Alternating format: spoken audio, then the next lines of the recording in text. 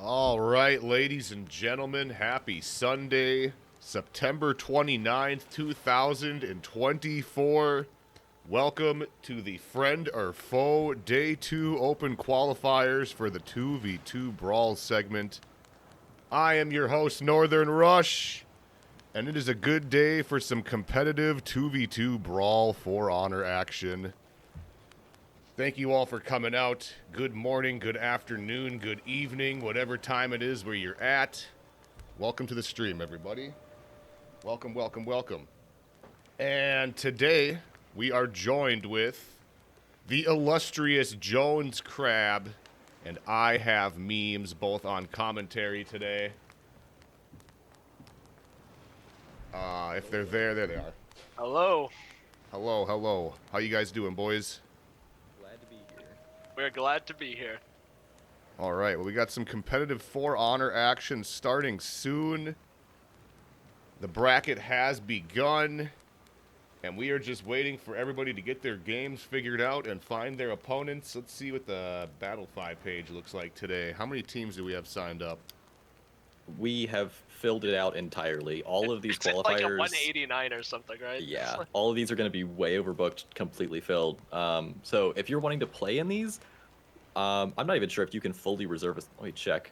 But yeah, if you want to play in these, reserve your spot now. Yeah. Because they are quickly running out of room. These have been really popular. But yeah, we are full up today, 96 teams. And I took a peek at the bracket. I think match 47 is absolutely our best first round game. That's Match two of my 47. favorites to Which one qualify is today. that? That is For the Tree versus Nothingness. Okay, that's a break and runs team is For the Tree, right? Yeah, break and run. It's Bruce Gravy versus Orlando Crusher and Sinister. Alright, yeah, that's a good one. Okay, well, we'll wait for that one to start, beginning. Suppose you guys want some gameplay on screen, huh? Very professional Also, streamer. just a timer whenever you've got it. Yep, timer started. Awesome. Timer's good to go. There we go. Just please, for the love of God. There we go. All right. Timer has began. All right. So what is the team names again? We got For the Tree. For the Tree and Nothingness. For the Tree and Nothingness. Okay, For the Tree competed yesterday, didn't they? Yeah, they narrowly missed out on the tie breaks. They had, they just barely fell short of that, but they are one of my favorites to make it through today. Okay, that's good to know. I have to move this over just a hair. Hello, Verb. Hello, gentlemen. Apologies to invade real quick, but, Rush, while I appreciate your ability to manipulate the fabric and space and time, it is a 50-minute timer, not a 30. Oh, it didn't update. Sorry. 1 second. All good. Like, considering what happened yesterday with people being barely able to read the rules, I don't want people having a second layer of double TF not figuring out the timer. Yep. I want to make sure you guys have minimal headaches from the chat. I appreciate you, Verb. I have to refresh the cache. The cache. That's how you pronounce that? Cache? Cache? Okay. Cache? I'm not sure Cache? I can cast this with this guy. Like, this I is don't gonna know. work? Which one is it? Is it Hey, cache there we or are. cache? It's cash. It's cash. Unless you're French, but we don't care about the Cache. Real. There we are. All right. Well done, gentlemen. We are right on the right timeline. I'll let you be. Sweet, thank you. Okay. Alright, does anybody know who that was? No. I think How that do you was get the- access to this VC? I think that was that Verbalocity guy. No, it couldn't have been. I mean, that's as how long you as say it's his not name. Jones, like, that's fine. Okay. This is off to a good start. Let me see if they got an eyeball up yet. Alright, so I'm just waiting for an eyeball on the break and run and spruce gravy combo wombo For the Tree going up against Nothingness for our first round. So those of you that are kind of new to this, it is best of 3. What is it? Wait, so the fights are best of 9, right? Yeah, best of 3 games, and those games are best of 9 rounds. Best of 9 rounds. The first round is going to be kind of a wild card as far as level of skill, because we're using a Swiss bracket, so there's going to be kind of people paired up that have the same sort of record, but as the first round, no one has a record yet, so this is Yeah. going to We're kind of be a also wild using- card round. Yeah. Memes, if you want to explain Conquest and Ban as well. Yep. So at the start of the match, both teams get one ban, and remember Conquest format, we had some mistakes yesterday. When you win with the character, that character cannot be used for the rest of the set. You cannot, like, swap your team players on it. That character is just off limits. Also remember, first time tourney players here in chat, this is real twos. You will do anything you can mercilessly to destroy your opposition, whether it's ganking, maybe a little bit of emote spamming, anything you can do. Anything you can do to win, aside from event XCs. Aside from that. Yeah, don't do that. Also, I don't think the snowball's banned. So if it's, let me double check that actually before I say you can use The that. It doesn't matter at all. snowball. But are you not familiar with the I snowball? forgot yet? about the snowball. I mean, I Okay. know what it is, but I haven't seen it in Yeah. a long time, but it's been banned in Dominion tournaments for a long time, so that might be why. I don't. It has no reason to be banned in this. I'm checking just for fun. It's not banned. You can snowball your opponents all you want.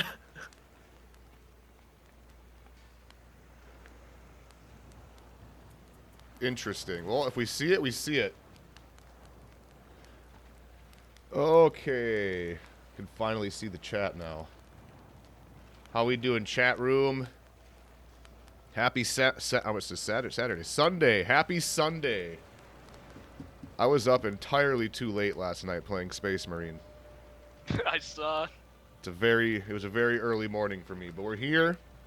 We're getting the caffeine going. We got some good games to watch today from some warriors from all over the world. And I love 2v2 brawls. 2v2 brawls tournaments are some of my favorite tournaments to watch because the fights are intense. It's a lot more personal with two people. And, you know, so it's just a nice little change of pace from the usual 4v4 Dominion thing that we usually do. Watch Yeah, the I've got first a- tab we're waiting on be a Yo Popsy. They forget to turn on spectate. Watch. Actually, it's even worse than that because spectate's on by default, so you have to intentionally tick that box. That when I was doing that pro-am, that was so sad. Just the match of the century. I just can't watch. Oh man, I can't believe they did that. The Zaxby's team's facing off, and we don't even get to see it. No, Yo Popsy is not playing today. I didn't see him check in or sign up. No. maybe There's he's a lot lying of to you. teams signed up. Let me kind of take a look at some of the, see if I recognize any teams.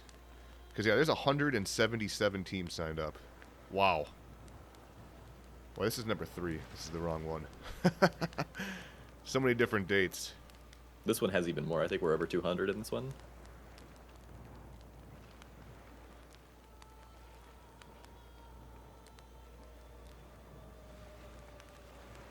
$199 teams. Oh, just barely. Crazy.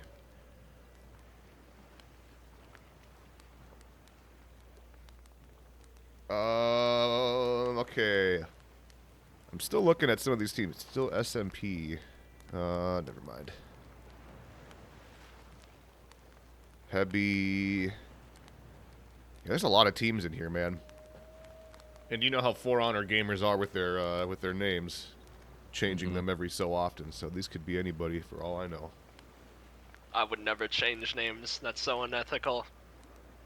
I would never. I'm trying to figure out what you're specifically referencing here, actually. I'm concerned. Oh shit! I suppose I should probably get the screen share for you guys. That might be helpful. Oh, we have the spectate button. We have a spectation. Okay. What's the rules with characters? So this is conquest format, meaning that if you win the first match, you have to change characters. Losing team does not have to change characters. Alright, here we go. We got our first eyeball of the day for the tree going up against nothingness. Here we go at the ring.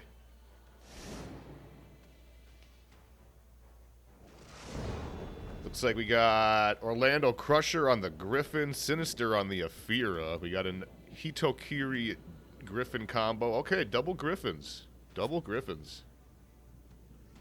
I do think Orlando Crusher's comp is better, because a break and run, they're using Hito and Griffin to kind of like spam heavy characters. Like, there's no one to really confirm for each other. They're just both spamming heavies, and it's going to feed a lot of tags and revenge, to be honest. At least I would think. Alright, here we go. Hitokiri comes out hot. Break and run landing a good series of heavies, just preventing them from pressing buttons. He will eat a snag from Orlando Crusher in the back. He wasn't looking behind him. You have to pay attention to the other opposing teammate when you're playing twos at all times. You can't ignore the person on your external. They're both on low HP. They're gonna need to do a miracle to come back from this. Tries to confirm for Orlando Crusher, but miscommunication throws on the wrong. But it doesn't matter. They're gonna get that round. 1-0 for Orlando Crusher's team. Yeah, obviously each of these teams have a Griffin, and one of them also has a Hitokiri, so you're just swinging out a ton of hyper armor and hitboxes. The difference maker we sort of saw in that first round with Sinister on the Aphira, those chain CCs are really what's going to help them. They're going to need to be making excellent use of their chain CCs as often as they can, because you're not going to be able to outtrade either of these characters. You have to be able to manipulate and move around them and just try to... Because if you play their game, it's just not going to happen. And Sinister's a bit low now, though they have taken out a break and run. They're going to be able to just get a quick gank on Spruce Gravy. They're going to go up 2-0. Break and run's side, they have to try and play off of the Hito kicks to confirm damage, because it can be annoying for them if they're spamming heavies, but if the Aphira just sits there and CCs, those heavies aren't really going to do anything.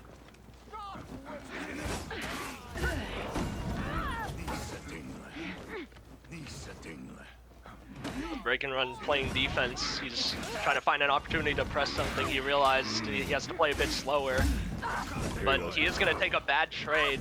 Spruce Gravy doesn't let his heavy go. That Hitokiri kick would have confirmed on him. They need to take these opportunities for damage when they can. And he will go down with a series of bad trades. And they get a clean gank off. Yep. Real clean confirm from that Aphira. And yeah, it's kind of feel like there's a lot of heavies coming out from the Hitokiri, but Round 4. it's almost like they can't get close enough for them to land. That, and I mean, if you're throwing at a heavy, but you get hit by both enemies, that is always a negative trade Yes. in the enemy's favor. So you want to make sure that you're getting actual value, because it's hard not to get value trading with Hitokiri, but obviously, like, you're taking a lot of damage there. The lower your health is, the more valuable it is to you. So you gotta, just take a back seat sometimes, let your teammate take some more of the damage, because like right here, a break and run died, his teammate is still full HP. It's much less valuable than if they were both like even at 2 bars and both still alive. Although Spruce Gravy does have a chance to 1vx this, he's just taken out Orlando Crusher. He's just gonna try to react to Sinister, but he beats the UB. Sinister makes the right read there and doesn't get the right punish on the dodge attack, and he gets him with the out-of-stand light! Oh no. Oof. You hate to see it. I think there's just a general comp difference going on right now, and also break and run, they're not really capitalizing when they can get damage, and not capitalizing those opportunities is pretty bad in here, because they don't even get many opportunities, because their comp doesn't set each other up. They both do the same thing, they throw heavies. He's trying to land heavies on Orlando Crusher, but he's just a little bit too far away. Seems Spruce Gravy tried to initiate taking external ones, but he ate some damage from his teammate in the back, and now he's 1 HP, and it's going to have to be up to him. But they do get a kill on Orlando, but he misses the parry on the CC attempt. Good light stuff. Uh-oh, he put himself out of stamina. There's the bash. Oh, that's all she wrote. And nothingness, they're going to take the first match. 5-0. Quick 5-0. Puts them up 1-0 in the series.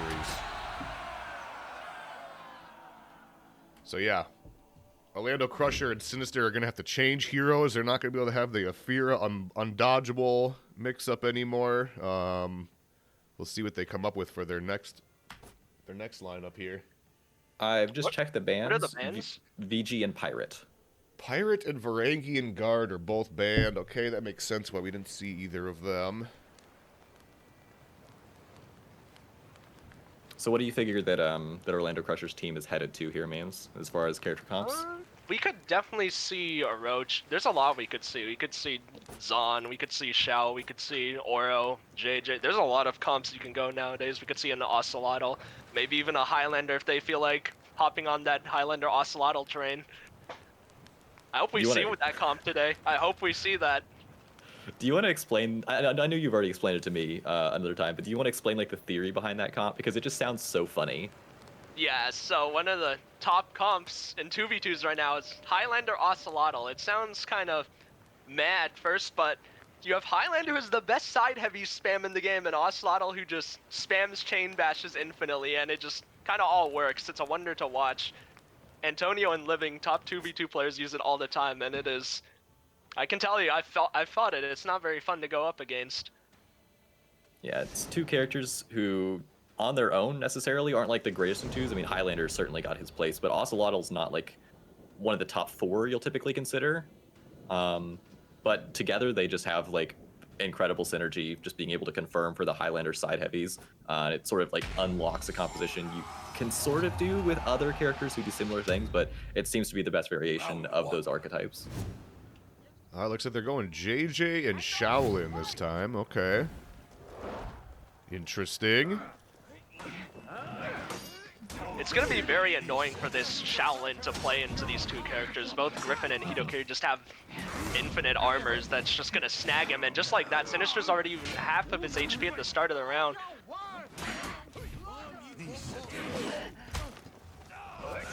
Good external ones by Spruce. Yep. Excellent, excellent. Ooh, eats a heavy. Ooh, guard break lands. They gotta be careful on the tag. Oh, he killed his teammate! Oh, no! Yeah, the thing Sinister has to be careful of in this matchup, just like in the last one, is he doesn't have hyper armor. He's not gonna be able to trade with these characters, but he's got even less defense in this situation, I'd argue, because he doesn't have any CCs at all, let alone chain CCs, so he really has to play on the side here and just try to peel for his teammate when he can. If he tries to get up in people's business trading, it's going to get really dangerous for him. Big parry comes out from Sinister. They've gotten a large chunk of damage, but a Breaker needs to be careful not to lose too much of his HP. But he does make a series of good trades, but he is going to go out of stamina. His teammate needs to help him. He will go down, though, but this is a very possible ante that Spruce Gravy to achieve. He already has max Venge, and they're both on 1 HP. He just needs to make one forward dodge read on him. He has the tag. He should be attacking Orlando. Snags them both with the zone attack. I think you go into an undodgeable here. No. Oh. There we go. Nice. Calls out the light stuff, and Spruce Gravy will snag that 1v2, clutching it up for his team. Finally get a win on the board for them, just by the skin of their teeth. Round 3. All right, here we go. Round 3. Sinister trying to take an external ones on Spruce Grave, but Spruce Grave brings it to the 2v2, and Sinister eats a heavy because of that. Good peel by Spruce Gravy on the JJ kick. Pre-peels the kick with a side heavy, but eats some pressure from Sinister. He's very low. He also eats that. Big parry from the Orlando Crusher. Easy gank. Breakerman trying his best to anti-gank this, but Sinister reacts to the light, and they will snag that round 2-1. Yeah, you could see once again Spruce Gravy just eating a lot of damage early there. I think that Spruce Gravy in a break and run maybe just need to do a little bit more communication on like, hey, I'm a bit lower, I'm going to take a little bit of a backseat here, because it's hard sometimes when you're both playing characters who have a lot of hyper armor, do a lot of damage, have pretty solid hitboxes. I just like to swing to turn that off sometimes and just go, okay, I'm going to take a backseat, let my teammate take a little bit more of the front of this fight here. But no, down to Spruce Gravy again, and Breaking Run's got 2 bars. Likely not going to survive this. No, just a single kick will take him out. They've got 2 rounds to figure this out. I'm not sure if they will. Yeah, I'm seeing a lot of like really simple bash confirms coming from the Shaolin here, and Yeah. I think there's a lot more confirms happening on the nothingness side of things. A break and run misses a chance to get some hefty damage on Sinister. Sinister deflected his chain heavy, but he didn't chain onto him. That's not safe on Shaolin into Ito. A break and run eats an out of stamina heavy. They need to try and get some damage while Sinister's out of stamina, but now they're both on low, and now that he's in a gank, and this is going to be another round for Orlando Crusher's team. A break and run has one more round to figure it out to try and bring back this set. I will say, I've seen Sinister go for a lot of kicks that he seems to get punished by, so maybe if he continues doing that, a break and run as Spruce Gravy can capitalize on that just a little bit more. You know, especially with your high armor, you're typically able to peel your teammate there. But we'll see. A break and run's already very low in this round. He's in the middle of both enemies. They've gotten a heavy on Spruce Gravy. A break and run, he is taking a backseat. He knows he's very low. If they can finish off Sinister, this becomes very winnable. A break and run just has to survive longer than Sinister does. But he can't do it now. At least Spruce Gravy in a 1v2, he's not going to be able to win, gets swept and killed, and that is going to be a swift 2-0 for nothingness. Swift 2-0. Puts him up 2-0. Unfortunately for the tree, was only able to get one fight off of them, one round. And they're going to take their first loss of the day, unfortunately. So, I mean, I don't think Hitokiri's necessarily a bad pick. I just think it's not the greatest pairing with Griffin, like Memes was saying. Yeah, it's usually not a good idea to have two chars like that do the same thing, because you're trying to do the same thing and you're not setting up for each other. Also, I think I do agree with Jones. They were very uncoordinated, I would say. They would just do a lot of random target swaps and they wouldn't even confirm. And the Griffin wouldn't try to take his external mix with his kick and undodgeable light when he could, which would have gotten them a decent amount of damage. Like, the rounds he did do it, he would make right reads and they would get them to half HP, but he would unfortunately eat a few attacks and they would lose the round after. Okay, well, let's take a look at maybe some other matches we might be able to catch here. Looks like most of them are in the process of being done right now. Let's see. We got any names you guys see that you want to see by chance? I got some friend requests here. I do have some friend requests.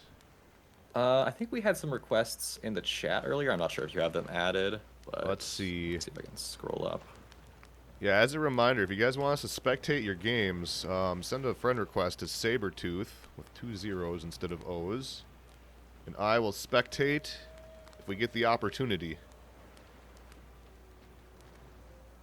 And also tell me what your name is so I know who you are when you add me so I can find you. Oh, also, Rush, if you could just check Discord real quick. I don't know if you got it on your second monitor or what, but...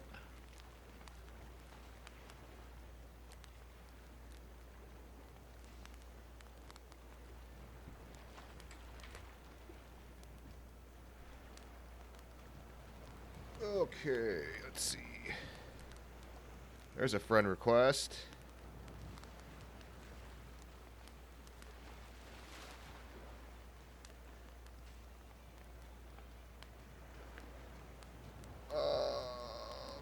Yeah, I'm good to go basically anywhere you got an eye right now. Yeah. Greasy Boys, they competed yesterday, right?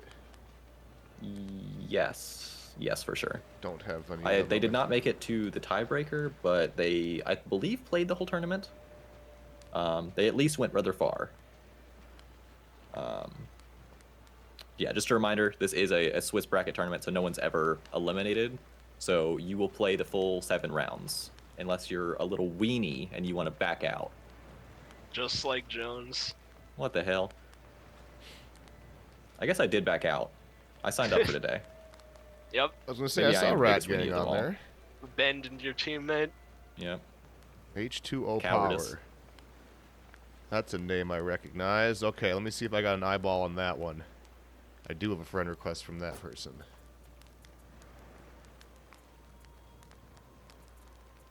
H2O. They have an eyeball. Let's go check this out. This is Dragon Probably the Riders against Yeah, I Esporty recognize all these United. names. Ooh. I what do you think we these saw comps? H2O Power in the Pro-Am, I believe, actually. I think I remember. We might have. What do you We think are these comps, gonna though? see a Highlander. The Highlander Oro comp is pretty decent. The Shin Zon, I think it's good, but I do think the Highlander comp's better, personally. But we'll see how it plays out. Highlander. What is the Orochi, huh? Yeah. What is the Highlander Orochi comp trying to do here? Anything specific, or are they just swinging? Hinder's going to aim to pre-peel with his massive side heavies that do a lot of damage with the huge hitbox, while the Orochi is doing Orochi things, maybe taking an external mix with his kick mix-up, and if he chucks a side heavy while he's doing that mix, a lot of the time that side heavy is going to connect, which is going to lead into confirm opportunities. And Orochi can also just peel for the Highlander, so they can't really dodge his chain heavies and then GB safely, because they're always at threat of the Orochi just smacking them. All right, Gotcha. here So we it's go. it's a little round bit one. like the Yeah, it's a little like the Ocelotl Highlander comp we were talking about earlier, but the Orochi's obviously more mobile. yeah. And maybe has more opportunity to set up for some mix-ups. But they seem to be taking 1v1s, unfortunately. Not... Take it away, memes. Well, Ghost Soldier has opted to isolate H2O Power, very confident in his 1v1 capabilities. Makes the right read with the Storm Rush, but H2O Power counters, but he does a mechanical error, does a side dodge Bastion kick too late. And button behind them, Jushmaster has taken out his teammates, so now it's just a matter of time before he runs up and ganks him. There And it that's is. going to be round one. That was a very dishonorable way to end that round. But yeah, obviously, this is a 2v2 tourney. Maybe they opted to isolate. Maybe both teams just felt like taking 1v1s. We'll see. Maybe they run at each other here. No, this is we're playing 1v1s. It seems both teams are very confident in their 1v1 capabilities. Both their egos on display right here. Whips a GB on H2O Power. That's going to lead into a hefty heavy. This is going to be a very awkward 1v1 because H2O Power can at any time opt to just externally double dodge away from everything Highlander does. He should really try and get to his teammate and help him. They're both crit, and his teammate gets the kill but will go down. And this is going to be a very annoying 1v1 matchup for Jushmaster, and he will go down to the black flip light. Yeah, I mean, it's 1-1 so far. Impossible to say who the ones are actually working out for practically. But yeah, I mean, I don't know if the Orochi or the Jeonhu are incredibly happy about the... Okay, we've changed up the matchups here. Who do you think is favored in these ones as they are right now? Definitely say Shinobi would be favored in this, under the guise that he would just externally double dodge away anytime he was under any threat, but it seems he's not going to need to because he's made a series of good reads on the Orochi, but his teammate dies behind him again, but he gets the kill before. The Highlander maybe should have opted not to execute and get to his teammate because he was low HP and he already had like 3 bars to spare. Good read on the side dodge kick, another read on the side dodge kick. He's calling out these attempts by H2O Power to deflect his 400 MS offensive stance lights. Yeah, I'm kind of shocked that the team with the Jeonhu is willing to take these 1v1s at all. Just since Jeonhu is not like the greatest 1v1, or not to say that Orochi necessarily is either, but certainly you get a lot more value from Jeonhu in a team fight than you do in a 1v1 situation, and exactly that's what we're getting right here. They are done with that. The Jeonhu says, I'm not fighting a Highlander 1v1 again. Unfortunately, his health bar disappeared just as fast this round. Now they've got to try to gank H2O Power here, who still has a lot of HP, doesn't get caber tossed, he's gonna survive. He's got half Venge at this point, and he looks to keep building it unless they're gonna stop giving him tags. Yeah, I think they're trying to have the Orochi 1v1 him so they don't give him Venge. Nope, the Highlander's coming in with the caber toss. They've got to really look out for the Venge here. As soon as that bar builds, the Orochi's trying to get out, but he's been grabbed. It's not gonna kill him. He has to make one more read against the Orochi, and you cannot safely punish that there. It's a 1v1 here. Highlander makes one read, and Shinbob is down. Yeah, unfortunately, there was not much H2O Power could do there. His Jean Hu ate a lot of damage at the start of the round for no trade whatsoever, so it was pretty much just unrecoverable. This matchup into Highland for Jean, it's not bad per se, but it's very annoying. It's very blow up because if he makes a mistake with his zones, he could get smacked with side A, but it seems he's opted to isolate into a 1v1, and he is doing very well in it. How's H2O Power doing? He's winning his as well. This is the reaction on the light attack.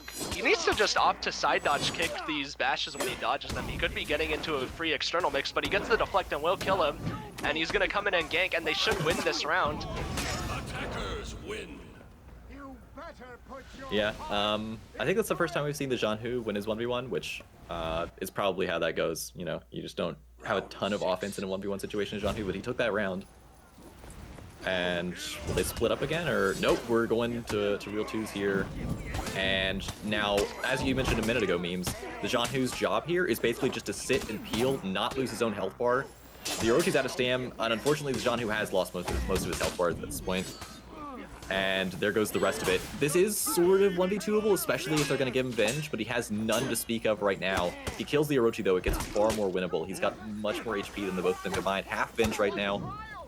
And he's going to be able to backflip away from that Highlander. He's building Venge here. He's got Venge. Very 1v2able situation. Both enemies are very low. He kills the Orochi with the undodgeable heavy. Trying to get a mix-up against the Highlander. He needs one more hit to do it. Highlander gets the GB. Maybe one more kick to do it, but no. Doesn't make the right read. The Shinbob 1v2s him, and it is tied 3-3. Yeah, you have to be very careful about Revenge Feed. He was basically unkillable the second they gave him half Venge, because then he's just going to space them out with double dodges. At that point, they had to just try and isolate a 1v1, because they keep trying to gank him like that. He's just going to external dodge away like he is right now. Look at that. Look at the distance he just made. And he gets the deflect on the chain lane. But unfortunately, Jean Hu has lost a lot of HP. He needs to just be patient and parry these Highlander side heavies. You can't just keep taking them. At some point, you have to parry them. But H2O Power might anti-gank this. He has a sizable amount of revenge. They can't do a proper gank. He's gonna get revenge off this if they both heavy, and he will. He mistimes the revenge pop, so he's not going to go on the ground. That's a lot of damage missed on the Orochi. If he makes the right read on the Highlander, then this should be death, but the Highlander calls the kick out. And that's GB for zone. That's going to be 4-3. Yeah, I think that the main concern right now for Esporty United is just having the Jean Hu maintain his health bar. I mean, Jean Hu's a perfectly good 2v2 character, but he's not necessarily going to be the one doing a ton of damage. One of his greatest assets is his undodgeable zone, so you want to be able to just sit back and be able to peel your teammate. I think we're back in pseudo 1v1s. Yeah, okay, but the fight's getting a little closer now. You've got to be aware of where both enemies are at all times. But the Jean Hu isn't gonna, he could easily just external and not have to even need to react to the Storm Rush, but he is gonna drop. The Orochi's out of stam, but honestly, the Shinobi has such low HP, this isn't really 1v2able, as long as they don't give him Venge. He's just trying to get away from this Highlander here, but I don't think they're gonna let him get far. And that is gonna be 5-3, a victory there for Dragon Riders. 5-3. All right. I think that was the first round. They haven't reported anything yet, so it could be the second, but I guess we'll find out. Actually, that was the other way around. That was Esporty United with the win there. Let me switch that. Esporty United with the win there. Dragon Riders taking the loss. I think they're going to round 2. Let's wait and see if they report or if they get an eyeball up there.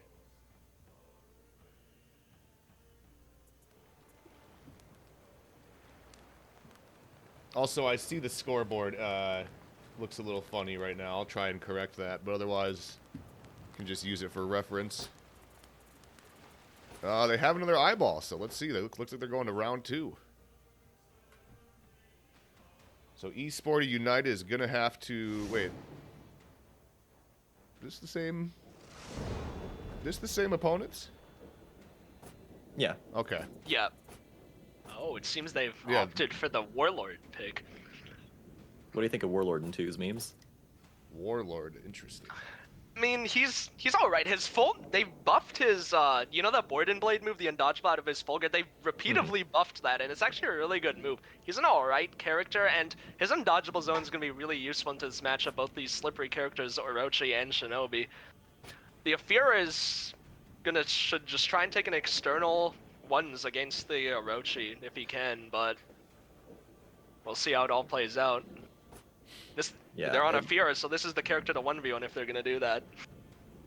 It also looks like Goku has switched off the Janhu onto the Orochi, which is probably the best move. It looked like he wasn't even rep 1 on the chart, so I don't imagine he has much experience with him. Maybe he'll feel a bit better on the Orochi here. Also another solid pick. But there's a lot of movement for all of these characters, I'd say, except Warlord. He's probably got the least movement, but he makes up for that with his hyper armor, his crushing counters. So I do love seeing some Warlord action. All right, here we go.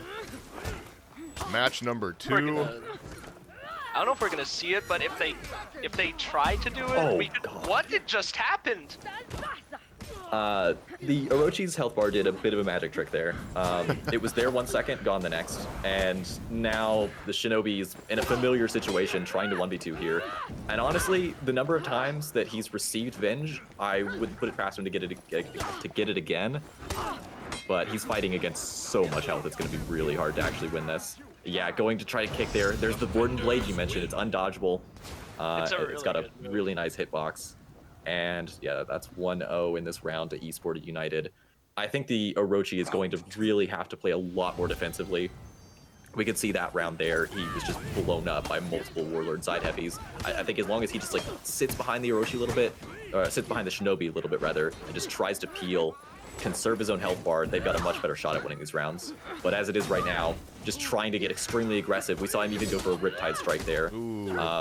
Almost reckless abandon for his own health bar, where, you know, your teammate, sure, he's alive and he's got a lot of HP, but you'd much rather have that HP split between the two of you. Your health bar, I mean, your presence on the field, even if you're 1 HP, is still so valuable to your teammate that dropping down that early in a round is just crippling to them. Defenders win. Yeah, the Orochi is opting to do a lot of risky buttons, and he's not even trying to externally kick and undodgeable mix him. He's just doing dodge attacks and heavies, that sort of thing. He could just pelt the opposing enemy with external zones, and every time he does an external zone or light, that gets him into his chain heavy. And the more he gets into his chain heavy, the more risky it is for his opposition to press buttons into him, because they might just get smacked. Tries to GB the dodged kick, but unfortunately his teammate will accidentally peel him.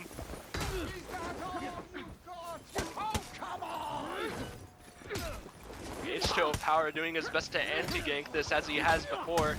Good deflect, that's gonna, ooh, but the Board and Blade, good Board and Blade by this Warlord player, and that's gonna get them their 3rd round.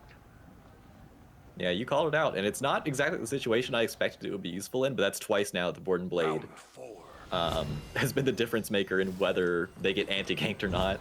And the Orochi is here, but he's just gonna eat another heavy there. Okay, he's sort of winning the 1v1 at this point, but I think the teams have separated into two 1v1s rather, and the Orochi has pressed so many buttons he's sent himself out of stamina. I think it's the wrong punish from the Warlord there, but he gets him with the Board and Blade. And the Shino's uncharacteristically losing the 1v1 to the Afira, not based on the character matchup, but he seems to be a pretty solid 1v1er, though they're not going to be able to take that round, and they are now in a very uncomfortable situation. They need to win 5 rounds in a row over a reverse sweep in order to pick up this game. Round 5. All right. Yeah, if that Warlord just sits in front of the Orochi in full guards, he can't external light him or zone him at all, and on top of that, if the Shinobi like kicks his teammate, he can just Board and Blade on reaction. It's a really good move.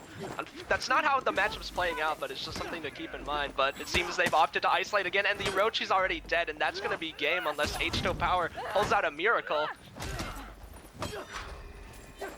A little bit of miscommunication, but Shinobi doesn't do a lot of damage quickly.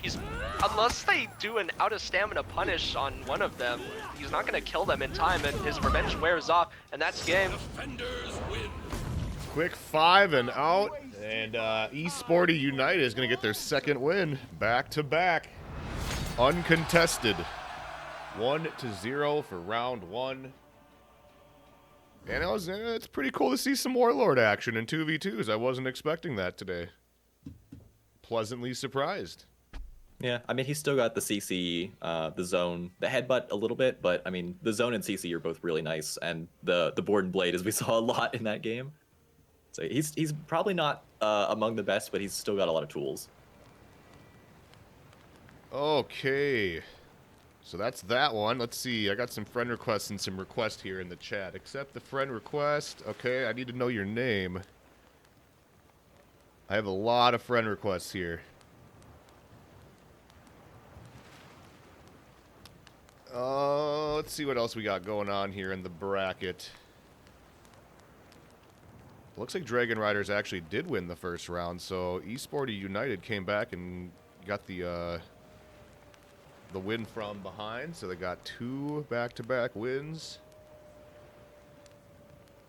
There's only a couple games still in progress here. Let's see.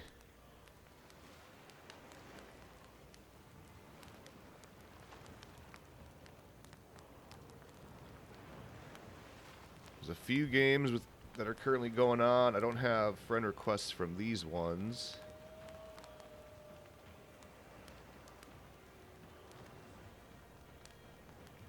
Fat Rats TMOL. Let's see. Maybe I have these ones.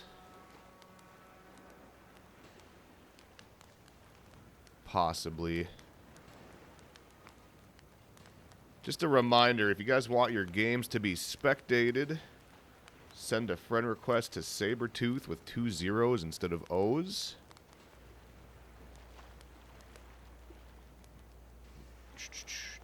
GOTT Ragnarok. I see a friend request. There we go. See, that's what I need.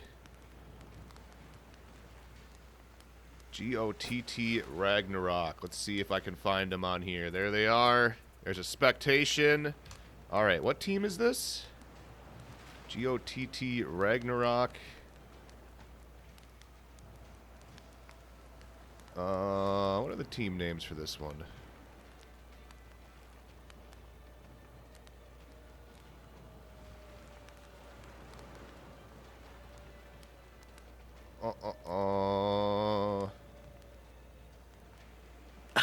I don't know. I don't know what team name this is.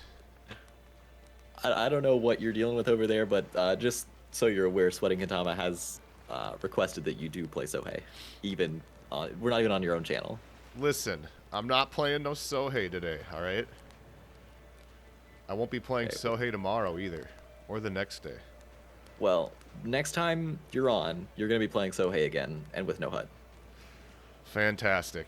At least I have I'm that gonna to hit look you with forward to in my future. Yeah. I'm always looking out for you. Brotherhood of Darkness is the name of the team. Okay, okay. Watch, we're gonna see a Sohei. On God. Brotherhood of Darkness. There it is. I think 2s is probably the last mode I'd play Sohei in.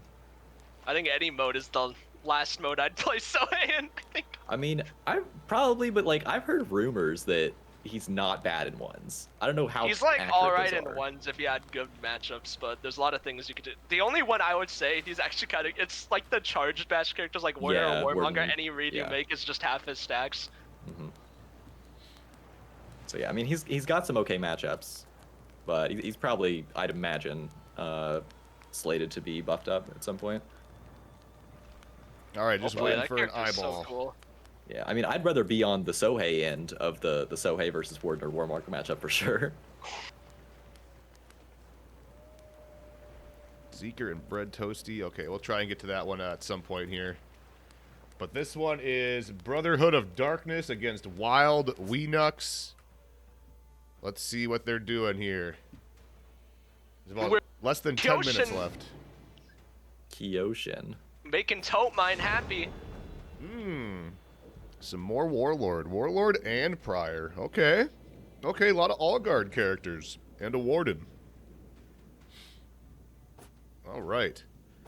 Y'all The spectate Kyoshin teams... side, their comp, it's very external ones focused. They have a Warden and Kyoshin, so the Warden should get on the Warlord, because if he gets on the BP, he's gonna have to deal with all the full guard reads and all that junk, and Kyoshin can go on either one of them just fine. So in round one here, we're kind of just spectating whoever, but as we go, we're going to be spectating matchups that we think are going to be good matchups and teams that have the same record. But here we go, round one, Battle of the All Guards. Let's see if they're going to opt for I think we're in 1v1s. 2v1s again. Yep. This is gonna be very what Oh my We had another Okay. pro-am moment. We had another. Okay, so unfortunately, through a series of good reads, the BP has taken down the teammate, and when you lose your teammate that quickly, there's nothing you can do. So this is definitely gonna be round one for the orange team. There's just nothing poor Ragnarok can do. All right. Okay. I'm fixed. I've recovered. All right, Jones. We I'm might ready. be having another cursed NA moment. All right. Is the game ready to start now? Are we They ready to start spawned like for real? that. They spawned like that. Okay, yeah. And he had a bug where all his health bar got taken away. All right, but yeah, we are going back into 2 1v1s here. That's not a confirmed heavy. You just gotta be a little patient there and just recognize that, hey, he can do a light or a headbutt or whatever out of that full block, but not many things will guarantee he actually gets a heavy off there.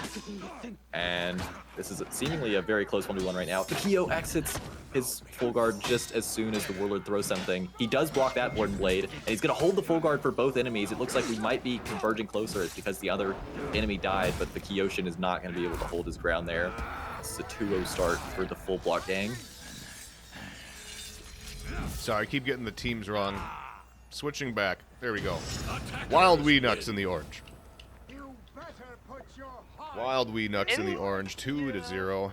In theory, the blue team's comp should be way better at taking these 1v1s, but it seems the full block gang is just completely outplaying them in these engagements. Maybe they should opt to bring it together so that they can try and help each other. Unfortunately, the Kyoshin, I don't know why I said that, has made every single wrong read, and he is now 1 HP.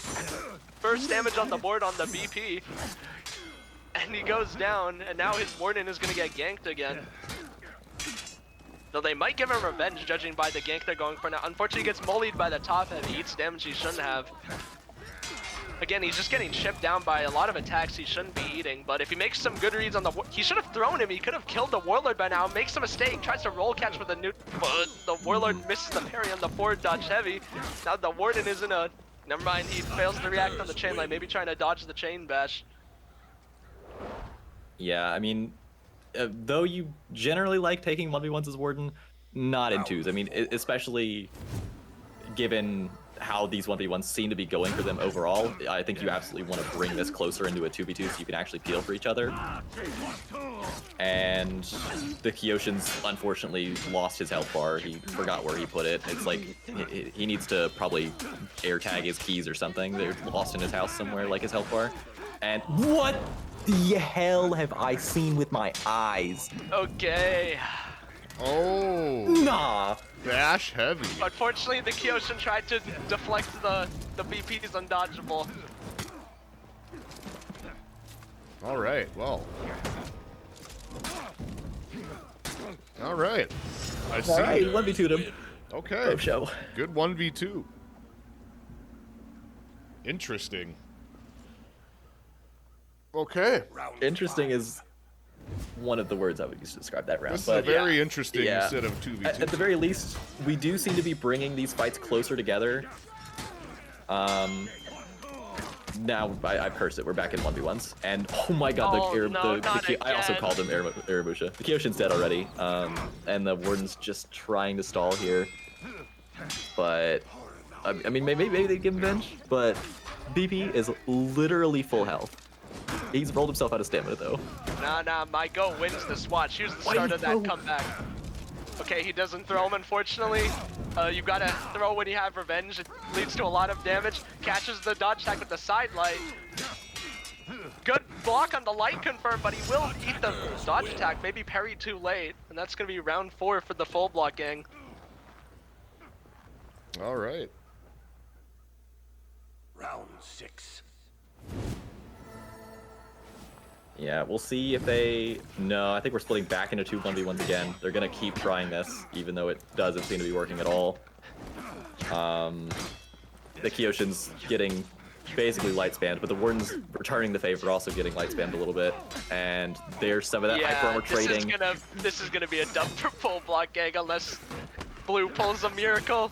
Yeah, the Warden's already dead in the background. The Kyoshin's just trying to wail on the Warlord, making use of the time that the BP's executing, and actually kills him. Wow. Heavy's confirmed off Bash now, and goes for the execution, unfortunately, but the BP doesn't interrupt it. He could have chained, and the Kyoshin has a shot, but he doesn't make the right read on the UB there. Deadly Weenix cleans it up for his team. The Wild Weenix. All right, well, Wild Weenix get the win on that one. Very interesting set of 2v2s there, to say the least. I saw a lot of unsafe moves. I don't know if they know that you can't get a heavy off of Bash, but, you know, it seemed to be working for them, so I'm just going to let them do their thing. I do like Verbalocity's commitment to quelling my misinformation. Heavy is not confirmed. To be clear, Kyoshin Bash. Kyoshin Heavy is not confirmed off of Bash. Neither is Warlord Heavy confirmed off his Bash or BP Heavy confirmed off his Bash, all of which we saw in that game. All right, so we gonna watch another one of those, or do we want to find another team here? I think we may be fine. No, we might need to find another one. Yeah, we're gonna go ahead and find a different set to watch there. Good games though, good games. Good luck to the rest of yours. Let's see what else is going on right now. Team name is the Greasy Boys. Okay, Greasy Boys. Thank you. That's the information we need right there. The round is nearly over, so we probably want to go from most recent position there, yeah, and then maybe there's only 2 minutes left. Okay. Depending on, yeah. Yeah, you guys. I say we still try to find them, but okay. Let me just make sure I got the right names here.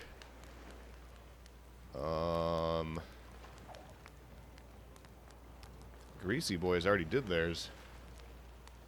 Our match is already over. Okay, yep. So there's only 1 or 2 still going. The one that we were just watching, and the Fidget Spinners. I think Greasy Boys have already finished their match.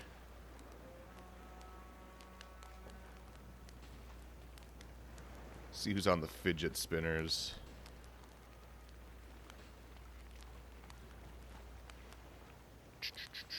Greasy Boys, where are they at? There's so many teams on this list. This is wild. Wait, this is still round 1? Yeah. yeah, welcome to it. But it's only BO9s, like, on each of the set. Like, when you play, so you only have to get 5 rounds. What's happening? Yeah, some teams have trouble with the rules. There is only a minute and a half left, so we might as well just wait for the timer to run out since the at the end of the timer. Yeah, the saving grace is that begins anyway. round 1 is typically the longest because it has all of the teams who have never played a tournament before.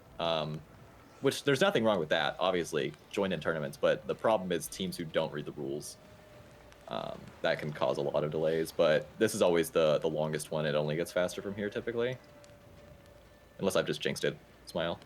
Everyone's still waking up, getting the hang of things. You know, this might be their first tournament. Yeah, learning how to read. Yep, learning how to hit the ready up button. Round 2, here we come. Yep, just a couple more seconds here, then we'll be beginning round 2, and we'll have a whole new set of matchups here. Now, Gonna see some high octane gameplay. Yeah, typically we usually go for matchups that we think are going to be good. So usually teams that have been winning. We're usually watching the teams that are winning. So if you want to be spectated, try your best, try and get the win. The first round's kind of a wild card, but here on out you'll probably be facing people that have the same record as you with the Swiss bracket format. Senzo Reaper coming in with the raid. Thank you very much, Senzo Reaper, for sending your community over here for some competitive For Honor action. Chat room, go show some love to Senzo Reaper. Very nice of them to send their people over here. Good morning, good afternoon. Hope you guys are all doing well this wonderful Sunday and ready for some competitive For Honor action.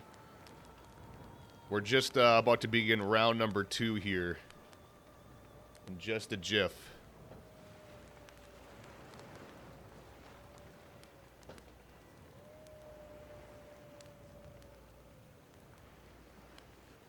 soon as we get the okay to begin.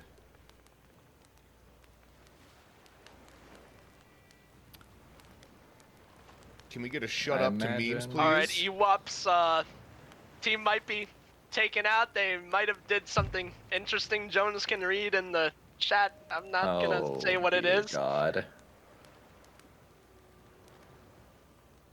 Okay, Okay. unfortunately, that is one good opposition we cannot spectate, unfortunately. No spectation, huh?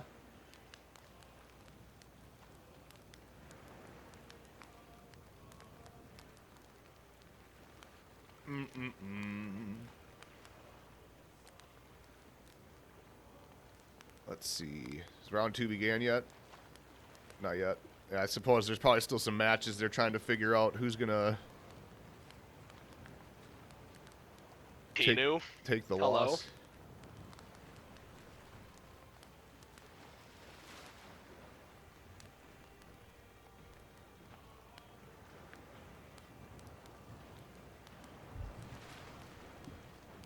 All right. So I think they're almost ready. Let me hit refresh once.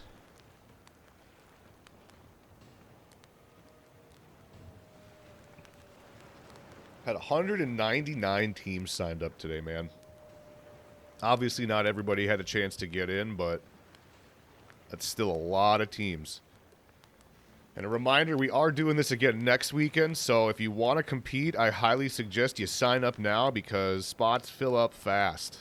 You can go to the Battlefy website, look up For Honor, and you'll see the friend or foe tournaments next Saturday and Sunday are the last open qualifiers. The teams that qualify will go to the finals, where the cash money is on the line.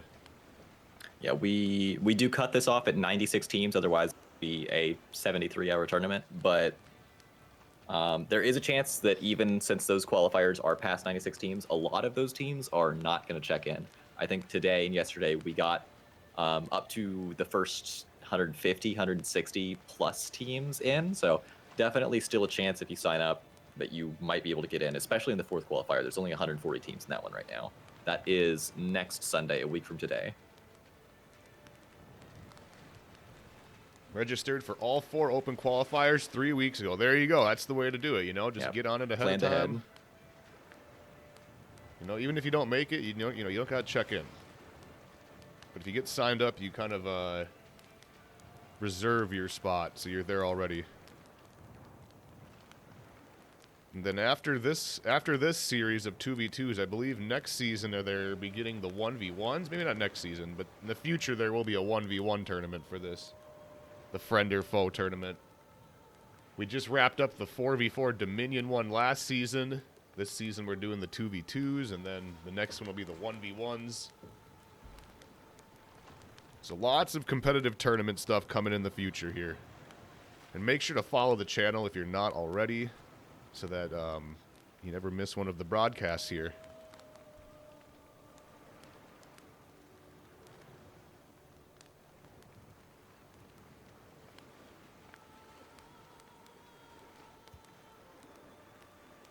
All right, we're just waiting for a couple things to get wrapped up here, and then we'll be beginning round 2. Velocity is suggesting that Bean should have signed up for the 2s tourney, even though he's almost exclusively a 1v1 player, because there's so many 1v1s happening. Right? That's optimal at that point. Have seen a lot of 1v1s in this 2v2 tournament. Yeah. Maybe Bean doesn't even know it, but he's actually the best 2v2 player. He is definitely the best 2v2 player if both teams agree in the character select screen to do honorable ones. All right, next round is up. I think we can reset the round timer. Okie dokie.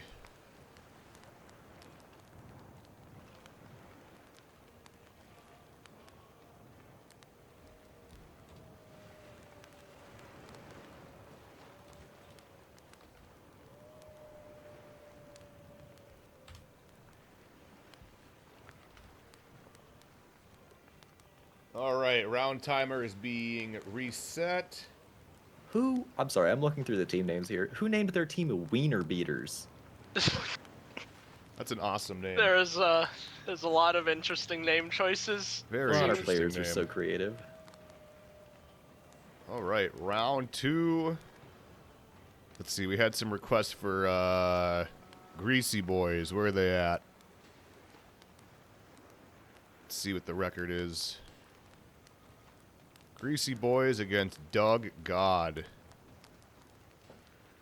All right. I think we'll probably check that one out, you guys think? Unless you see another matchup you guys want to take a look at.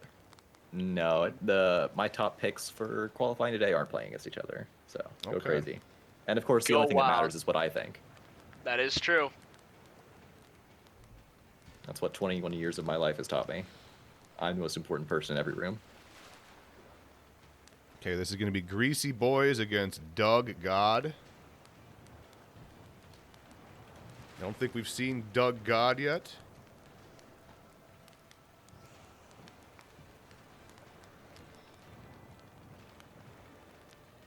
Find a match. There's so many teams. Yeah, there's so many teams here. Okay, I got one of them added. I don't know if they're a PC player or on console. Let's see. Oh, there we go. All right, as soon as we get the eyeball, we'll jump into the action. Thank you all for Oh, there being it here. is. Round 2 of day 2 of the open qualifiers for friend or foe 2v2 brawls.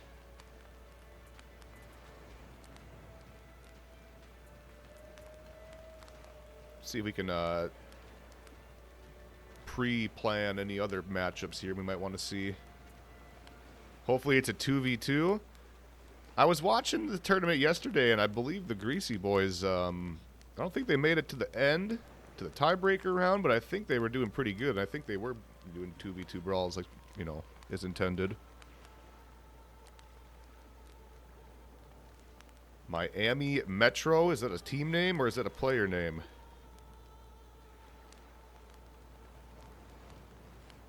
I don't see a team name Miami Metro.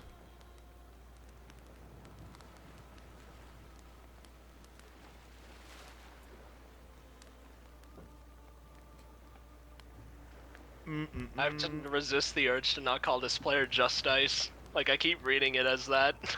You know, that crossed through my head too at one point.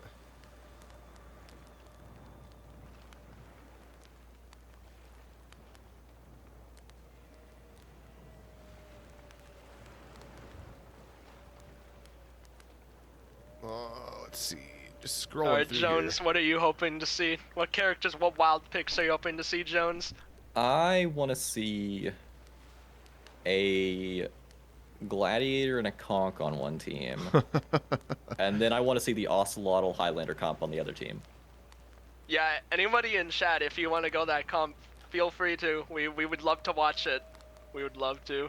I want to see this thing in action. I keep hearing horror stories, but I'm yet to see what the nuclear bomb actually looks like.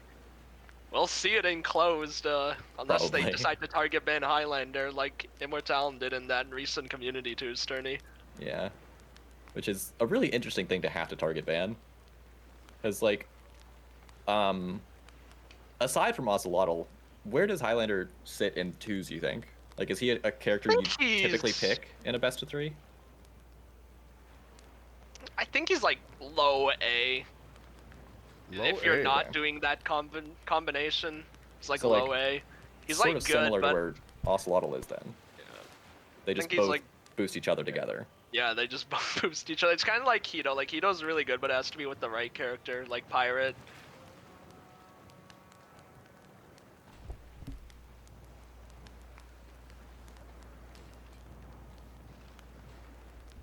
I'm glad we stopped the Highlander already today, because I don't know, ever since Highlander got the rework, I feel like he's just been kind of creeping up the power level. Yeah, and there's still a lot that people haven't like quite figured out yet. I mean, there's people that have figured him out, but I mean like in the sense of like, you know, competitive meta-wise. Yeah, he's a very real pick. I mean, Living has showed that himself. I don't remember if they played Highlander in the fours tourney. I don't know if anyone else remembers, but definitely he was practicing him for twos, and I expect that, like Meme said, we're going to see Living play Highlander in the closed qualifier unless he gets target banned by every other team. Yeah, he's got a scary JJ too, and a Shigoki.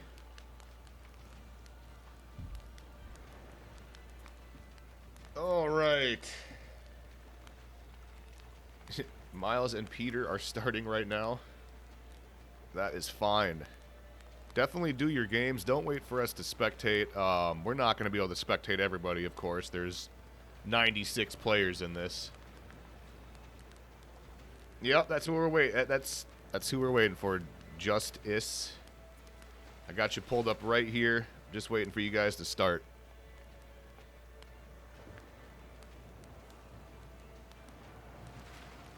Sohei in 2v2s. There's the eye. There it is. We're in. We're The in. fabled eye. We're in. We got the Greasy Boys going against Doug We God. are on a illegal map. And this is not the right map. I hope someone goes under the map. All right. Yeah, I think We're off there's to a great only start already. We'll commentate it Lawbreaker. anyway.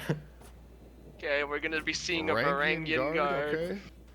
Berserker. Seeing Zerk and LB. Maybe we might see those LB changes in action. Zerk is a bit questionable though. He's not very good to be honest after his recent nerf, but maybe this guy's the goat on Zerk. We'll see.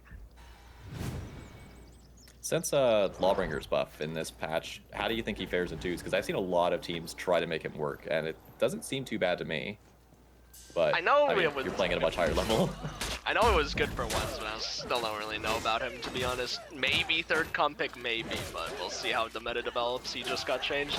Fortunately, the Zerk has eaten a lot of damage right off of the bat, and he misses confirmed damage off of his teammate Lawbringer's parry. They're gonna need a miracle to bring back this round. Zerk trying to lock down this Warmonger, but he keeps whiffing his dodge attacks, and his teammate will pay the price for it. Defenders Ideally, this Zerker should be trying to get into chain and be annoying for like the Warmonger or VG to do their chains, because he has unblockable heavy finishes that do a lot of damage into dodge cancel, but after the nerf, it's going to be really awkward to get into. So yeah, this Warmonger. She's just kind of dancing around the fight right now. Gets parried, but it's kind of just resulting in damage for the VG on her team, who is very, very low at this point. Really needs to play for their health bar. They're literally rolling away, which honestly, it's not my favorite move because it leaves your teammate alone. Though the Warmonger does get a full execution. We're now in a 1v1, but the Warmonger has bench. Could have got the GB there. Gets There the it GB is. now, so it's just the same result. And it looks like Greasy Boys are going to be able to pick up round 2.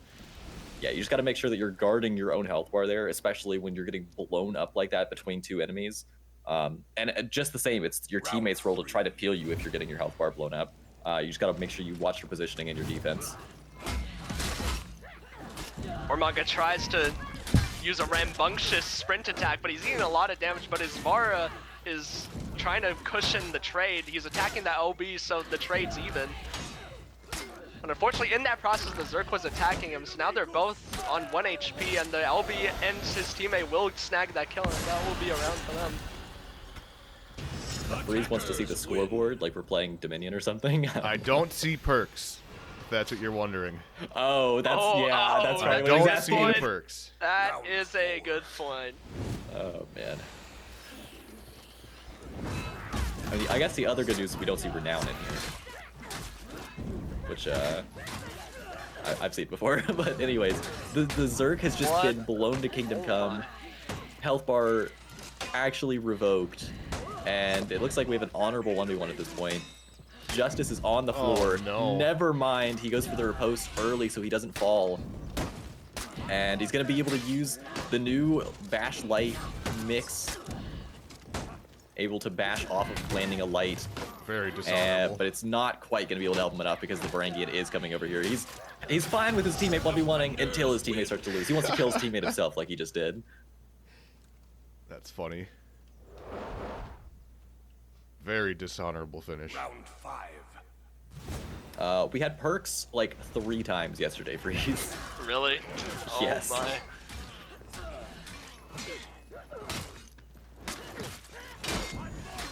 The Varangian, unfortunately, is mistiming a lot of CCs and is eating a lot of damage they shouldn't have, but fortunately for them, the Warmonger has been putting in a lot of work and has gotten the Lawbringer on 1 HP, and Lawbringer GBs himself into the forward dodge lane, and this is going to lead to a gank, and this is going to be round 4 for the blue team.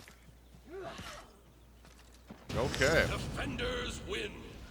Well, there's that. They need one more win to secure the round. Round 6. I wonder if this match is even going to count since it's on the wrong map. That is That for us is to wonder. Yeah. For some reason, this Varangian guard, good use of the chain CC on the backward hitbox of the Lawbringers. Lawbringer's unfortunately God, missing his okay. light parries. He finally snags it, but at the cost of like 45 of his HP. And he gets another light parry, King Differ. And his Berserker in the back has gotten the 1v1, and now Technician is in a 2v1 scenario on 1 HP. There's not much he can do here, and he will go down to the Berserker top unblockable. And they opt to execute, I guess, for mental damage. I was starting to wonder if this Varangian knows about the unblockable. Attackers win. Because that I was mean, a lot of based on lights. that round, he didn't need to use it. He was just actually light yeah. spamming him to death. Yeah. Interesting. Yeah, you've really got to hope for the sake of Doug Dog that execution did do enough mental damage for them to win 3 more rounds here. They're in a little bit of a rough spot in terms of score, but they did get a fair bit of damage on the Warmonger. Okay, we are separating based on that parry punish. Ooh. And holy, Daru is angry about the blight Daru spam. is angry! He's just absolutely destroying Technician. Gets another light parry. It's going in his compilation. This guy's going on the wall, maybe? No, but he is out of stam in a corner. Not a fun spot to be in. They really just need one heavy as long as they don't feed him Venge. I was wrong. I misread that. He needs... There we go. One more light attack does it. And maybe this is the comeback of Doug God. I think they might have unlocked a hidden power. It's quite possible. Seems the Orange team has had a second wind on account of the Lawbringer finally parrying this light spam from the Varangian guard. The Varangian's gonna have to be a lot more smart with his light attack now. Maybe he should try using his chain unblockable. It's an excellent move with a lot of safety, leading into a full guard cancel and dodge cancel, even if he lands it. Zerker harassing this Warmonger, not letting them get into their side dodge heavy. The Warmonger needs to chill and parry these dodge attacks. They're locked onto them and they will go down. And the Orange team has brought this back 4-4. All right. Yeah, that's 3 rounds in a row now. I think you're right. As long as this Zerk does stick on the Warmonger seems really perplexed at what to do because they keep trying to get into their offense and the Zerk just kind of keeps hitting him out of it. And ooh, the Varangian makes the wrong read, tries, I think, to full block the UB and is basically dead now. He's got 1 bar of health left. He needs to turtle up as hard as he can, but he gets light parried, and his teammate is able to capitalize off of it. It's Justice alone, and he takes it. A move, leaves the game, and quits. GG's. GG. Wow. Okay, Doug God. The mental damage of the execution came through. I don't want to point any fingers, but I'm just gonna go ahead and call that a quit.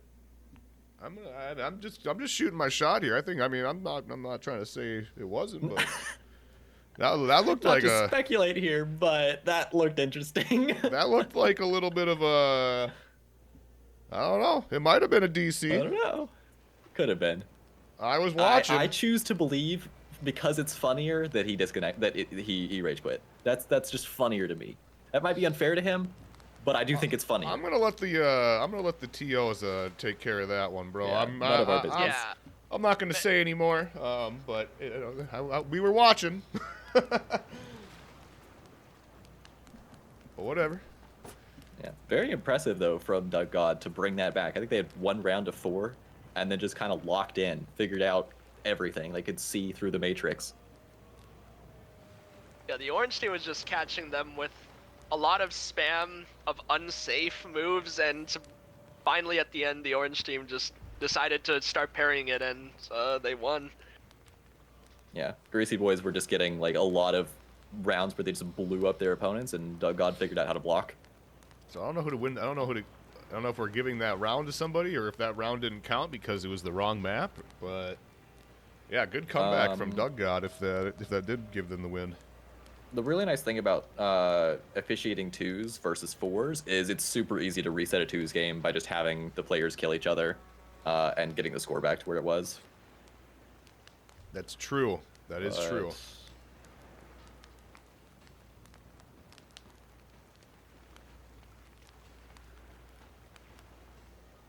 The round counts. DC is irrelevant at that time. Okay, so Doug God got the win, coming back from a 1-4 yeah, they were down by like 3 rounds, weren't they?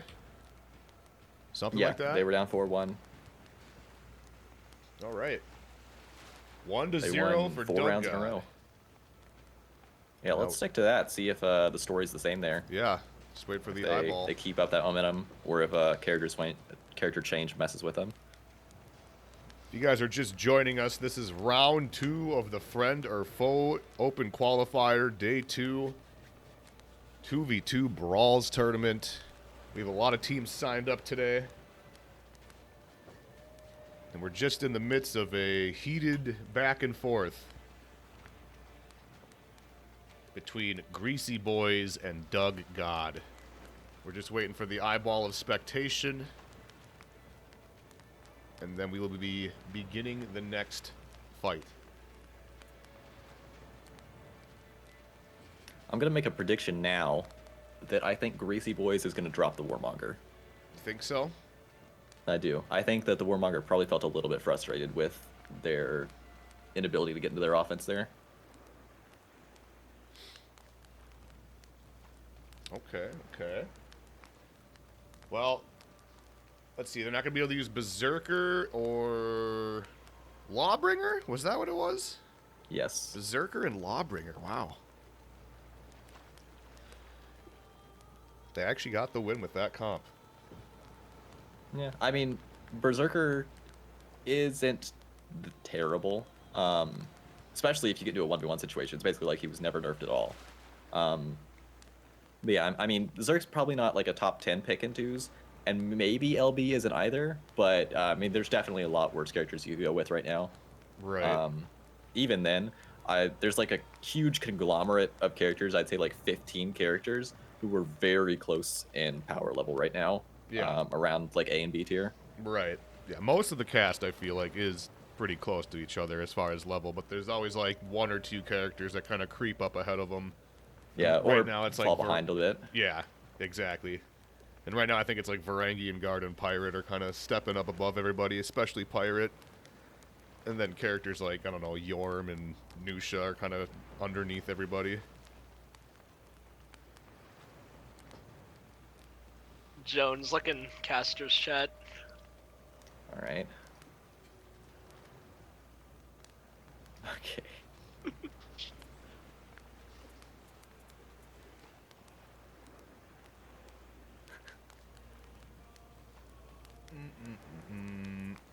I feel like I need to turn the in-game music up a little bit just because it's so good. Should we try spectating some different people maybe? Up to you guys. I mean, I kinda this wanna one's taking a while. I don't know. it is taking a while, but I mean, they should be setting up right now since Yeah. the ruling's already been made. But yeah, I mean, I'm up to move wherever we've got an eye. yeah, I gotta just look at some of these matchups here so I know where we're going.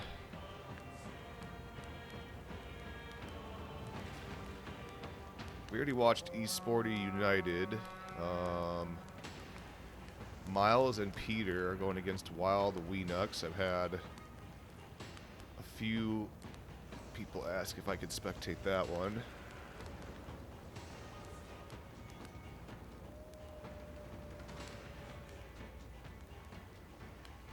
See that one too. Okay.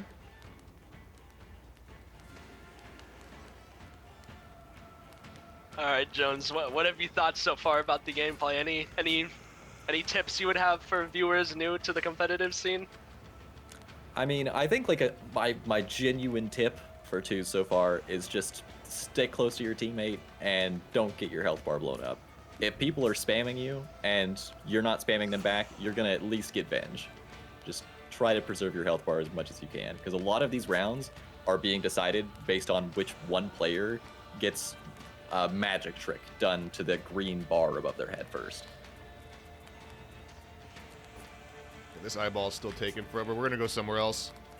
We got this matchup. Oh, just kidding. The eyeball just disappeared.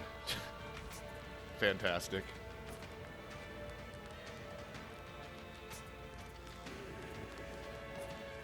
Oh, this one's got an eyeball. All right, who is this again? This is Wild Weenux going against Miles and Peter. Miles and Peter are up 1. Peter and Wild Weenux. We just watched Wild Weenux last round. Blitz is gonna be happy. We see a Scent in chat. He's a real avid Scent player in 2s. Did we see a Centurion? Yep, there is a Scent. Maybe we'll see some Okay. of the patented target swapped pinning heavies. They have a lot of range. It's very deceptive when he target swaps them. He just lunges at you off screen and pins you. Centurion and Warlord. Interesting. Okay.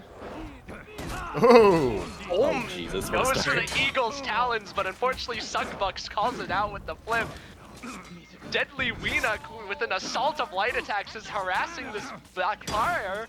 Oh, gets light parried. They're going into an actual 2v2 now, but unfortunately Deadly Weenuk's teammate has died behind him. So now it's up to Weenuk to try and attempt to clutch this, but this is going to be really hard to anti-gank, and just like that, he's going to go down. I don't think there's anything I respect more than just running attacking your I opponent mean, off rip to get a read know what on they how this say. match is gonna go.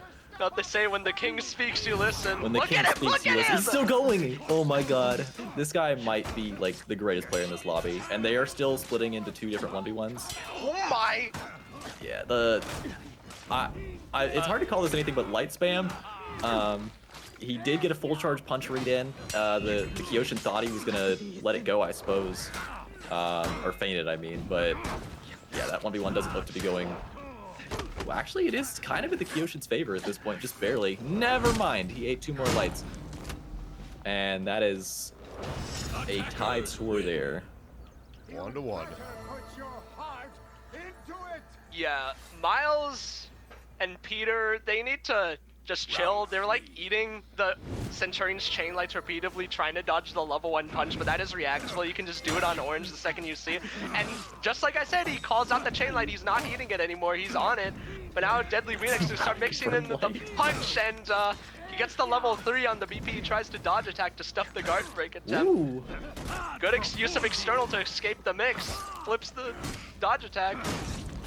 Unfortunately, though, Suckbuck's teammate has died behind him in the 1v1 engagement, and they get a juicy Scent gank off. That was incredible timing there for the Warlords heavy. We also did, you called it out, the BP went for a target switch and dodge attack away from the Brains mix-up. That's the first time we've seen something like that in this set. Maybe that means we're about to see some 2v2s? Yeah, they're getting closer. But yes, all right, we are getting into some real 2v2 action here. The Warlord really exposed himself.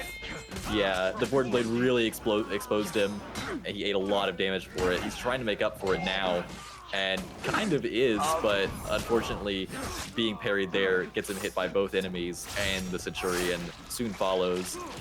That execution does blind you, by the way. Just fun fact. But yeah, that is a 2-2. We're seeing a lot of the same stuff you need to block attacks to win.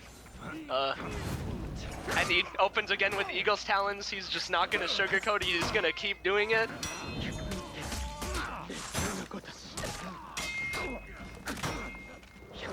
The Scent is trying to harass them, and it seems to be working. He lands the target swap to neutral heavy. And now they are assaulting this Kyoshin with an interesting series of lights, but he dodge attacks into the full guard. King Crimson takes 1, and he's about to take 2, but he puts himself on his stamina. But he's having a light timings, the Warlord. Oh, man. Oh man, indeed. Incredible. Oh my god. Round 6. The thing is, like, when you're in a situation like that, when you're in 1v2, if you're ever getting, like, actually just light spam, the really nice thing about people who can't react very well at all, myself among them. You can just unlock and relock to the other enemy, and suddenly the person who was light spamming you is on your external. You can leave your guard over there. It's very easy to block. It blocks all 3 of their directions, and the only thing that can really damage you at that point is some kind of unblockable. It's a really great defense. Oh my god, we just saw the heavy bash saw feint from BP, and he just ate a chain heavy. Misses the reaction on the chain heavy now. Army destroy is destroying. One read kills either, I think, but oh, it's gonna be the Fujin cuts that finish off the Warlord, and it's a 4-2 lead now for Miles and Peter. Round 7. Oh! Seems the Warlord opted to open with a dodge from heavy too. Felt left out from the Scent doing it at the start of every round. The Warlord is harassing the Kyoshin, keeping him blocked down with chain lights while his Centurion takes the external 1v1. It seems to be working. He's pelted the Kyoshin, and his teammate is also getting Eagle's Talons on the floor. And it seems to be a round for the orange team if they can just cleanly gank Suckbucks. And Suckbucks is failing to block the lights. He does flip the dodge for kick though, and snacks both them with the hitbox. And that'll be round 5 for the blue team. Yeah, that is exactly what you've got to do in that situation as a BP. Is just really try to use your incredible recoveries. I mean, your lights CC, and you can soft feint those into your full block stance, which you can use to get into your flip. It's really what you've got to play for in a situation like that. Is a really nice 1v2 from Suckbucks, and it picks up the game for them. That is the I would second imagine, round, yep. I'd imagine that was their second game. Yep, it was. Maybe even their third. Miles and Peter had the first round, and they got the second round underway. And there we have it. Lots of forward dodge heavies from that Centurion. Did they do it at the start of every round? I think they did. Yeah, the Centurion Maybe. did it quite literally at the start of every round. He just did not care how many times he got flipped. He sticks to his values. Yeah, Sticks I mean, to they his morals. lost, but they won in my heart. Yeah, that was it was entertaining to say the least. That's for sure. Okay, what else we got going on here? Greasy Boys and Doug God are still underway. Maybe we can jump back in there. I guess we can return. Yeah. Yeah. I don't know if this is the first or second round, but they're on the right map this time. They are. In fact, we see a Jormungandr. I'm gonna flip this around. There we go. Okay. I wonder if that Norm and means, Pryor. or if that indicates that we're gonna get 2 1v1s here, or if we're gonna see some battle slams. Battle slams. Round Yeah, 1. I'm sort of bastardizing Battle Bite there, but close enough. All right, here we go. It's gonna be kind of rough for this Yorm to use his chain zone into the Varangian Guard, because if he gets full blocked, he's gonna eat a hefty chunk of damage. Technician on the Varangian Guard is trying to harass his opposition with lights as usual, as he was doing, as we saw from the last set, and it seems to be working on Daoru. Daoru needs to start parrying this. Though Technician's teammate in the back has died in the 1v1 to the Yorm, he probably should have opted to lock on and try to help him. And Technician just keeps tilting him, and he misses the Oh react my on the God. light attack, and bit of a mistake by the Yorm. He could have gotten more damage on that GB punish if he did the displacing heavy. I think Technician has maybe figured out the trick. I mean, if he could have blocked that zone, I think he wins that fight. But, like, clearly he's figured out a trick here, which is to tape down his right bumper. And it seems to be kind of working. Again, Well, not a problem in 2s normally, because you can just, even if you can't react to neutral light attacks, you can at least target switch to the other enemy. But they're so far apart because they're doing these weird 1v1s. Okay, they heard me. Never mind. But yeah, I mean, in a situation like this, if you're having trouble reacting, you can easily just target switch to the other enemy, not even have to worry about it. This is going to be the Yorm picking up the Battle Slam. He just needs really 2 more lights or a heavy to finish off, or a dodge attack. I can't read health bars today. But I don't know, I'm struggling with it.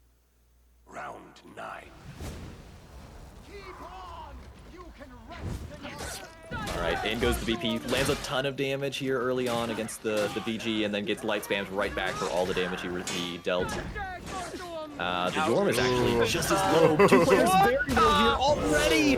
We see a kill and an execution, and now the Warmonger actually picks up the Yorm. It is a 1v1 final round. Whichever team takes it wins the game. And a massive neutral side heavy just lands. The Warmonger's got to watch his stamina. He doesn't want to get bashed here. Makes the right read on the dodge attack, and now he needs 1 heavy to kill Doru, but once again, his stam's so low, puts himself out of stam on the ground. If this is the right punish, it isn't the right punish, but it lands anyway. It does enough damage, and Doru wins it for his team. Doug God takes the second game, 2-0, and they will keep that win moving into the third round. All right, that was something there. Went the distance, all 9 rounds. Doug God wins their second round. Yeah, I thought it'd be the difference maker whether the BP did forward dodge heavy into heavy versus light heavy, but it did not end up mattering. All right, we got a little bit of time left. Let's see if there's anything else going on here that we might be able to catch before the end of the round. Let's try and spectate one of the favorites next round, probably. Yeah.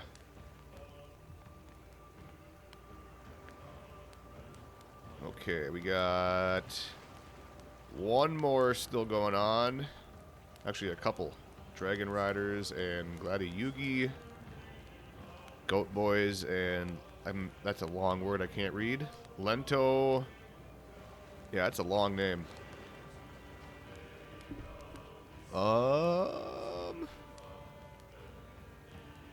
Sons of Hamburger are still going on.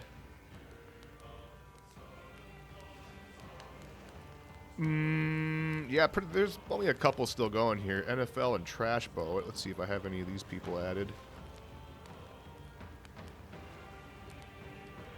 Don't think I do.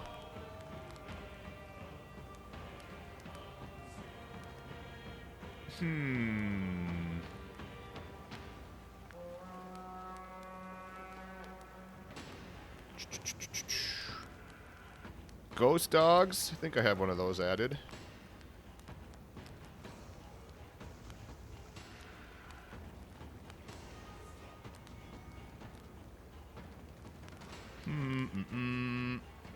See, I have a lot of friend requests, but they don't match the names on Battlefy. And that's always a problem. That's always a problem. That's my favorite thing about tourneys. Yeah, man, it's great. It's great.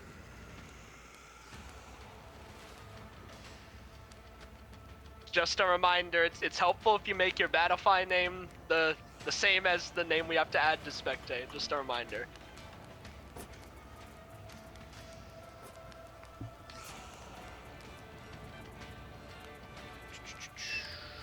We just watched that one.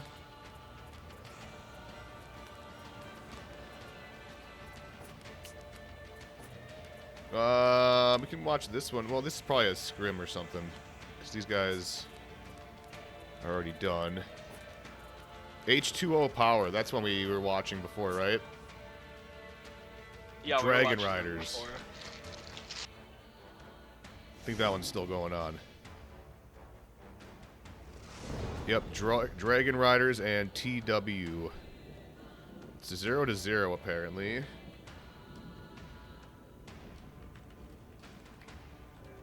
From what's been reported, so this could be accurate. It also could not be.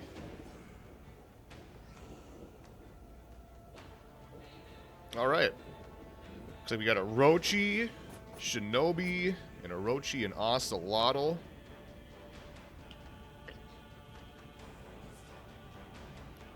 Cool. First time seeing Ocelotl today. Yeah. The Ocelotl's gonna have to... He's gonna have to play more reserved because he's into 2 very dodge-happy characters. If he's not careful with his chain zones and dodge chain bashes, he could just get pelted down by this Orochi. He's gonna have to try and catch him out of these dodge attacks with, like, feigning his chain bash into light attacks to catch them out of the iframes. Round 1. All right, we're already taking a seat here in our nice chair. Oh, and he's, what are we watching? And so they are. I'm Oh, they might have willing to bet DC'd. they're typing to each other. I think they DC'd, and they're. Oh, resetting. that'd be it. Yeah, we're just resetting the round. We might be here for a second, yeah. depending on how many rounds in Let me there were. grab my Right. chips. Right, they're resetting. Okay. Round 2. I think they're going to be doing that again. I don't know what round they were on, so... So for those of you wondering what's going on right now, in the event of a disconnect in 2v2s, what you can do is you can just relaunch the match and then kill each other till you get the score where it was when the DC happened. So that's what they're doing right now. Nope. Okay, and they reset it back. All right, so it must have been 2-0. All right, here we go. Nikki seems to just be trying to prevent H2O Power from getting to his teammate, and is doing a good job using the undodgeable Storm Rush to lock him down. And H2O's Power's teammate has died in the back while that's going on, and that's going to be another round for them. Yeah, I mean, if Nikki's actually just able to keep the Shinobi away from the 1v1, I mean, I think this is one of those situations where it's very worth doing. Ocelotl is absolutely horrifying in a 1v1. I think I'd rather face just about any other char. Definitely less scary when you're able to external him, but I mean, I'd always rather be the Ocelotl than the Orochi in that situation. So, I mean, if you're able to just use your Storm Rush, keep him away, that's not a bad deal to take, but it looks like that's not going to be the case this round. And the Sickle Rain confirms there for the heavy. It's a lot of damage, and now you're getting Orochi Shinobi ganked. Or just landing a neutral side heavy on the Orochi because he's trying to Storm Rush you. This is suddenly winnable for Nikki.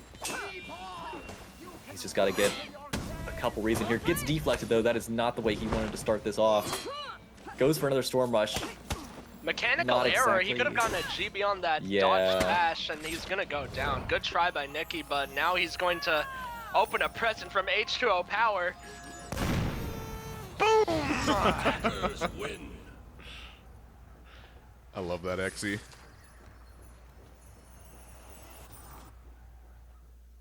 Round 5. All right, here we go.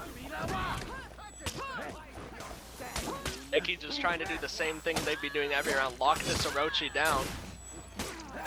Unfortunately, he does get light print and will eat damage, but behind him, his Ocelotl teammate has gotten a lot of damage on the Orochi player. Now he's pelting H2O Power, and they've gotten another round in solid.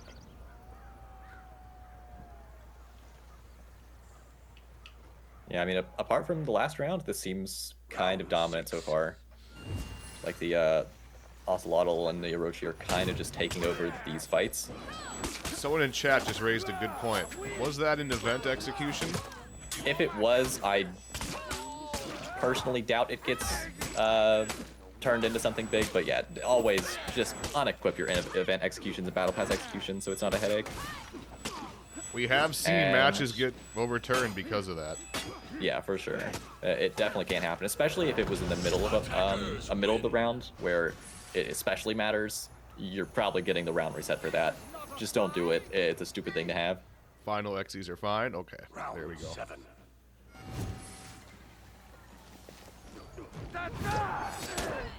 Opts to go for the Prowler stance heavy. A rambunctious start by the Ocelotl. H2O Power trying to peel his teammate who's struggling with the Ocelotl. The Orochi doesn't need to take the external pressure this badly. If he just external dodge attacks away, he's out of range. But he's not doing it, and he will die as a result. And now H2O Power is going to get ganked, and this is most likely a win for the blue team. Yeah, you can see H2O Power trying to external the Ocelotl, actually. One of the first players we've seen actually use this. Yeah, like, doesn't matter which direction the Ocelotl attacks from here. As long, yeah, I think it was the wall behind him that might have guaranteed that zone, unless I'm wrong, memes. Because he just wasn't able to move far back enough. But either way, it was a nice showcase from H2O Power. Some of what we were talking about was just, as long as you external the enemy, it doesn't matter whether they throw their light from the top left or right side, you block it as long as your guard is on their side. right, so TW wins that one. I don't know if that was their first round or what, but they haven't reported anything. Oh, no, they did. Okay, that was 2-1. That was the third round. Okay. TW Gladdy Yugi gets the win on that one. Let's see if there's anything else still going. There is only 5 minutes left in the round, so they're hopefully wrapping theirs up. Yeah, there's 2 matches still concurrently going. Sons of God and the King's Crusaders. I did get a request to watch. That seems like a fated match. I did get a request to watch King's Crusaders, but I think this is one of those Battlefy names doesn't match gamertag situations, so I don't know who that is.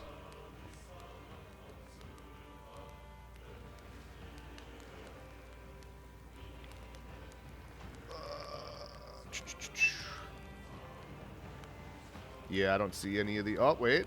There we go. There's one. I might have an eyeball. Actually, I'm not sure it matters. I think they've already. I think they just finished. Oh.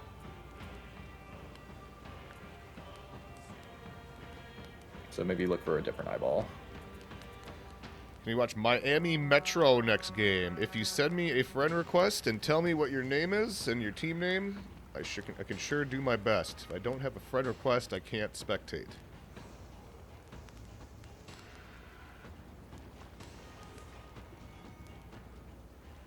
Alright, let's see. Ghost Dogs. That's still going on. Ghost Mage, I added that one. Let's see.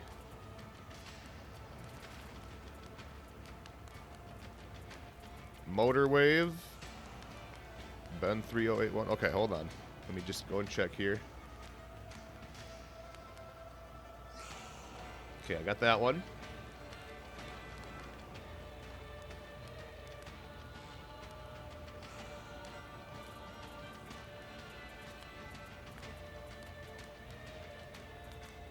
Oh.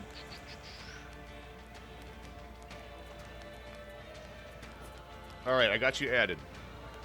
Whenever the next one starts. Let's go. Other than that, I have someone on this team added, but their name does not match the gamer tag on Battlefy.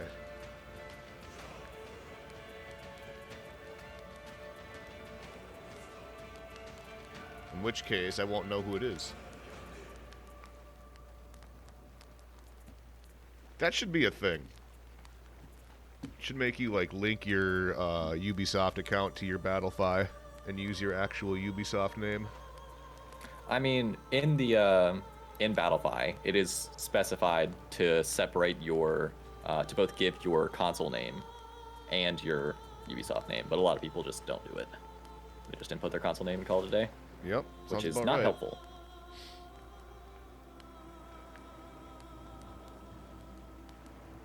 Okay, I got that one added. What's the bracket right now? We're on round 2. There's a couple minutes left. Only a minute and a half left in the round, so it's going to be wrapping up here soon. Hopefully they have their matches finished. I mean, they had 50 minutes to do. Better. They had 50 minutes to do two brawls. The two first of 5s. So hopefully they can figure it out in the next minute or so. Okay, there's a 1-1. There's 2 people who haven't and 2 people haven't reported score. Yep.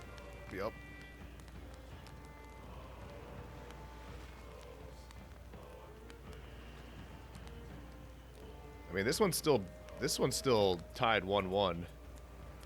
Maybe I can get in and spectate the last round if they're still going. Oh, never mind. There's no spectate.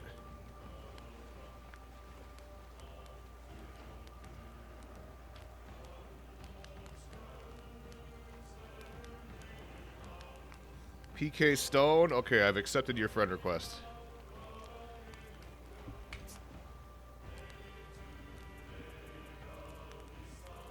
But the round ends in 30 seconds, so we're just gonna probably ride this out and wait until the next round here. Because I imagine some of these are just not reported yet.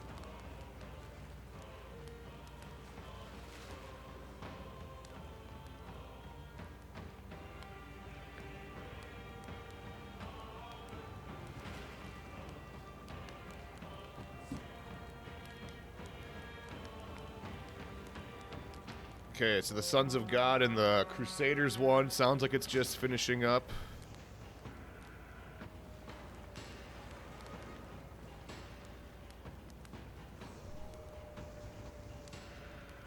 There's still the Goat Boys. It's tied 1-1. Yeah, I don't think I have any friend requests from any of those. Sons of God 1-2-1. Okay, okay.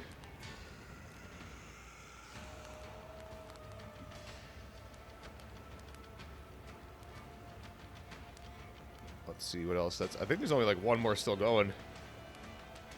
Jones, ban Phoenix. Okay. I like that no hesitation. There we go. Oh, it says Zegons and Ghost Dogs have both dropped out of the tournament. Okay, that's awesome. That was the last one we were waiting for.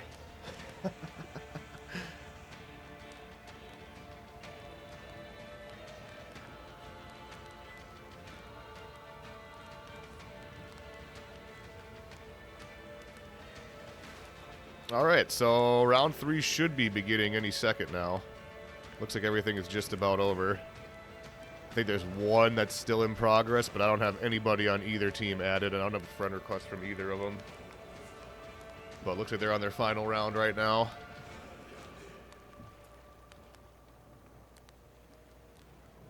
Jones, look what Phoenix put in the chat. Round 3 Okay, is nope. live. He's getting perma banned now. It's already over. It's already over. Alright, let's see this bracket. What good matches do we have? Oh my god, there's so many. I'm having trouble like locating where the teams are. Yeah, there's quite a bit. Quite a bit.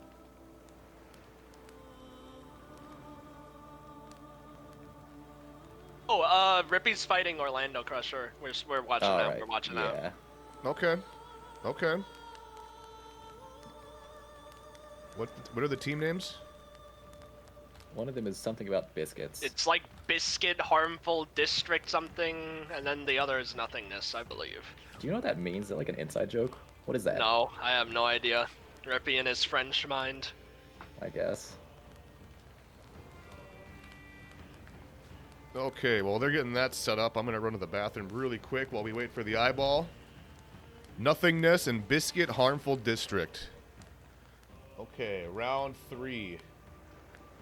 I like how that name just takes up, like, the entirety of the scoreboard. You know what? I'm just going to go BHD. There we go. Biscuit Harmful District. I think I have Rippy added, I would hope. Why would you hope that you have Rippy on your friends list? Because I've been spectating these a long time. I would not hope that Rippy is my friend. Who else is on that team? Okay, I got Orlando Console. Crusher. We're good. Yeah, that'll I be- didn't figure you wanted to type in console's IP address. Oh, his name, yeah. Yeah. I'll be right back, ladies and gentlemen. I 28064212. It's ridiculous. What is that a reference to again?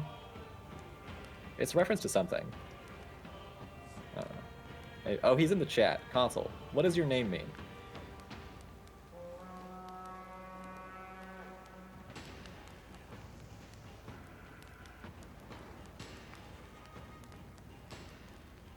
Also, we do have the bands. I'll give you 3 guesses who they are. I think the reference get of 3 that name, guesses. it was like I need how both long.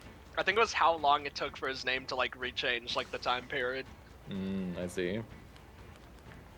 You get 3 guesses, by the way, on which 2 characters are banned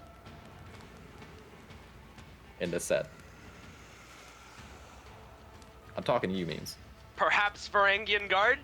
Perhaps? Okay, okay. You got 2 more guesses to get 1 char. Ooh. Pirate. You got it. Let's go. It was just really hard guessing between Varangian Guard or Pirate. It was just so incredibly hard. Wow. Truly. Also, console says it's from Donnie Darko. I see. Oh.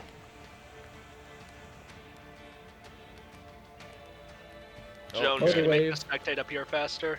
Yeah, my bad. Also, Motor Wave, I don't mean to be mean. You've sent that message about 10 times. We'll try to watch you if we can, but I mean, we've seen it at this point. You're good, man. I do have We'll you spectate added if you Motorwave. if we get the chance. At this point of the tournament, we're kind of like halfway through the brackets and rounds here, so we're gonna start to spectate matches of teams that are like, you know, sitting at like 2-0. And Yeah. speaking Also, of the spectate eye spectation, is up. there it is. All right, we got Biscuit Harmful District going up against Nothingness. Here we go.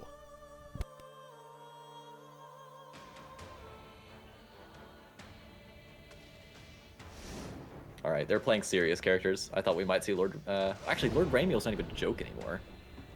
No, he is I not. was about to say. Huh. Interesting. All right. What do you think of these comps? For the 1 millisecond you got to see them. Afira's believe- going to be pretty interesting. I believe Biscuit's comp was Hito, Shin. That's alright. That's good. You have the Shin to set up the Hito carry Infinite Heavies. You can confirm that's good. Orlando Crusher side, Nothingness. They'll have Griffin and Afira. I think that's an alright comp.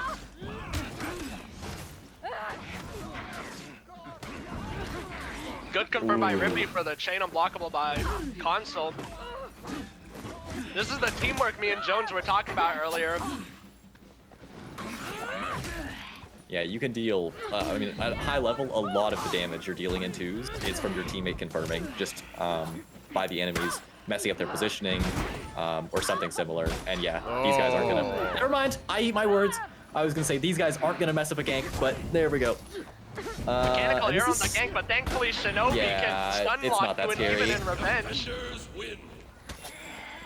But yeah, I mean, you're probably going to see across the set a lot of confirming, especially the Shinobi trying to confirm for the Hitokiri's heavies. Just because your teams at this level aren't going to eat as much just random damage as we've seen from some other teams. So you have to be much more deliberate about how you're trying to set up for your teammate to get damage. If Consul hadn't charged that heavy, he could have got that off the zone, but he really Good ended deals up by going. the Afira. Actually, if you notice, Jones, at the start of the round, Orlando Crusher almost ate a hefty chunk of damage, but Sinister pre-peeled Console from chain heavy onto him out from the Shinobi kick, and that has saved them from losing this round. Another very important thing is being able to pre-peel or like preemptively hit an enemy to keep them from just piling on damage against your teammate. Yeah, they're doing, this is different by the way from just 2 1v1s. This is sort of like onesies with friends is what we call it. Basically they're trying not to give Rippy revenge here because reasons. They could, at this point, since he's so low, just GB for an attack. They want to have the Griffin GB because it's dangerous for the Afir to GB. As Rippy could just light her out of the GB on a read. They're trying to have the Griffin GB. Rippy's trying to get away from the Griffin because he knows that he gets GB'd, he's dead. Oh my god, he lands the kick on the Afira, but it wasn't really super safe to throw anything. Oh. No, he finally eats the dodge forward light. But yeah, you could see Rippy actively trying to get away from the Griffin that entire time. He knew if he got GB'd, even if he counters it, all that matters is that he gets his guard taken away for a second so the Afira can hit him.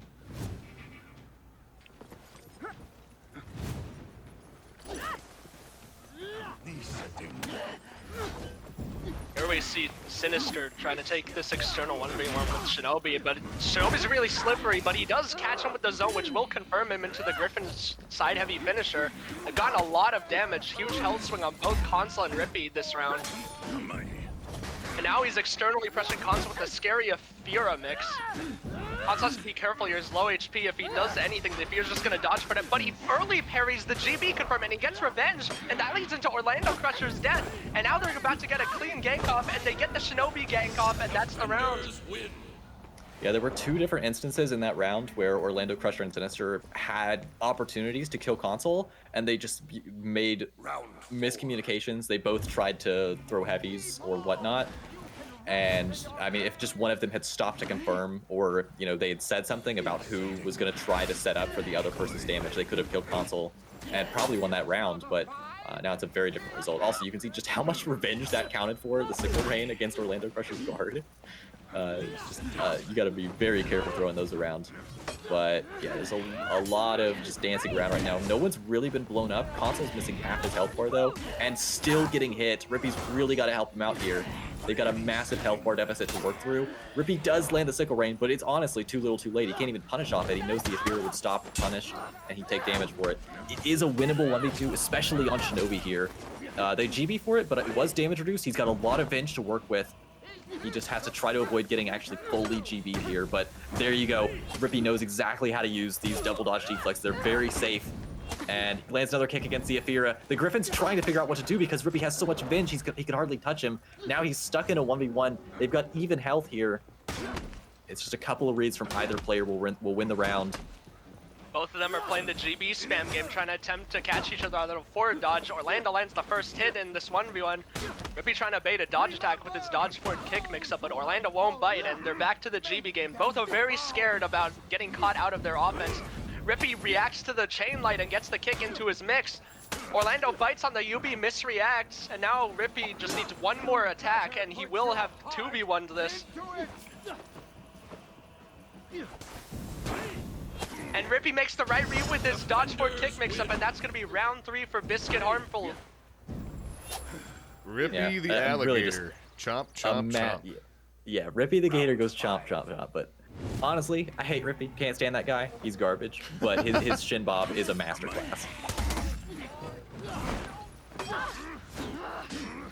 And as I say that, he eats a chain heavy there. But anyways. Oh, and another. Ooh, Orlando with another massive chain heavy. Yeah. Oh, but huge confirm Goes with the climbing Sinister. Yeah. It's Another nice confirm. GB. Now, Orlando is at a stam here, and they get a Shinobi kick gank. They just got to do as much damage as they can without giving him Venge. It's also preferable Console doesn't die, just so he's able to peel Rippy. He gets a nice read against Rippy with using his zone. It's sort of winnable. He's just got to be very careful. Gets parried that time. Rippy was waiting for it, and they're trying not to give him Venge here. And I think that was still confirmed. They get the kill on Orlando Crusher 4-1. They just need one more round to close out the first game. They're kind of running away with it, but I mean, I wouldn't say they're winning these rounds, but I wouldn't say they're like dominating. You know what I mean? Like this is still pretty even. This is one of the definitely nothingness is one of the other top teams in this tournament who's going to be able to challenge them a little bit. Right. They've given too much revenge to Rippy. Like, look at it, Jones. They can't touch him anymore this entire time, and now he's gonna have free reign to confirm, which he's probably gonna do right now. Yeah, feeding that much Venge, it's a no-no. Like, look how much revenge they've given to both Rippy and Console. This is borderline unwinnable if they play it right. And they try to go for another confirm, but Orlando Crusher counters the GB, parries that and block. They have to be careful not to give him revenge, too. Yeah, Console's just going to actually hold that revenge as long as he can so that his opponents have to make a read on every punish. You see that there? Console made the right read. He wasn't actually going to throw it, and yeah, like you said, it's basically unwinnable. Yeah, because Console is able to just, every time the opponents have what should be a punish on him, they have to make a read about whether he's going to pop Venge and knock them on their ass. Biscuit Harmful District taking the first round of round 3. Yeah, Rippy with 10 kills there, man. Rippy the alligator, chomp, chomp, chomp. I do think I saw some issue on the Aethera's part from nothingness. I think they probably could have taken the external ones more with the Hito carry, because Aethera's biggest strength in 2v2s is their external pressure combined with the safety of the roll cancel and the chain CCs. And if he was on the Hito carry preventing them from pressing buttons, a lot of those confirms might have not happened because they would have to contest with the Aethera. Who do you think that we see Rippy and Console swap onto now? So Pirate's banned, right? Yeah, So Pirate and BG. we might see Highlander, because Rippy has been playing Highlander a bit in twos. Maybe he might whip it out. I think we're gonna see Mate Console on either Griffin or Ocelotl, I would assume. Maybe he might whip out a Rochi or a Fira, but who knows, we'll see. I haven't seen them scrim in a while, so we'll watch. Maybe this will be the fated match. We get the Highlander Ocelotl comp. Oh, that would be funny. Because it's on the table here. I don't know where Orlando Crusher went.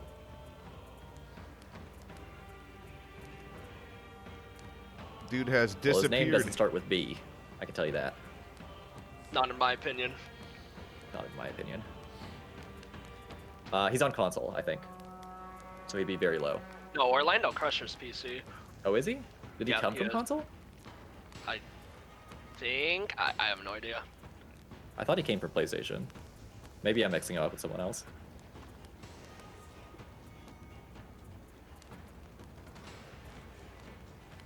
Weird. I don't know where he Yeah. went. Maybe he I don't know. reset his game or something. Oh, also I'm gonna unban Phoenix. I forgot about that. He just pinged me. Oops. My bad.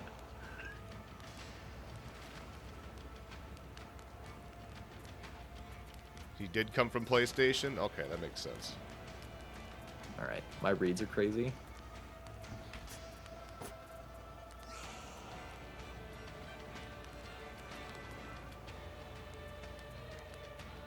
I don't know where he went. I'm gonna try and add somebody else.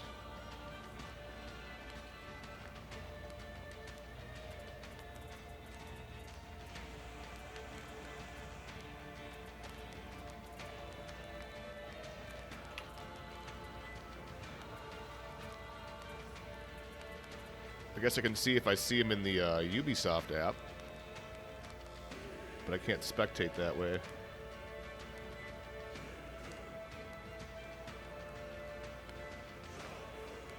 Oh, he's set himself to Do Not Disturb.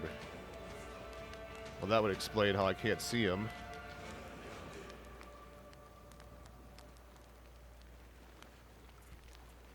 I think you can still spectate, though. If Yeah, I mean, you should definitely be able to spectate him. No, I mean, like, it should show him offline, and I can still click the name and hit spectate.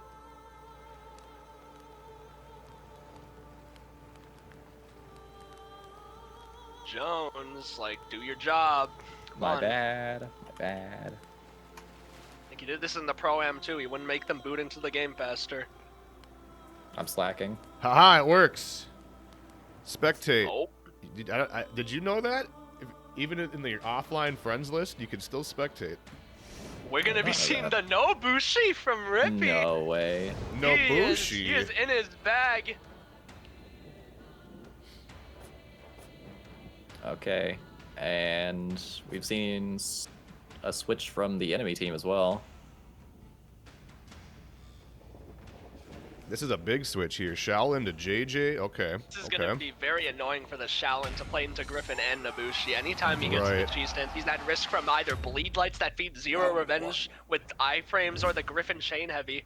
And even if he can CC the Griffin chain heavy, if they just bait it, they parry the CC and he eats a huge chunk of damage. He's gonna have to play this very well. Oh, that's not a trade you want to take, console. Trust me, I'm an expert. Good light catches the Sifu, Understand. but he will go out of stamina from the JJ kick stam drain. Rippy Sifu, I mean, hidden stances the sweep, but he will go down unfortunately, and now console is left in a 2v1 scenario. Yeah, bit of a yikes. Yeah, just a kick is going to be enough to kill him there. And yeah, it's a quick 1-0 start for nothingness here.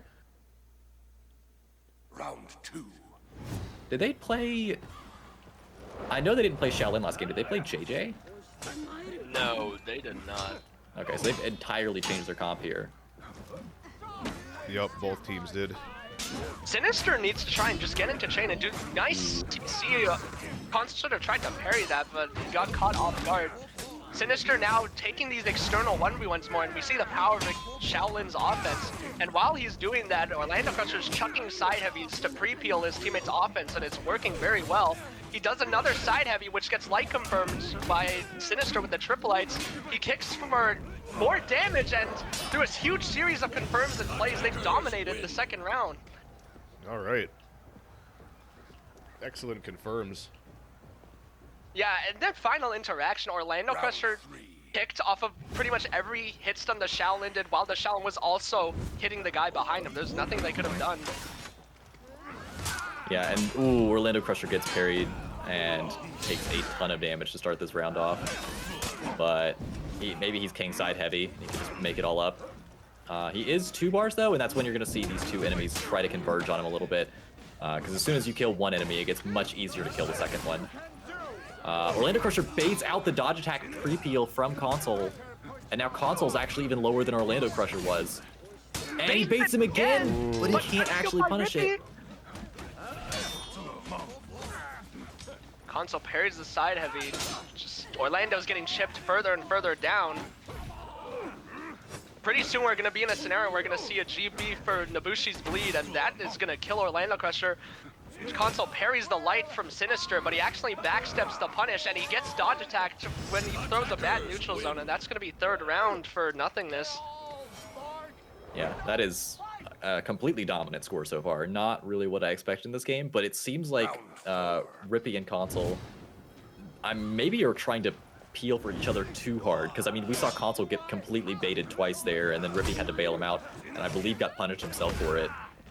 So maybe they just gotta slow down a little bit here, make a few less pre-peel reads, and ooh, nice heavy there. But Sinister knows he can't light there. He would have run himself out of stamina, and that is basically a death sentence for his teammate. Good peel by Sinister. He saw Orlando go for the GB and immediately matched light, and because Orlando got that GB, he peels Console, and Console cannot peel for Rippy. But Orlando's getting hit by a series of things right now, but Rippy eats the out of stamina heavy from Sinister. Console trying his best to mix one of them while they're out of stamina, but it's to no avail, and he's gonna go down round 4. We might see a clean 5-0 from nothingness into Biscuit Harmful. Yeah. What is it you think that that Biscuit Harmful District is doing worse than nothingness is, or a way that nothingness is outplaying them here?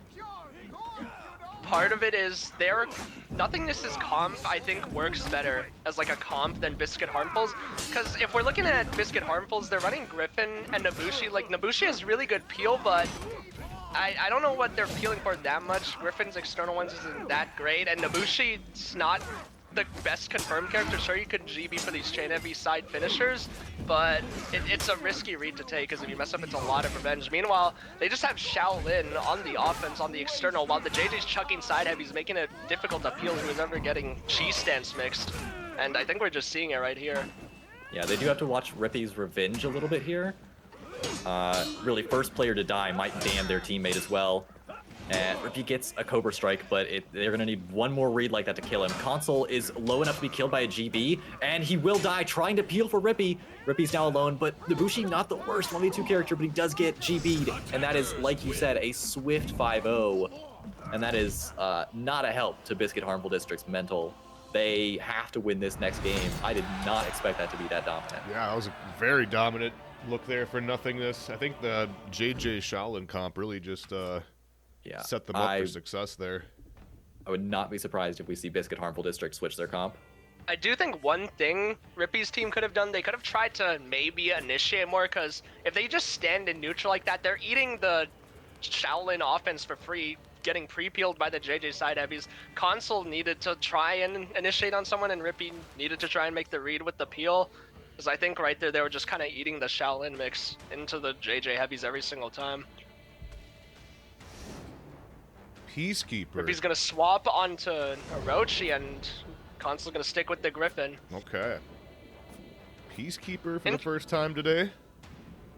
That's interesting. I think the comp idea behind Orlando Crusher's team Nothingness is they're gonna have the PK able to do their 1v1s, because the second they bleed, if they zone and they get the unblockable because of the bleed, that's actually a true 50-50 if you can't react to it, because you cannot dodge attack away from the feign GB. So I think the idea is they're going to have PK take these isolated engagements while the Hitokiri's chucking heavy, so there's no chance in heck they can get peeled. Oh, he almost landed that chain heavy there, but Orlando Crusher with the dodge attack peel. And now Rippy's got to be careful. Ooh. And baits out the dodge attack, and they get a punish on both enemy players for it. Orlando Crusher's put himself out of stamina. They're not actually able to do much damage to Sinister. They pick up damage afterward, though. And now Sinister is a huge target to be killed here. Console is able to get a punish. Now they've got a gank against Orlando Crusher. They're probably just looking for a kick. Or actually spamming him? Okay. I'm not sure what they're doing here. Okay, now they cannot gank him. If they lose this 1v1, this is going to be very bad for Biscuit Harmful. Orlando trying to external zone to keep both of them off of him, but he's getting chipped down, makes the wrong read on the dodge for dash mix-up, and Biscuit Harmful managed to clutch up that round, but that was getting really risky right there. Yeah, I don't know if they were trying to be funny or if they really just thought he was going to eat all of that, but it was almost very scary. Good! There He you body go. bounces Orlando Crusher off of Sinister, and that will confirm the heavy onto Sinister, getting a heavy off of one bash. Bashing Sinister, preventing him from getting into chains so easily. He does it again there, so Sinister can't peel console. Sinister fainting heavies now because he's aware of Rippy sitting there dodge bashing him out of every single chain, which leads into console not getting confirmed by Orlando Crusher into the heavy. Good play by Rippy interrupting the chain, because Orlando was trying to GB for those heavy finishers, but he just kept bashing him out of those infinite chains. Yeah, it seems already like the Orochi's working a little bit better. He's got, because Rippy now has more ability to, especially against a Hitokiri, deal with hyper armor. And Console gets a parry, but honestly, Rippy takes more damage than the enemies did trying to get damage off of it. He's half dead already. Good parry. You have to parry those Hitokiri heavies at some point. You can't let him keep getting that for free, but Orlando's gotten the bleed on Rippy. Rippy has to watch out for the PK offense now. And Console, in an attempt to peel Rippy, will eat the PK dodge for it heavy, and that's going to be one round for nothingness. There they go. They finally picked one up. 2-1. Round 4. Yeah, I wonder. Let's try to watch this from. Yeah, let's stick with the Hitokiri's perspective here, because it looks kind of like he's just getting pieced up by Rippy right now. I mean, it's these little ticks of damage that can really build up over the course of a round. And oh no, he eats the external chain heavy there. That's gonna be a ton of damage. Console makes a trade with his own health bar that gets himself really low. It's really Rippy trying to make up for Console's low health right now. And they do. They kill Sinister. It's now a matter of whether they can finish off Orlando Crusher. They should be able to. Though Rippy's out of stamina, this is Orlando Crusher's opportunity to beat on Console. And yeah, Rippy gets back up from the ground, so he's got full stamina. Orlando Crusher gets Venge! How much value can he get out of it? Rippy is bleeding. His offense gets very scary now. Kills Console externally. He just needs... Oh, he's got a parry. Knocks Rippy on the ground. Orlando Crusher with the 1v2. That was a good read by Orlando. I don't know if you noticed, Jones, but he read that Console was going to try and GB the first 100 MS of his GB to make him counter GB so that Rippy wouldn't get guard broken, but because he threw the heavy, he GB'd into the heavy and he got struck down, and that gave Orlando the chance he needed to 2v1. Yeah, GBing into Revenge is a very high-level skill, but it's always sort of risky because if you make the wrong read, like Console did right there, you end up taking a lot of damage, and in that case, it did kill him and end up costing them the round. So, I mean, it can really hurt the person who's got Venge, but if you're wrong, it is just as impactful the other way. Jones, we're seeing the power of PK's external ones. The second Console got bled. Like, look what happened. Yeah, and now Rippy is in a pretty bad spot, though he is a Orochi. It's not the most unwinnable, but yeah, that's gonna be it. He's gonna bleed out here. And we are now in a situation where Nothingness is up 3-2 over Rippy and Console of Biscuit Harmful District in the final game. You have to be careful about getting bled by PK, because the second they bleed, if you don't parry their opening attack, they have a true 50-50 mix, as we saw what happened to Console right there. And it's very scary, especially with the Hito constantly chucking heavies. Yeah, the PK gets some more damage, but he takes just as much from Rippy. But look, now he's bled, and now Console's eating the 50-50. Rippy doing his best attempt to peel it as he can, but Console's also getting pressured by a Hito carry, which is never fun. Yeah, and Console has died before Rippy has taken, I think, basically any damage with Chip. Which is absolutely not the situation you want to be in, because sure, Rippy's got a full health bar, but he's got no teammate to peel him at this point. It's really difficult to do unless they feed him Venge, which he's gotten very high on now. And the Chain Heavy does a nice bit of damage with Chip. I mean, honestly, it's not unwinnable here. Orochi is one of the better characters if you're trying to 1v2. He's got really great mobility. His zone and dodge cancels really help him to move around safely without being parryable. He's trying to bait out this res pressure, gets crossed up by the Hitokiri behind him. and gets parried. But I mean, his teammates can't really gank him. Like we said, it's gonna get Venge. It's just basically a 1v1 against Sinister. He takes the damage, gets the deflect, which is safe against Hyper Armor, and a GB is enough to kill him at that HP. And we now need Biscuit Harmful District to win 3 rounds in a row, or they will drop this set. Round 7. Biscuit Harmful District has their work cut out for them in this And tiebreaker Console's round. bled again. He's gonna have to watch out, and he's getting mixed by PK again. Makes the right read, parries that, does escape one mix, but he eats another heavy from Hito Kiri. And Rippy's just struggling, trying to help Console. But Rippy whips a GB, trying to confirm something, but locks onto a good peel by Console with the kick, preventing Rippy from dying there, but they're gonna need to do a lot if they want to come back in this round. Good parry by Console, reacts to the variable timed heavy from Hito Kiri. They're just trying to play their time, maybe react to a few attacks so they can try and shift down nothingness, and they are succeeding right now. Sinister trying to pressure Console, but getting too overzealous, gets externalized and gets reacted to, and he will go down. Now they need to cleanly gank Orlando, and they will do okay, I guess that works. All right. They're still Yeah, alive. I mean, they are still kicking. This is getting really spooky. These are 2 of the best teams this tournament, and you only guarantee you go through by going undefeated. Otherwise, you're going to end up in the tiebreaker if you've got a loss here. So neither of these teams want to pick up their first loss this early on in the tournament. And Sinister eats a huge chain side heavy there. And Console's got to watch his own health bar at this point. He is bleeding. Like you said, Memes, that PK offense gets a lot more scary once they're bleeding, because the zone is a huge mix. Sinister very low. Orlando Crusher even lower, though. And yeah, Sinister is in a tough spot right now. His only hope really is to be able to kill Console, but there's not many tools he's got for it. His health bar is so low. He does have Venge pressure at this point, but I don't see this 1v2 happening. There it is. Orlando Going to a got a bit tiebreaker. too hyper there. He got Console bleeding, but Console made some good reads, and Orlando dodged forward heavied himself into like 2 chain side heavy finishers, and that was over because he was just 1 HP from then on.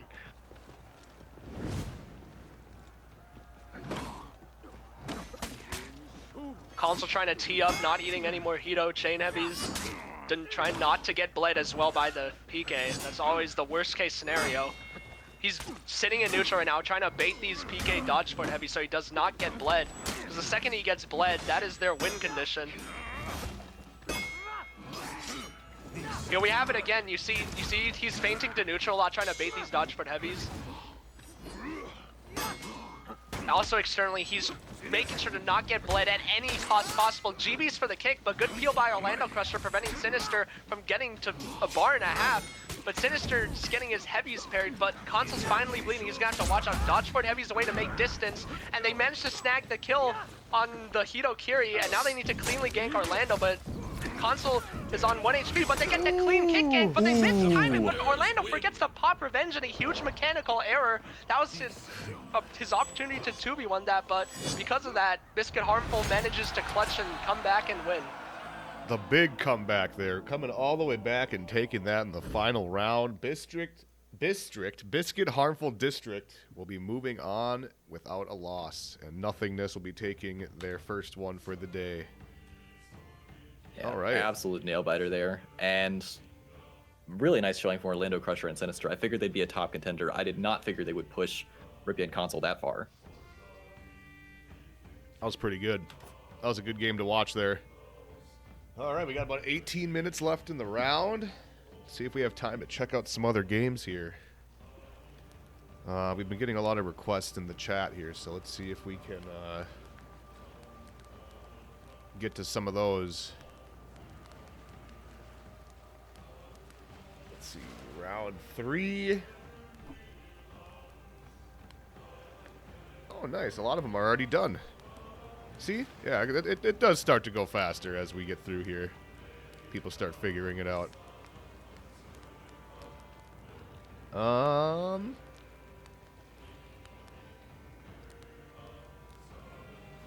Sons of Hamburger, Rosaria's fingers are still going. They haven't reported a score yet. Trash Boat and Breadwinners are still going. I don't think I have either of these people added.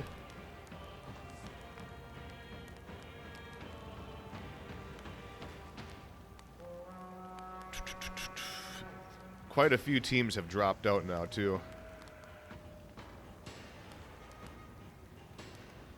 A lot of the new players watching the stream right now have seen just how more engaging Real 2s can be compared to just 2 1v1s like we saw earlier. There's so many plays to break down there, and I probably missed most of them, to be honest, in the heat of the moment. That's true, though. Real 2s are just so more entertaining to watch than 2 sets of 1v1s, man. Yeah, twos also has a special place in my heart because it's like the pipeline. If you want to get good at fours, you should get good at twos first because it'll teach you all the fundamentals of team fighting and ganking, and just trying to stall a fight.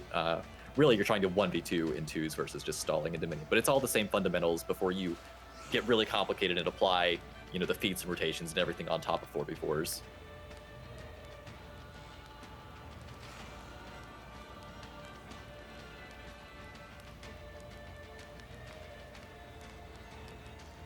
Let's see if I can find anyone from Trash Boat. Rohim and Sack. Let's see if I have any friend requests from them.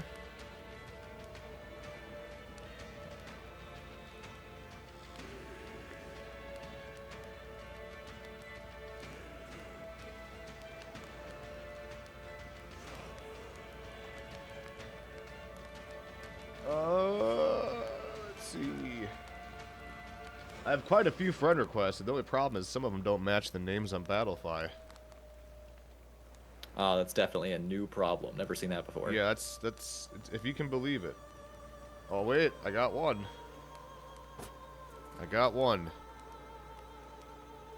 Now just to find them.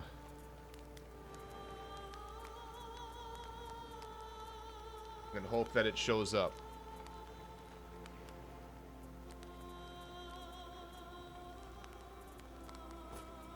No spectation eyeball. Maybe their game's wrapping up here.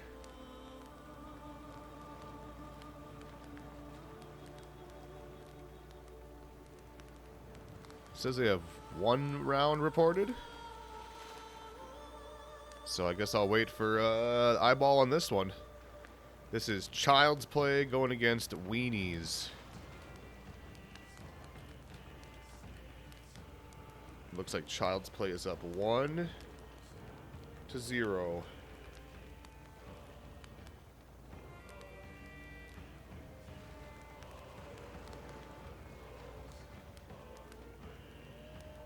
Just gotta wait for the eyeball. But thank you all for joining us today. Day 2 of the Friend or Foe Open Qualifiers, Brawls edition. Next weekend, they'll be doing Open Qualifier 3 and 4. So if you want to sign up, I highly recommend you get on that because spots are going to fill up fast.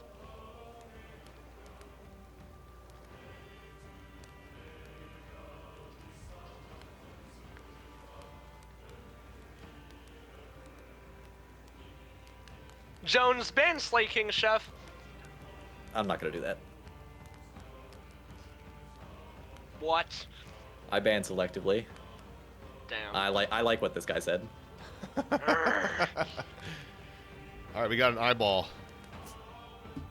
This is Child's Play against Weenies. I think I have the sides right.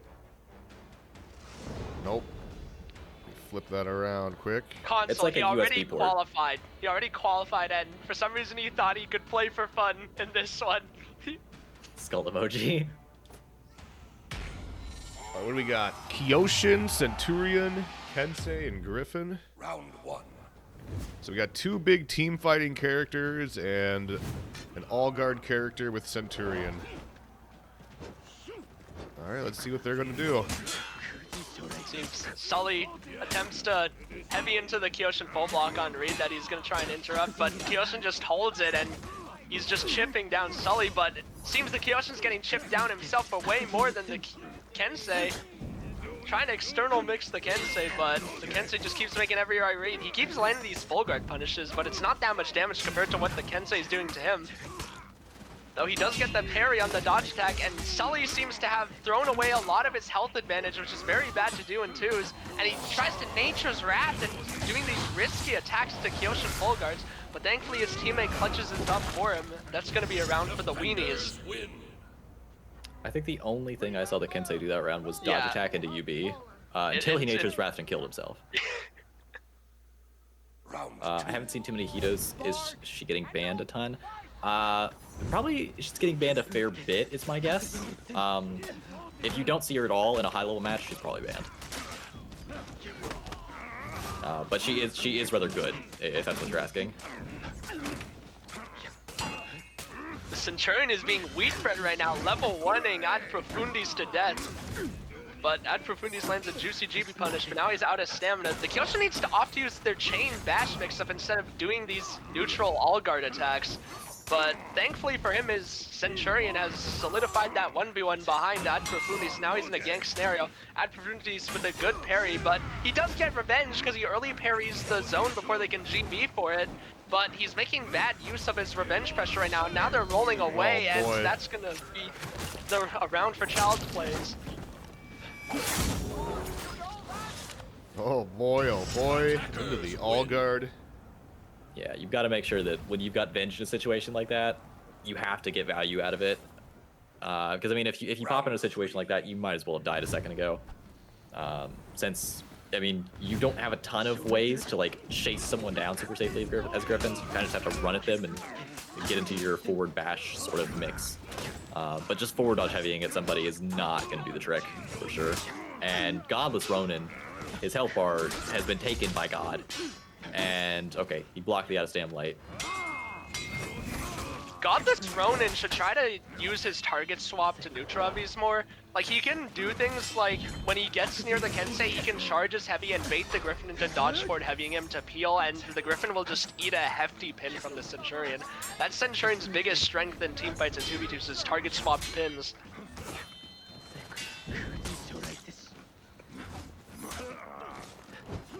Kyoshin manages to nap one, naps two! Oh my. That's gonna be round 2 for Child's Plays. Yeah, I think all of these executions are doing like a little bit of mental damage. Because he's ending every round with an execution. It's doing mental damage to me, at least, for sure. You gotta love the confidence, at least. It's sort of separated into two Good ones CC here. on the external light attack. He could have CC'd that dodge attack, but will nab the full guard, and Sully keeps attacking to this full guard and eating a lot of his HP. He's finally adapted, he guard breaks it. He doesn't opt to go into his unblockable mix-up for some reason, maybe wanting to lock him down with a chain light, but he's losing this 1v1 very help. Ugh, and that's gonna be round 3 for Child's Plays. Kind of spammy Yeah, I mean, on they that sort of round, just- but yeah, it worked. Separated their opponents into different 1v1s there and just had at him. And yeah, it doesn't look like Weenies is in any rush to stop these 1v1s from happening. I mean, they're very close at this point, but no one's really hitting anyone but the guy right in front of them. Not a whole lot of Which is- peels going on. No. Or parries. There's one. Okay, you had to say that. Oh, okay, alright, we got some action going on here. The Kensei does dodge attack himself OS, though. They have an opportunity to kill one of them, and he's gonna What the OS punish? though. But thankfully, his Kyoshin in the back kills the Griffin and will come in for the assist, and now he's beating the ever-living daylights out of Sully.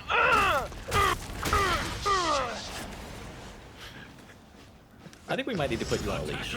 Win. I'm loving the He's- confidence from the executions here, though. It's got to be doing He's mental like damage. Anton. Anton literally long XCs any chance he gets in 2v2s every single time.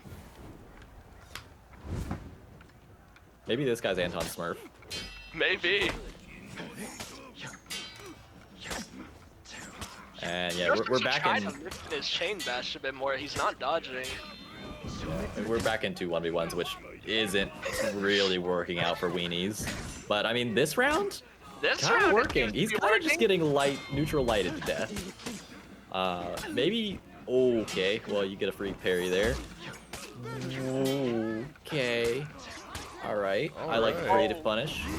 But Interesting. now he's got to kill a nearly. Yeah, he's like a half HP Griffin. Although, honestly, he missed. no. He accidentally Let fainted go of and his parry. full block.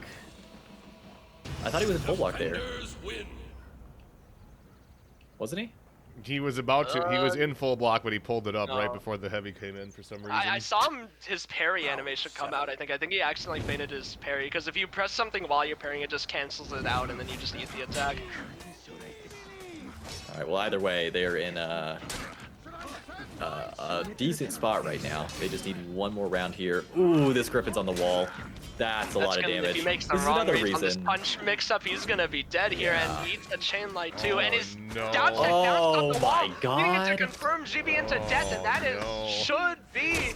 Unless they decide to give him revenge repeatedly, but which they are not doing, and that's Yeah. gonna be 5-2 for Child's Plays. That right there is reason number 16 why you don't just want to separate into 1v1s. If he was near a teammate, he could have easily just thrown a light and stopped all of that. But instead, he got basically comboed for his full health bar because he couldn't make the right read. All it takes is just one teammate deal, and you're back in it. But right there, he literally just got 100 to 0'd off that. There we have it. Child's Play gets their second round win. And they're going to move on to round 4 with another win under their belt. Okay, I think that was probably the last one going, right? Hopefully. In theory, it should be. There's only 5 minutes left in the round, so I would hope that they've gotten their 2 or 3. There's one more still going. Is there? Of course, there's always. All right. All right, Jones, do your job. Let's see if I can hop in there and spectate it if I have them on my friends list. Oh, you're talking about Sons of Hamburger, that one? Mm-hmm. Sons of Hamburger and It's Rosaria's actually Finger. Harmburger. If you Oh, look closer. Harmburger. Sorry. Harmburger. Almost like Zungus Fortnite in the Pro-Am. Jungus Fortnite. I said Harmburger. Fortnite so many times. I said Fortnite so many times. All right, let's see if I have friend requests.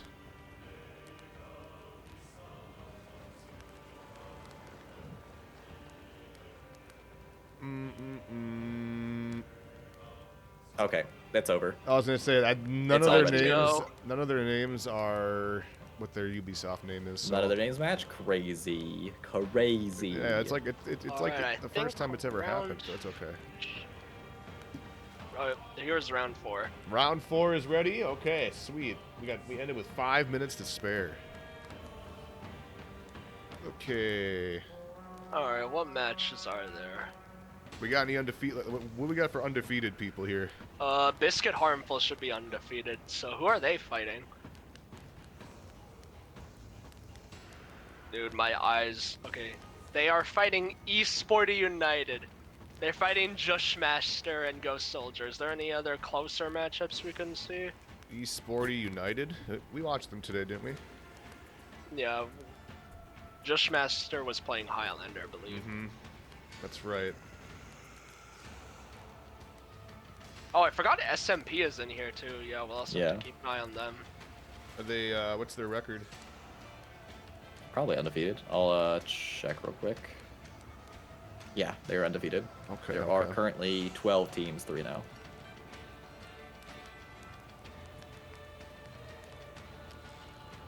Let me pull this bad boy up so I can take a look too.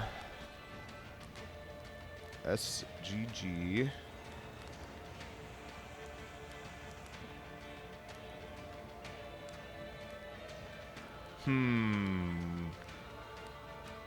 Well, we have been getting a lot of people asking for Miami Metro, but I don't know their record. I'm kind of Well, I looking can for find it. I'm kind of looking for teams that have undefeated records right now. I'm having to go very far down, unfortunately. Okay, well, they're 1 and 2. okay, well, if we get the chance to, we will get there. But we're looking for undefeated ones at the moment. So Biscuit Harmful District, Esporty United. We have that one for sure we could watch. You want a list of the other undefeated teams? I'm looking too, but I'm looking at a weird Okay. way.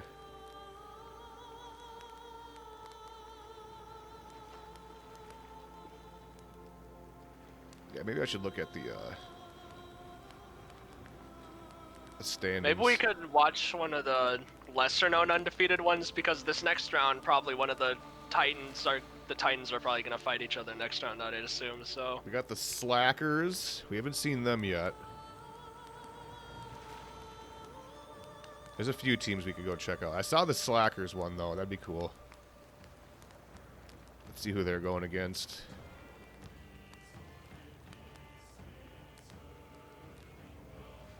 Oh, there's so many matches, man. This is awesome.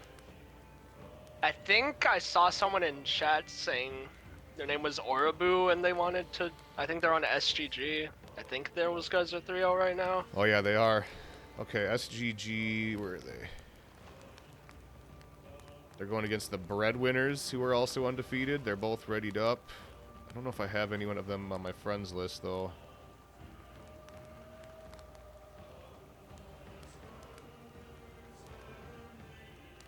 Breadwinners.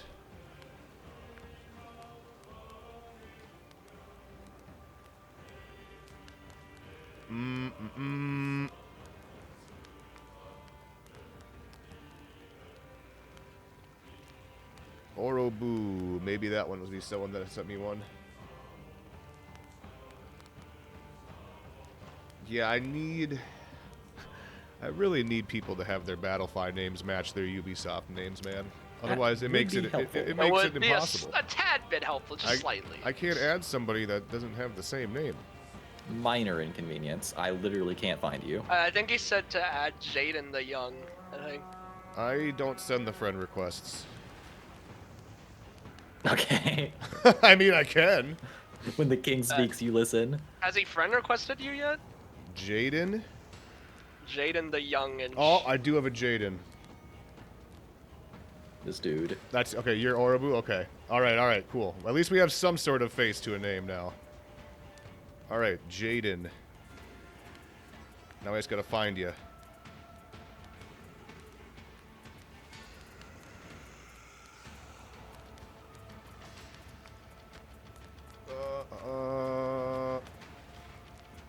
Why do you have two different barcodes? I don't know, man. Mad.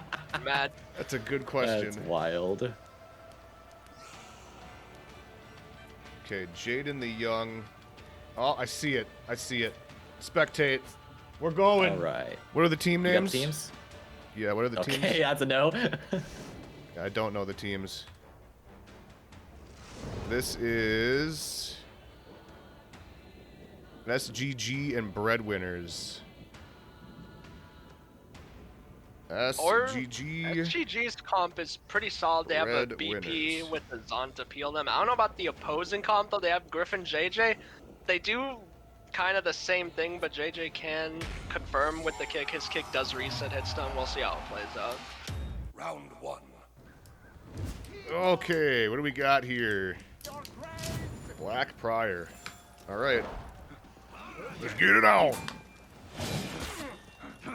Round 4. Tyson trying to play with his dodge foot heavy to peel, but he should try and use his chain heavy more. Get in chain. You shouldn't be too afraid to get into chain. Shouldn't give your opponents respect until they give you reason. Fortunately, his Griffin has eaten a sizable amount of damage. He will go down, and now they're gonna get a clean bash Ooh, gank. nice gank. That's gonna be round 1 for SGG. All right, cool. We like a good bash gank around here. Round 2. What is tiebreaker 1, 2, and 3? Don't worry about it. It basically doesn't matter for this tournament. It only matters for the teams who go 6 and 1 and make it a tiebreaker. What your seeding is in that bracket. It's incredibly minor. Just don't worry about it. Merkel, you're making good use of externals. He's just playing solidly, not eating any damage, any flips, confirmed attacks that he sees he can get for free, just like that Sifu swirl. And they've just solidly won this round. Ooh. Maybe you cursed him? Okay, there we go. There's the bash gang. Nice. Attackers win. I Yeah, like this for Black people Crier. new to team fighting and real twos, you saw that BP used his externals to just negate a lot of offense with external Round dodge attacks, three. and then he would switch on when he read that they were gonna forward dodge. You can do stuff like that. Whoa, that's a lot of damage that Rajan has taken. Yeah, the Griffin has basically separated him into a horrible 1v1, and this has gone as well as it could have for them. So now they finally get together, the BP and John, but the John has taken so much damage, he dies. The BP is in a really rough spot right now. He's got actually no binge to work with here, and JJ is OS. He is going to be able to get a flip on that, and it also gets damage on the Griffin. Ooh. Not unwinnable. He gets the kill on the JJ. He could have flipped that and makes the wrong read there against the chain light from the Griffin. SGG not able to get that one. That round goes to the breadwinners. Round 4. They're doing a good job despite their comp not being the greatest. Like Griff JJ, they're both doing the same thing, but they're still desperately trying to make it work. Good GB on the external dodge by Breadman. Breadman trying to pre-peel this Zanahu from using the zone attack to peel his teammate, and it's working. He's doing it with dodge attacks, which is clever. But he has to be careful, because if they start getting parried, that's not going to be very good for him. Good read on the bash by Urkel. Chips down Breadman. Breadman used an external dodge attack to escape the bulwark slash, but his teammate goes down behind him. But Orobu tries to go for an out of stamina. Breadman probably should have dodge attacked that instead, because the second he parried that, that zone bash on him was confirmed. Round 5. Can you do a single timing against Griffin forward dodge light and heavy?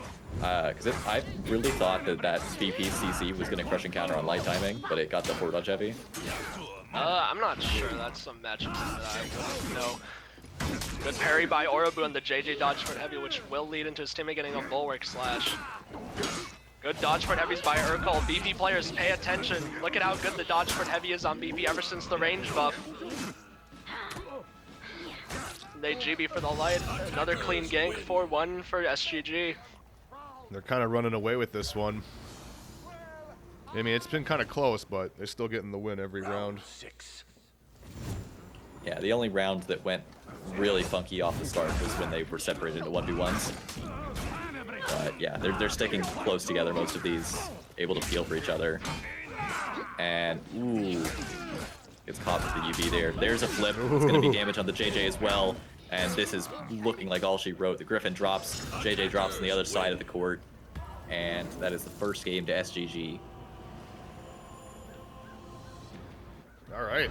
Yeah, this is a reoccurring theme. You try to build your twos comp with synergy in mind. Like when you just have these two big heavy swingers like JJ and Griffin together, it seems like a good idea on paper if you're new to twos. Like you just spam big hitboxes, but it doesn't really work because you have no one to initiate for you to set up that damage. So they just end up parrying, flipping, CCing those heavies, and nothing gets done. All right, round number 2. We're going to see a hero change here for SGG. We see a lot of hero changes. Oh, 2 pirates now. We're gonna be seeing a Magiler? The Giler. Okay.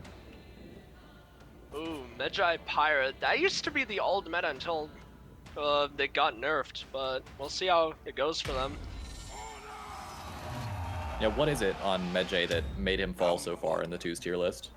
Well, they nerfed his damage and removed the hyper armor lights, so combined with that, like he needs one of them or else he's just mid. So they removed his damage and the hyper armor chain light, so he's just not that great now. Like he's alright, but I wouldn't actively pick him in a twos tourney. Ooh. One of the pirates drops, now they've got a gank against the other Medjay. Fortunately, the other pirate was OS. Doesn't stop him from parrying though. He is a beast. I like this pirate's fashion. It's gonna be a horrible matchup for the Magi to go into. Anytime he does anything, lets anything committed, in theory, the Pirate is just gonna do exactly what we saw there, get him out of his chain with Gunshot, and that can potentially lead into more confirmed damage if his teammate adds on though. But the Magi is trying desperately to make it work, using the new in-chain zone move to lock down the Pirate, but his teammate is dying behind him very badly. And that's gonna lead into a good kick confirm, and that's another round for SGG. Yeah, I could say one difference in these teams that I've noticed for sure is their ganking ability. Rush, also, you need to switch the sides. Yeah, I was gonna say. I just noticed that too. There we go. Round Yeah, SGG, I think maybe yet to mess up a gank. They've been doing really well with that so far. And anytime their opponents do let them, you know, anytime Breadwinners like separates too much and gives like a second or two where SGG has an opportunity to gank, they typically capitalize on it quickly. Ooh, huge parry there by the Shin Bob, and Orubu's just gonna try to keep dodge attacking around. Hyken knows he needs to get back as much as he can, but unfortunately got too close. And now it's up to the Medjay, who has a lot of Venge against two relatively low health enemies, but that parry right there is basically his death. Unless they...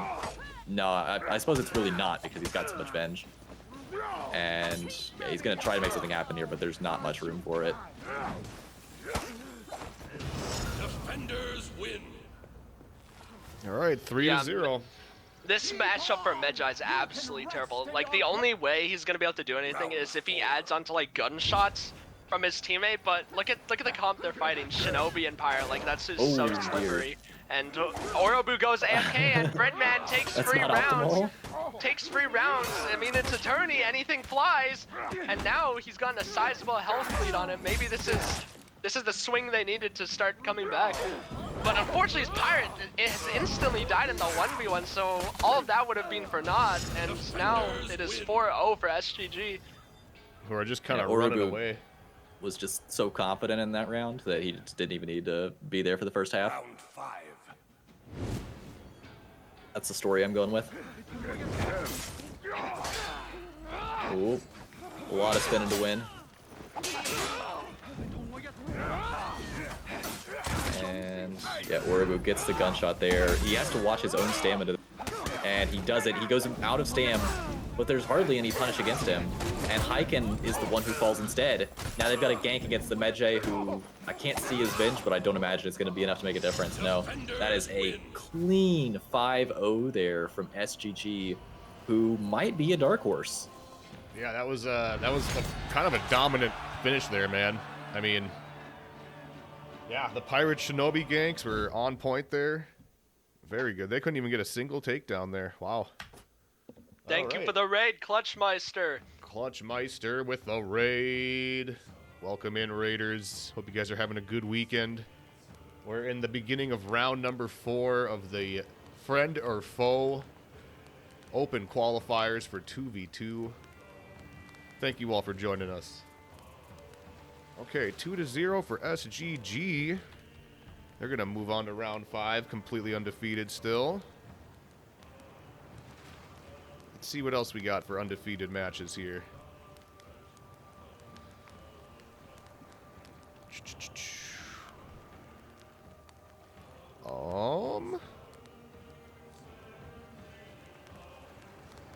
Esporty United is going up against Biskville Harmful District right now. It's 1-0.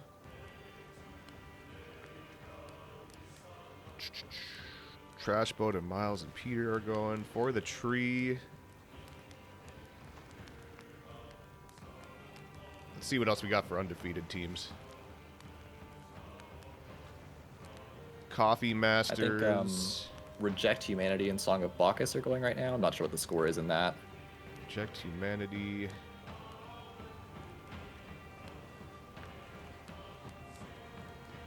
All right, let me see if I have a friend request from one of them. Actually, hang on. Maybe let's look for a different one. Like they might have trouble setting up their lobby. Okay. Okay.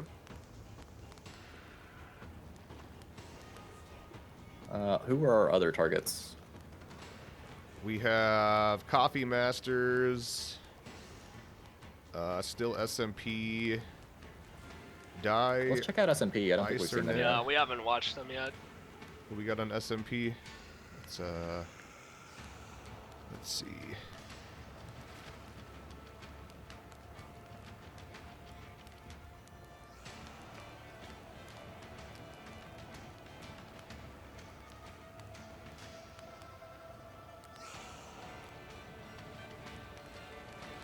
Narmea, that's a name I recognize. I think I might have them on my friends list.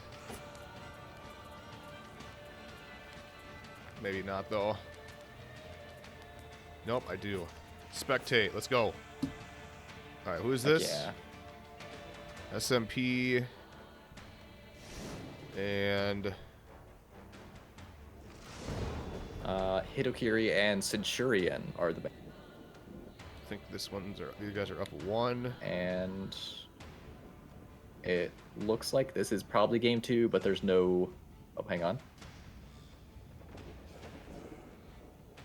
Yeah, score is 1-0 to SMP. Okay. So I was right. Okay, here we go. We're gonna be seeing another Varangian guard today. Hopefully it's not just light spam as we've seen before, Jones. Right. Because we Never need to know. showcase the power of the character. Yeah, it's also VG and BP in the same... Yeah, you're kind of doubling up on the same strengths that the characters have, but also... that's a timed... Good And they flip on both the get flipped. kick. And good. Nethersoft also capitalizes on the flip, which is what you need to do when you have a BP teammate. He saw his BP got the flip and he pre-heavied, which led into a hefty damage swing, which won them the round. And now it seems Light Gaming is opting to sit in full guard. This is going to be a really annoying to anti-gank for the Laboratory. But he's trying his best. Good read on the GB stuff. So with the dodge attack, this is very scary for him because he cannot external zone to get this Varangian off of him because the BPs are just gonna flip.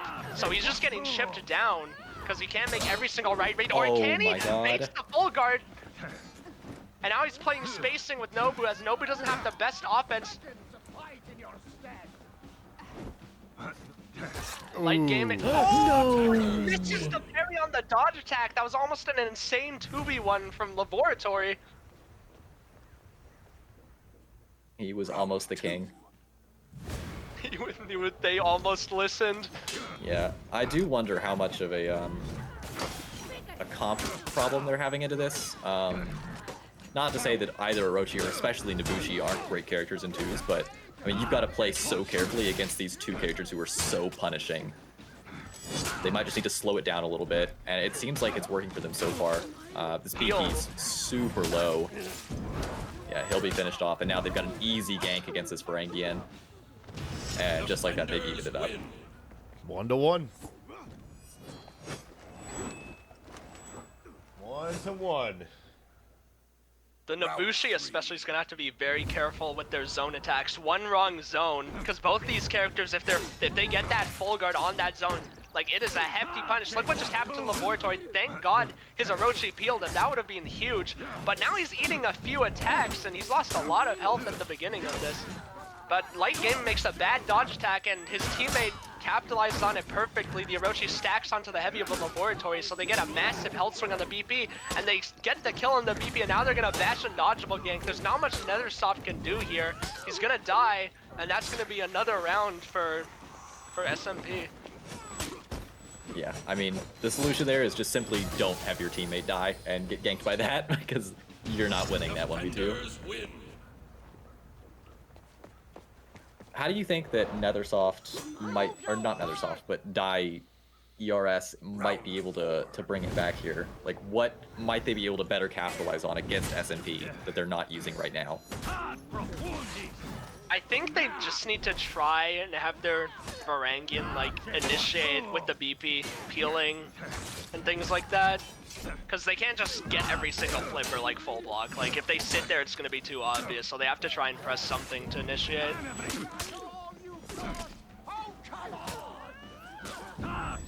Uh-oh. Yeah, and Oh, now, he accidentally killed his teammate. He does. And now he's on the receiving end of the same gank. Like, I think this Varangian guard just needs to sit in Laboratory's face and try and mix him, and his BP will peel or make flip reads, things like that. They have to do something to get something done. Like I said, they can't just sit there and full guard bait.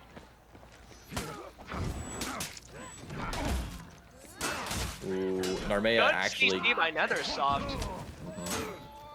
And NetherSoft, speaking of, has a ton of revenge. Oh no, that's just his emblem outline. Yeah, I was about to say. That really messed me up. And yeah, now he's alone, and we're once again gonna see Nobushi kick gank. Kicking for Nobushi's chain heavies. Or undodgeable heavies, rather, from hidden stance. Yeah, there's not a ton you can do there. Like Ewok pointed out, you can try to dodge attack and CC, but, I mean, obviously, if you get hit by the kick from the Orochi, it's guaranteed. Round 6. And it is just going to take one more round for SMP to close out this second game and take the whole set.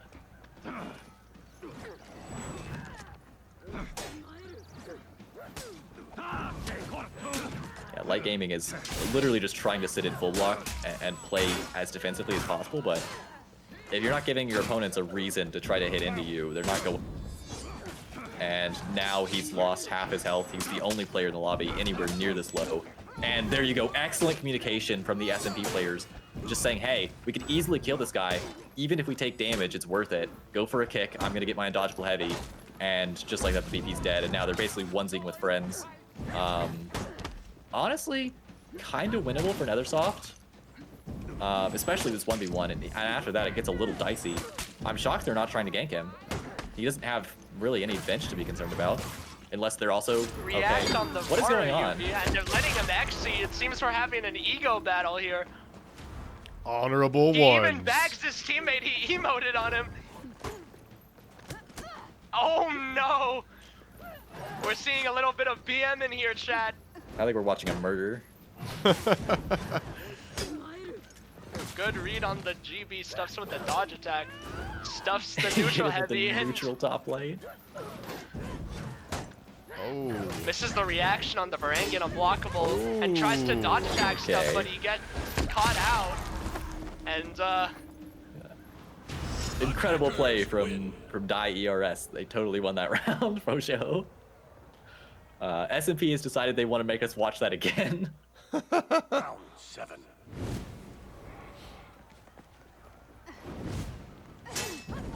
All right. good full Ooh. block on the lifeline. Another Yeah. soft. Maybe that round they gave up is going to cost them. Maybe they get reverse swept here.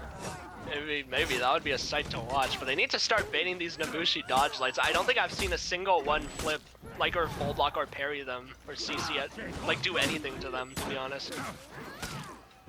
And you're seeing a lot Nice of good flip. flip on the dead angled zone, but it's not enough. They've lost so much health and they're gonna get ganked. What the hell?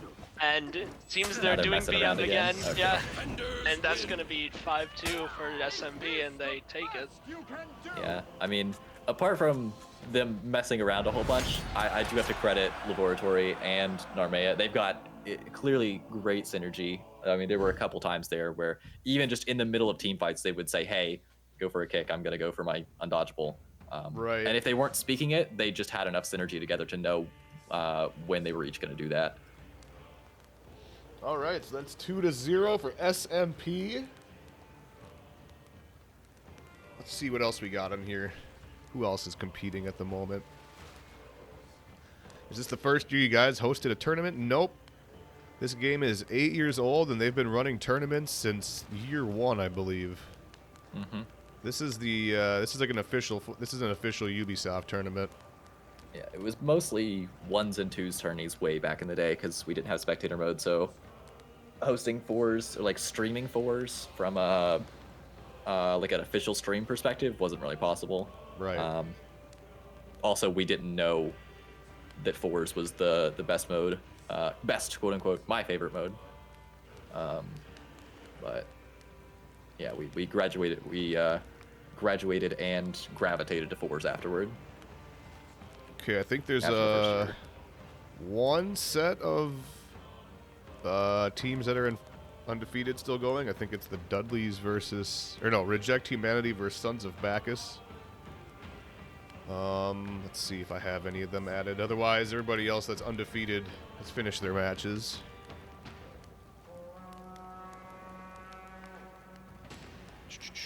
Oh, never mind. That just finished. 2-0. Sons of Bacchus won. All right, what else we got going on here?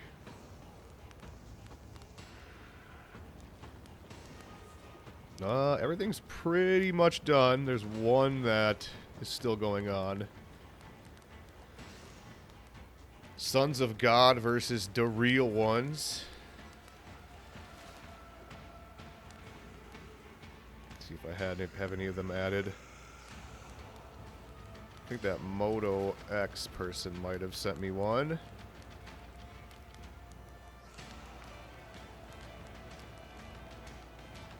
See if I can get an eyeball. See if we can get an eyeball.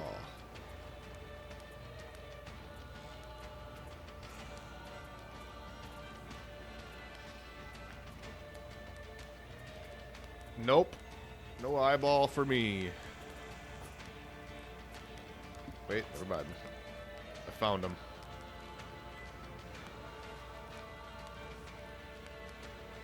Actually, that is not the same person. All right, never mind. They have a very similar name.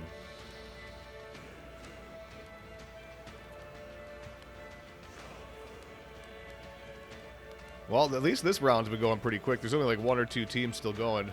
Still have 22 minutes left. Are we looking at the same round? Yes? I see No, like 10. a lot more for me. Yeah, there's like 15 teams still going. What? Are you looking at? I'm looking at round 4. Yeah, there's a lot of white for me. Yeah. Well, at least they're almost done. A lot of 1-1s. We got Wiener Beaters going against Greasy Boys. Maybe we can jump in on that one. I really hope we get to commentate Wiener Beaters. Let's go see. Oh my. Let's go see. There's an eyeball. The Wiener Beaters Let's versus go. Greasy Boys. All right. Nah, this is a faded matchup. All right. Oh, Wiener my Beaters. This might be too much for the tournament to handle. We've seen Wiener two ocelots. Beaters. And Word and Greasy Ocelot versus Raider Ocelot. Boys. It's 1-1.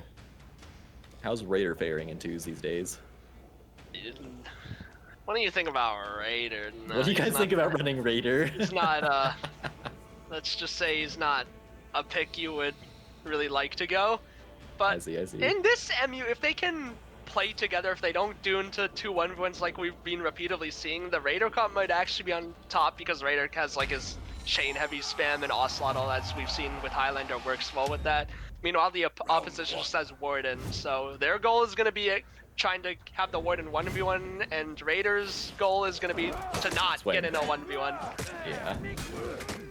That came out of You sort Unfortunately, of play it this- is that is what they're doing. Yeah. You definitely rather be the team that has the Warden in this situation. Although not I exactly. guess The Warden he's is losing it. it Never horribly. mind. Never mind. Never Okay. doubt the Bullthorn skin. Never doubt it. Nope. When the king speaks, you listen. Bullthorn the Bodacious. But yeah, I guess you do sort of play this similarly to how you'd play the Ocelotl Highlander comp. Just absolutely swinging all the time. And that's Oh, what he's doing. My huge god, punish. there goes the Ocelotl's health bar. It has been taken. It's still being taken. Block, my brother. He's when the king speaks, you listen. He's just swinging. He's running at him. Wow. All right. All right. Cool. All right. Like it's looking like Jarl Warmonger on the Raider right now. Round 3.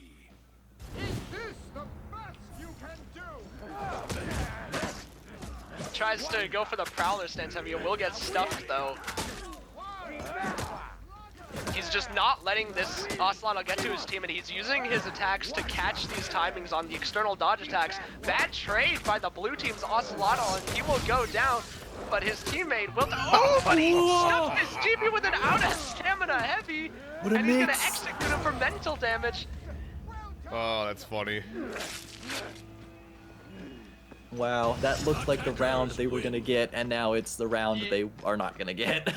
I don't know. I guess maybe we should try Raider. What do you guys think about running Raider? Actually just spamming side heavies, but I mean, especially if you're confirming them, it'll work. Otherwise, probably shouldn't work, but... Warden needs to get out of that 1v1 matchup right now. As most people know, this matchup is not very good for the Warden, but who knows, maybe it might make... But Oh my god! This Veniso's Raider is the 1v1 king! Veniso's Raider is just the king of 1v1s. Every single 1v1 they've ran into, he's come out on top of with like 4 bars of HP left. Whoa. That This just looked guy cool. is my #1 pick for the He is- FOF ones tourney. The king of 1v1s. Bloodfang Hermack. Win. That just sounds like a Raider player.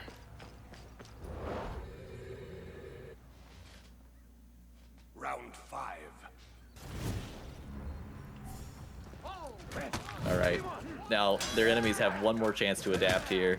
Yeah. He gets the parry on the storming tab. We'll see if But- the Greasy Boys can try and make a comeback, but it's not looking good right now. Oh my This god. Warden needs to external these stunning tab mix-ups. He needs to external them. Good parry will put the Raider out of stamina. This is their chance to kill someone. We'll get a wrong punish, but it's still some damage. But his teammate's dying behind him. And he's now out of stamina. If he, ooh, he makes the wrong read, but the Bloodfang Ermac does not throw him. And, oh, the Warden is in a position to get this 2v1 through some mechanical errors from the orange team. Gets the parry, tries to Celtic-lite him, it gets blocked. Gets bullied by the zone into the chain bash, and he gets Oh, stuck God. and he's dead. Oh my god. What is happening? What's happening on my screen right now? Oh, bro. Like, what is going on? I don't know what's going on. All I know is Bloodfang Ermac is my GOAT. That dude won so many fights he should not have won. He is crazy. Bloodfang Ermac. All right, Wiener Beaters get the win over Greasy Boys. That was a roller coaster of a final round of that set. That was a roller coaster. Yes, sir. It sure was. All right, what else we got here? As far as bracket. Bloodfang Ermac is in the chat. If you can hear me, I need you to enter the ones tournament that's happening in a couple months. You're gonna win that first place. I'm putting money on you. Ermac, you're the king of 1v1s on specifically Raider. You're the king of 1v1s. Okay, we got Sons of Harmburger and Icy Boys still going. Rookies and 50SZ. That one just finished. Okay, we got 2 matches still underway. Freeze is taking me on that bet. All right. I'm gonna win $5 from Freeze. It's gonna happen. It is gonna happen. I think I already hit like $20 for a previous tournament bet. I mean, I'm 20 Monopoly dollars. I'm not betting on Twitch. Okay. I'm just trying to find somebody on my friends list here that's in one of these games. I think I got one of them added from Icy Boys. Tempatron, if you end up in a situation like that, typically, like in twos, the nice thing is you can just external the guy. So like if you're staring right at an Ocelotl right in front of your face, who's just beating you down with light attacks, I certainly can't react to those either. Just lock on to the other enemy who's next to you and put your guard next to the Ocelotl, and it doesn't matter if the attack is coming from the top, left, or right, you'll just block it all the time. Might I tell you I'm on old gen? Okay, somebody get this guy a PC. He's gonna win the FOF 1 series, I'm sure of it. That's actually crazy.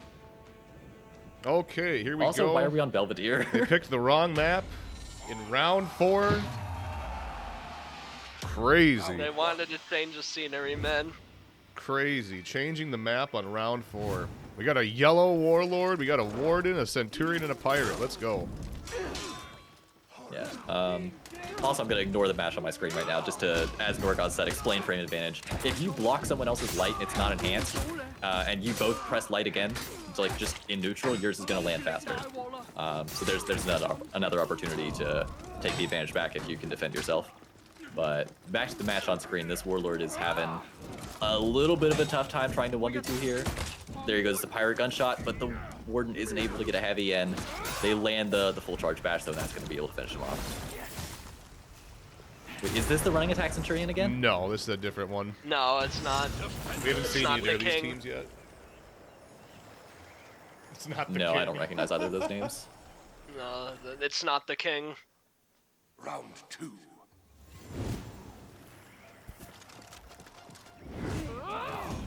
Wait. It's just a different Wait. set who always running attacks It's just and looks different, very it's the similar, same thing. honestly.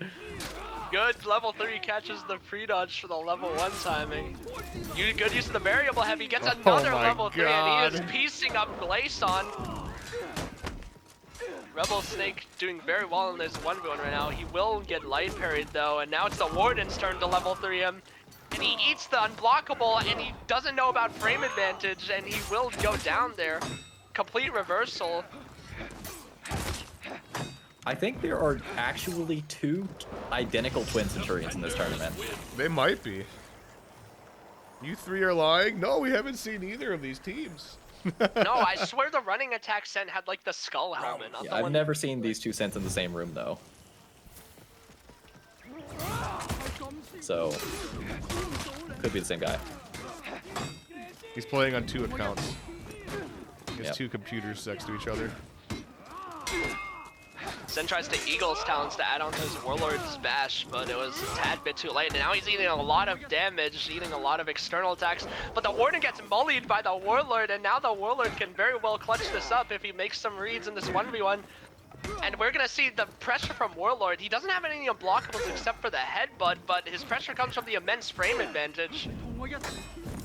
Good read on the dodge for heavy, and he will get that kill. You have Love to be me some careful about going Warlord. for risky parries like that. Like, when you're in that 2v1 scenario, just try and be safe and live at all costs. Round 4.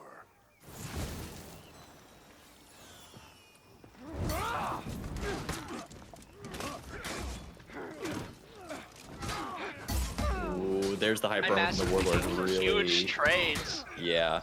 And the Pirate's on the ground, but no one can even do anything to punish him. Tries And to go for Warden Blade, but he gets hit out. Good the scent is sees- very low. The Warlord needs to get back to try to help him out. He is able to punish the Warden, but one more attack is going to kill him. Oof. Ooh, he Yeah, shouldn't have gone for the should've riposte, zoned. and that will Yeah. lead into his death. Should have zoned. How delayed is this stream? Not. It's like 5 seconds. It's as fast as it can be. It's a Yeah, we're not competing, so there's not any delay like that, if that's what you're wondering. I'm competing. I'm playing the tournament right now Oh. on my laptop. Oh really? Thought about it. Skymaster sweeping heavy, and it connects onto Glaceon. Skymaster's been doing a really, and he designs the Warden Blade on his Centurion's punch or kick, whatever that was, and lands a lot of damage on Glaceon, but his Centurion is eating a lot of damage he shouldn't have, and now this winnable round has turned into a most likely loss, but it is a 1v1, and he makes the wrong read on his dodge forward bash mix-up, and they're returning the favor with an execution of their own. Defenders win. 4-1. They just need one more to secure the win. Yeah, it's looking like, unfortunately, the Sons of Harmburger are not going to take this one. I mean, maybe. We've seen a reverse sweep from 4-1 earlier today. Could happen. Why is that Warlord so far back? I see him creeping. Nah, that's actually that's still within his range. He's gonna dodge for it heavy. Okay. I like the idea. The scent is so low. Yeah, he's gonna drop, and now it's up to the Warlord. The Warden is OS, that's really his only saving grace, but it doesn't matter anymore. They're both basically full Doesn't have any HP. revenge to work with, and Warlord can't kill them fast My enough. god, if It it keeps should. just getting these chain heavies, maybe it's winnable. No, and that'll be it. 5-1 for the Icy Bros. Icy Bros get the win. Defenders win. All right. Well, we finally got a chance to watch them. People have been asking for them all day. There they go. The Icy Bros. Picking up a win. All right. All right, all right. That should be the last round for it. Yeah, that is. That is the last one in the round? Okay. All right, round 5 will be beginning shortly. Might be a good time to stand up and stretch your legs, chat. Make sure to get some water, get some, stretch those legs. We got a few more rounds to go. Hey, let me go do that. Let me stretch. Yeah, man, go stretch. Is this the last day of the tourney? No, this is qualifier 2. There are 2 more open qualifiers next Saturday and next Sunday. And then the closed qualifier with the top 4 teams from each of the open qualifiers, and then any teams from the winners, the top 2 placing teams from the fours portion. I explained it in the worst way possible, but basically, this is qualifier 2 of 4, and then we've got the closed qualifier the weekend after the 3rd and 4th ones. Yes, if you fail to qualify today, you can enter the other ones. If you haven't already signed up for those, do it now, because they are really, really getting full, and you get in based on who signs up earlier.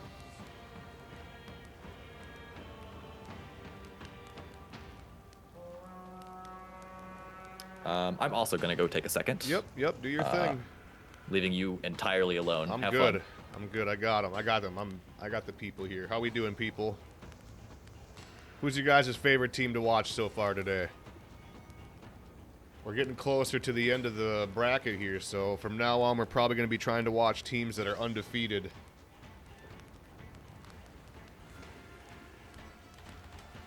I'm liking all the diversity of the picks, though. We've seen Warlord. A bunch, actually.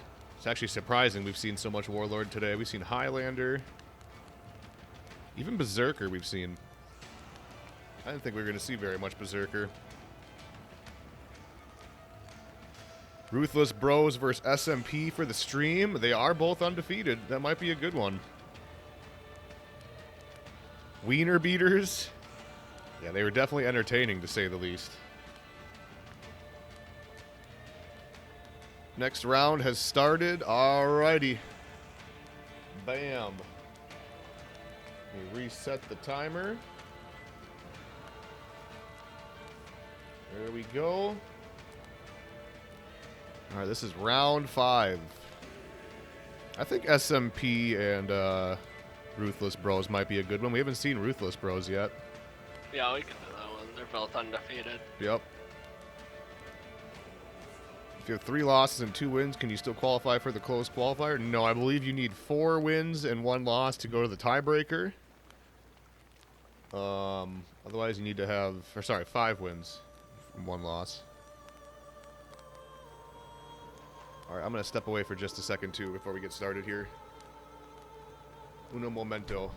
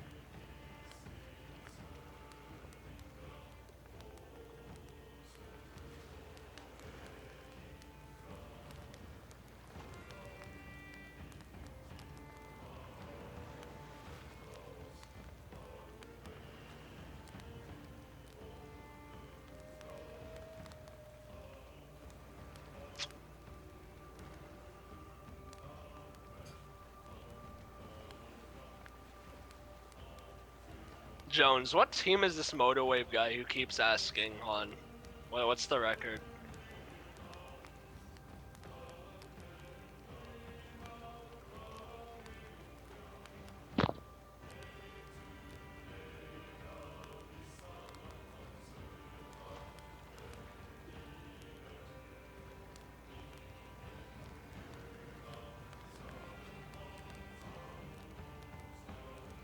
Jonesy there. Damn, he's not there.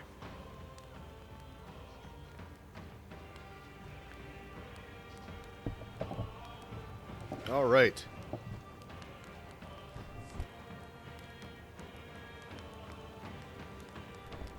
Oh, we only saw that one set, Ermac, where you're playing Raider. I did get egoed Blitz.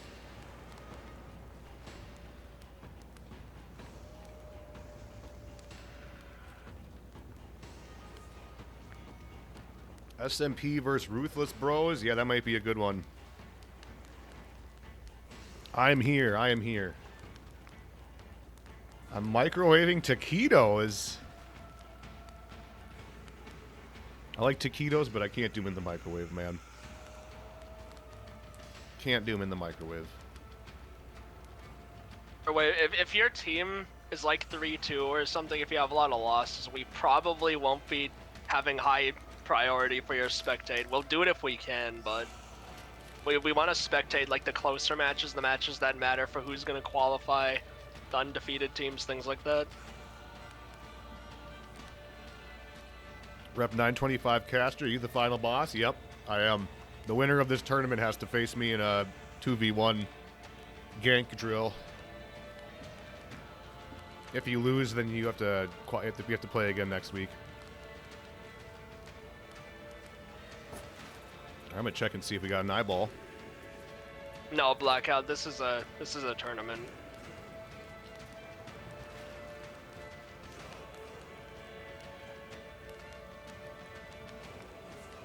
A 2v1 makeout match. Yep. 2v1 freak off. Yep, exactly. If your opponents don't check in, you just get a win.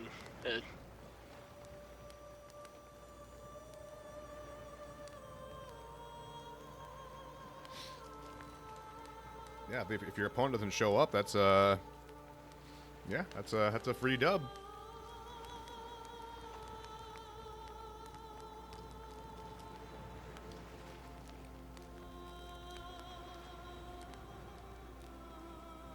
Free dub.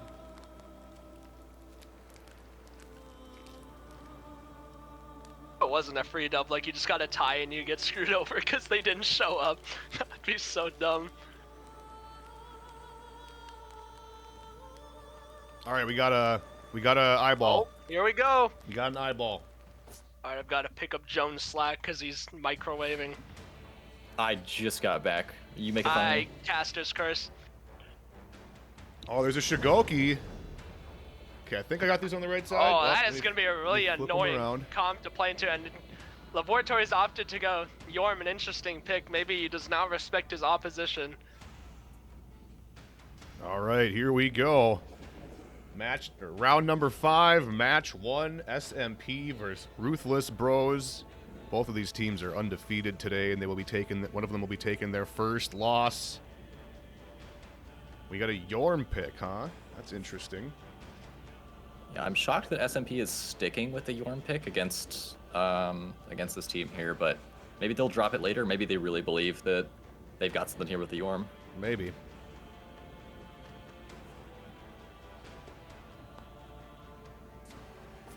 I think it might have something to do with the unblockable. Ideally, Ruthless Bros, the way they should be playing this, the Shigoki should be trying to externally pressure the Yorm. There's not much they can do with the dodge forward headbutt leading into hyper armor heavies. And then the Orochi is going to be forced to peel, and we're trying to help him, and that's where the Vara comes in. He's just going to full block the external lights, pre-peel with dodge forward light. All right, here we go.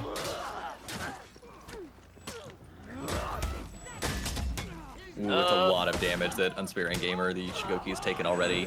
He got a heavy on both of them, though, so I don't think that trade was that bad. He But did. be careful. But like that, he's eating more than he should have. The first one was okay, but you could have let that unblockable go. Narmaya deflected, and that would have been confirmed. Good light parry on the dodge lock on Unsparing Gamer. Tries to pressure Laboratory, but needs to be careful not to eat his health bar here, and he throws a bad side dodge bash, and that's going to lead into his death. He got a bit too panicky there, and he threw his health away.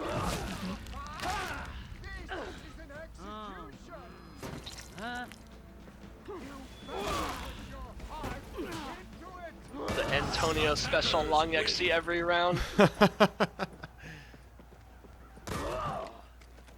And he 1v3s. What a god. Let's go. Round 2. All right. Now, let's see if anything changes this round. Good pair in the well, dodge, but he gets no punish off it though because his teammate was bumped. yeah, Normai actually Whoa. bashed the enemy into it, but they still got Yeah. damage off, so it's fine. Good reaction on the light attack by Laboratory. Laboratory's like on something. My god, and the Yorm punish is massive off that hammer slam. Yeah, this round Yeah, is just easy. Varangian lights are some of the easier to differentiate from heavy attacks, so against like better players on PC, you have to be careful throwing them out willy-nilly. Yeah, I think he got maybe like 1 damage off that bench. Oh, Anton. Oh my god.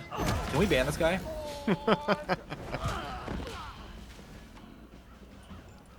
Okay, Attackers win. 2-0.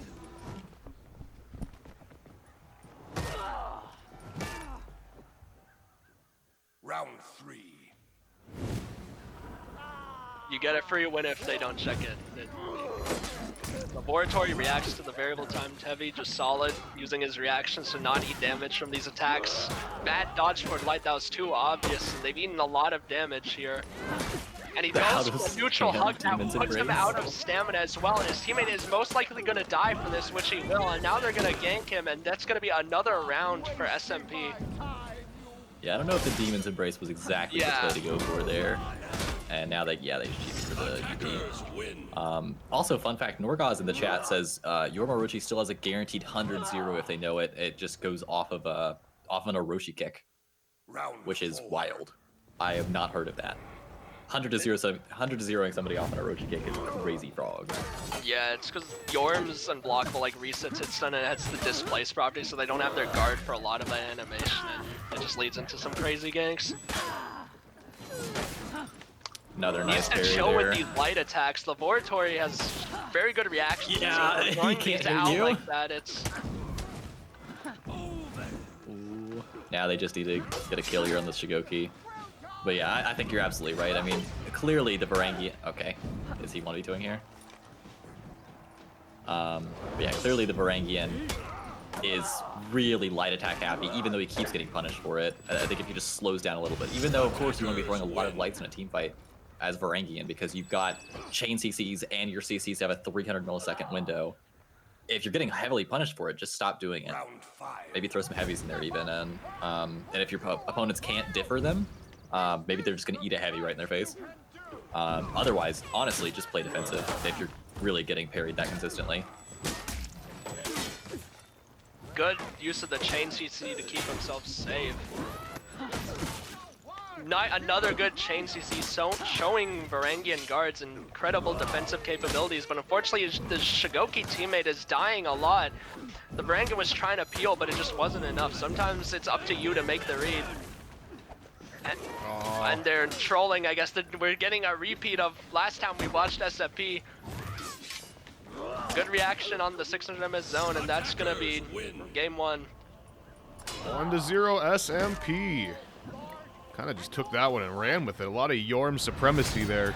You love to see it. You love to see the good old Yorm hammer slam. One of the most favorite moves of the For Honor community. They didn't get a single takedown? Oof. No, and like Oofda. definitely I can't speak. Ruthless Bros are not bad for sure. They're fighting one of the favorites.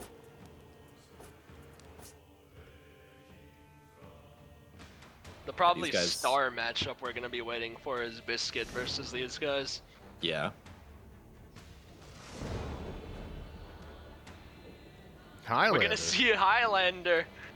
Spectate the Highlander rush. You got it. Highlander Gaming. And interesting choice going Raider, maybe inspired by Ermac earlier on stream.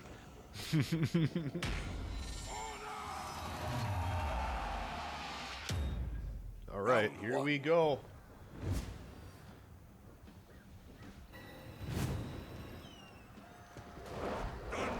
Done McGloss, and we are on Oh, our and he's way. going straight off into offensive Oh my stand. god. And Also, his teammates AFK? Okay, they're showing courtesy for his Yeah. AFK teammate. They definitely could have 100-0 ganked him right They there, could but have, but they're being showing honorable. respect. Good use of the dodge attack in offensive stance. And here we're gonna see the side heavies from Highlander. Oh my god, what an offensive light confirm. Oh, And now they triple light for the grab. These guys have labbed out Yorm Shell, or sorry, Shell and Highlander ganks. Dang. What the hell? That's crazy. I can't wait for these guys to play against the console and Rippy. Round Right? 2. Yeah, these last few rounds are going to be real interesting to watch. Done, McGlass.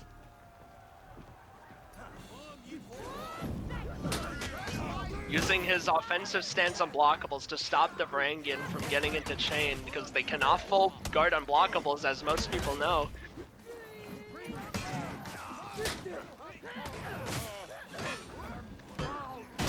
Good pre-peel from the side heavy by Laboratory. That's gonna be a gank. There we go. Another round. The Highlander supremacy being shown.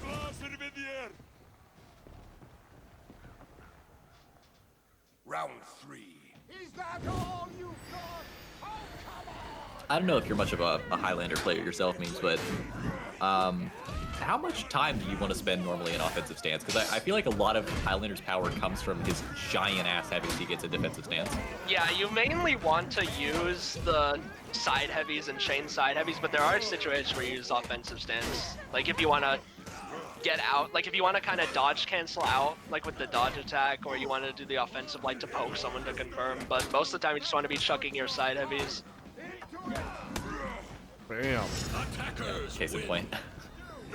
There are times in this matchup though where it's kind of good to be in offensive stance, because you can just UB the Varangian and they can't full guard that, Round so...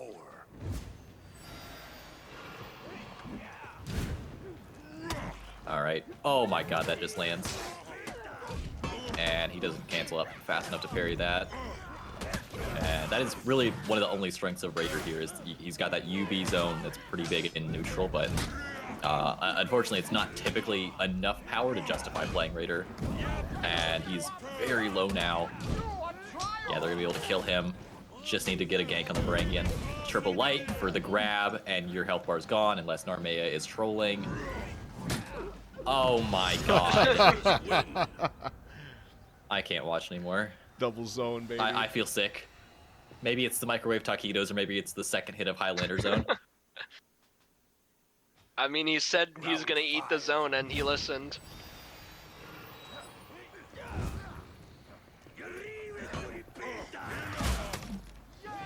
Opts to try and stampede charge to split them up, but Laboratory peels that. Ooh, the Varangigar tries to CC expecting an external light, and will eat Laboratory's side heavy. Laboratory, good parry on the Storming Tap, which will lead into the Shaolin undodgeable, and he will kick confirm the sweep, and an excellent series of confirms has completely 100-0'd the Raider. I thought he was gonna do the poke light, but no, he just kicks for the sweep like a Chad. Yeah, Wow. The Highlander kick into sweep made me chuckle. That was funny. Kick into sweep into no punish, I'm pretty sure. A very, very Oh, dominant Sending finish. a message, he kicks you in. I guess. He kicks you in the solar plexus, and then he gets swept on your feet. There we have it. SMP just dominating that one with big Highlander Shaolin plays. And that's pretty crazy that completely dominated. They didn't get killed a single time in either of those. And we're already in round 5. I mean, there was a clear, like, their opponents weren't bad for sure. I believe they're undefeated to this point. Yeah, that's what I'm saying. But, I mean, SMP are just on a different level. I mean, yeah, they're experienced players. Like, they've been playing comp way more than their opposition. It was expected, but the opposition tried to put up the best fight they could, and we'll see how they improve in the future matches. All right, let's see what else we got. Is SMP the only team that's undefeated? That can't be right.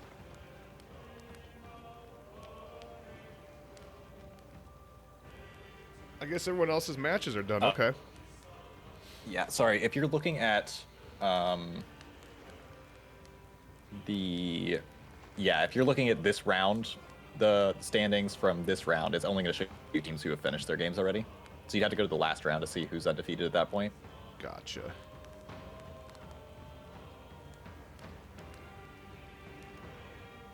Okay, Bistrict, Harmful District. Who are they going against? They're already done already. No, they're still going, I think. Otherwise Okay, we yeah, I take have- back what I said. It's still going to show them to you, but it's not going to show you, obviously, that they're 5-0 if they're not. Yeah. So you'd have to scroll down.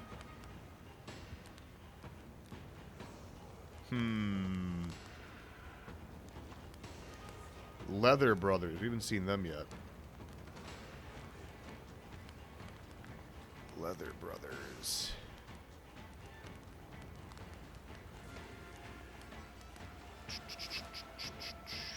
Nope, they're done.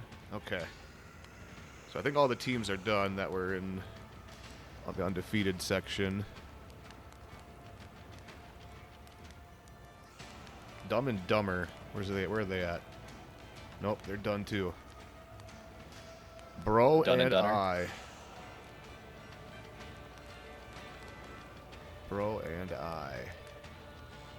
Oh, there's so many teams, man. We could watch Wiener Beaters again. We Wiener could. Beaters. That's true. I think that's the Shigoki team that, Shufflers. I think that's the team Ermac is on. Yeah, My goat. it is. It is. I don't know if I have. Who did I have added on that one?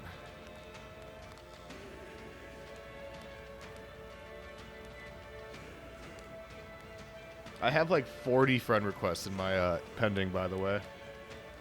Does the match count if it's on the wrong map? That's when you're gonna have to That's ask the not TOs. for us to answer. That Raise is a not- dispute. Yeah. And just if you're hosting, that's on you. If your opponents are hosting, just back out of that immediately. Either case, whether you're hosting or not, if someone starts the match and it's on the wrong map, or like the match is set up wrong, like there's gear perks on or something, just back out of it immediately and at least communicate it to your opponents. If not, raise a dispute. Okay, we're gonna watch Shigoki Shufflers against Wiener Beaters. It is 0-0 as far as I can tell. I'll see if I can get the bans.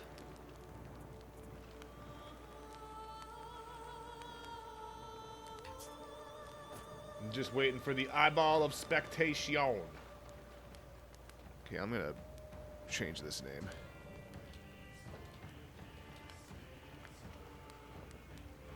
There. Yes, Glacier. That is I. Berserker Band and Pirate Band. Interesting, a Zerk ban. Looks like Would not Wiener have been Beaters interesting 6 months up ago. 1. Yeah.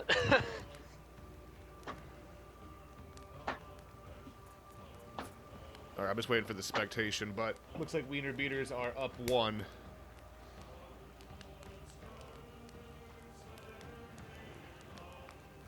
It typically doesn't matter who hosts, as long as both teams are fine with it. Yeah, go crazy. There's not really much difference in For Honor which team is hosting. It can matter sometimes. Typically, you want to have, like, especially if you've got a lot of players all over the world, you want to try to have someone hosting who's like Eastern North America or Western Europe, so that the servers congregate in a pretty central area. But it doesn't typically matter terribly. If someone's spiking, that's not a connection. It's not like a distance-based thing. It's internet.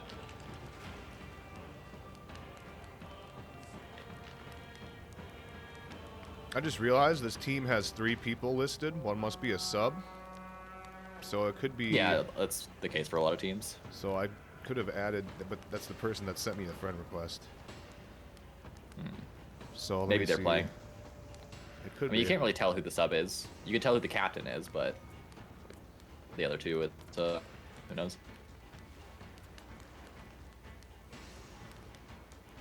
But yeah, in the case that the connection is actually terrible, just raise a dispute and see if you can get that solved.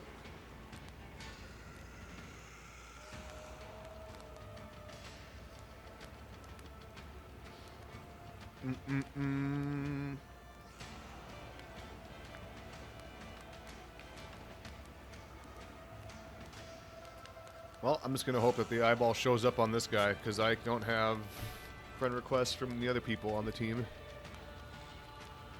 This is the only one I got. I don't think anybody from Shigoki Shufflers has sent me one either.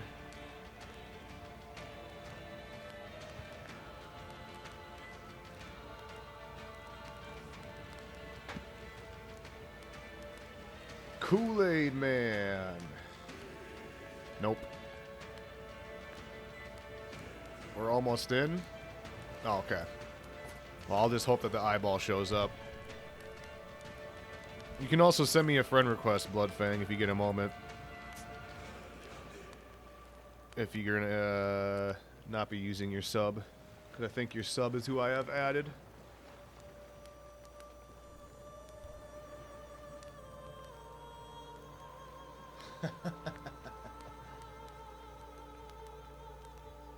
That's funny. Jones, make the eye appear. My bad, my bad. There it is. He did it. He did it. There you go. You're welcome. Good job, See? Jones. All You're right. welcome. Wiener Beaters and Shigoki Shufflers. The Beaters are up 1. I gotta fix that. There we go. Kyoshin. Oh, Highlander. Bloodfang is on the Highlander using that hero skin. He must have had to get off the Raider. He's got the hero skin for both of them. He's the hero.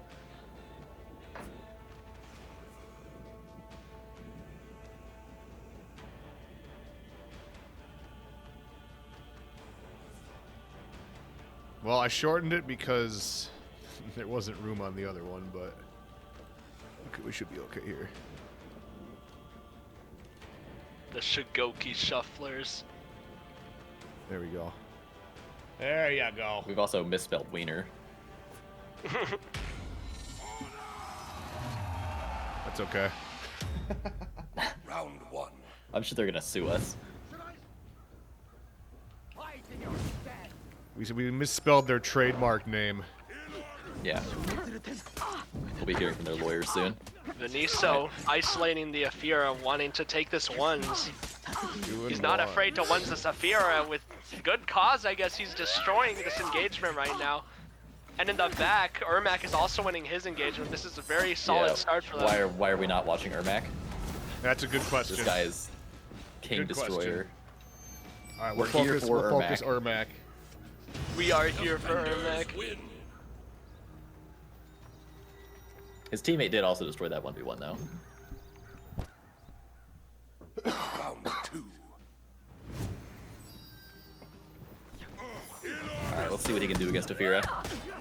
Oh Ermac my god, he hit her with the nuclear bomb. Immediately Celtic curses into a chain heavy and it connects, but he makes the wrong read on the UB and he eats 2 heavies. He hits 3 heavies worth of damage, gets bullied, eats 4 heavies worth of damage, misses the reaction on 2 lights and he's already dead.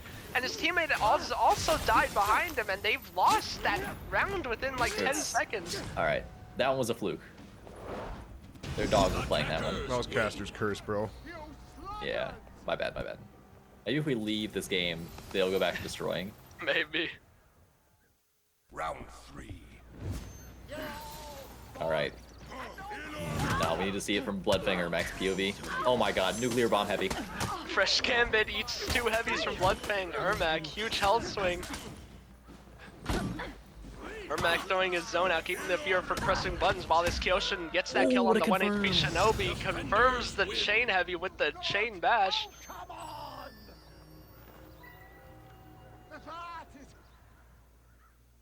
Yeah, these guys seem to be playing much better next to each other. Another God. Celtic Curse connects. He just keeps landing these off rip. Good read by Celtic Curses Kool-Aid, and using chain his Afira pressure very Oh. well. Oh, Oh. and that is going to be a DC. Okay. That's a DC Aruni if I've ever seen one. Oh, Oh, he hits the wall, unfortunately, and there's not much he can do. There's no way he can kill these people in time, and he's gonna die. And the ruling on that DC is up for the admins to decide. Yeah, should we just back out Attackers Yeah. win. before it glitches out when he leaves?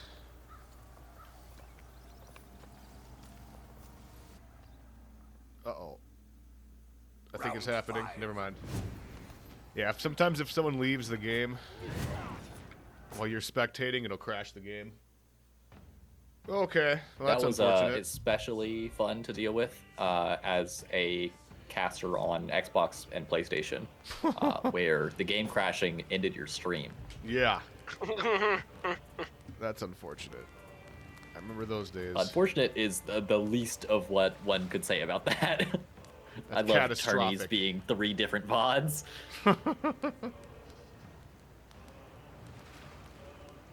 Should we put it to 2-2 or 2-1? You should raise a dispute, and then the admins will decide whether it's 2-2 or 2-1. Yeah. Let the admins know about that one. In the meantime... Yeah, so in your... Oh, there we go. They've already done it. They already did it? Okay, cool. We'll watch it then. Nice thing about 2v2 is that they can just kill each other till they're at the score they were at when it happened.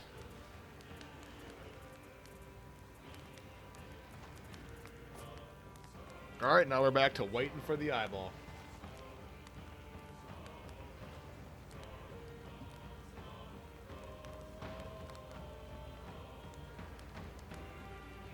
I had to double check. I did spell wiener beaters wrong. That's shameful. You can't even spell wiener beaters right. I can't even spell wiener right. There you go.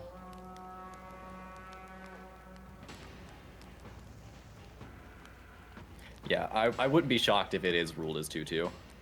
I'd brace for that. Since it was pretty deep in the round already, and it wasn't going your way. Yeah, you pretty much just got to fight with a bot. Or whatever. I guess the bot doesn't come back in twos. I mean, it would spawn the next round, but no. I mean, when you die, when you get taken out, the bot insta dies. Yeah.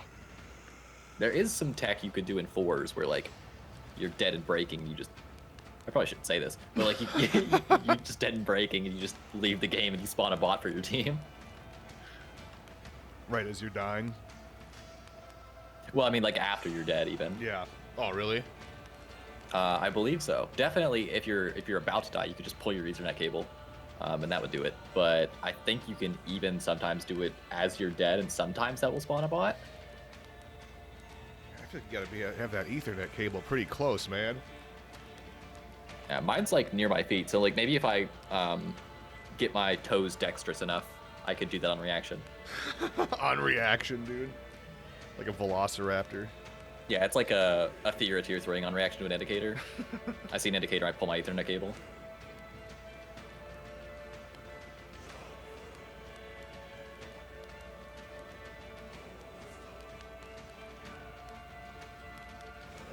Okay. Yeah, it is going to be 2-2. They're just going to reset by killing each other. Sounds about right. 2-2. Just wait for them to get back in there. This round is going very quickly, by the way. Is I it? think this is like the slowest match we have in this round. What are we looking at here? Who's winning? It is SMP, Biscuit Harmful District, and SGG, the Dark Horses from earlier, who are 5-0. Undefeated. Yeah, those are the only 3 teams who will be 5-0. All right. So 2 of them will play each other next round. I do want to see SMP against, well, any of those 2 teams. Well, maybe it'll be the other 2 fighting each other. I don't know. Yeah, true. Could be any mix of it. So there's still a lot of teams that are competing for that tiebreaker spot. I think if you have 1 loss, you go into the tiebreaker round.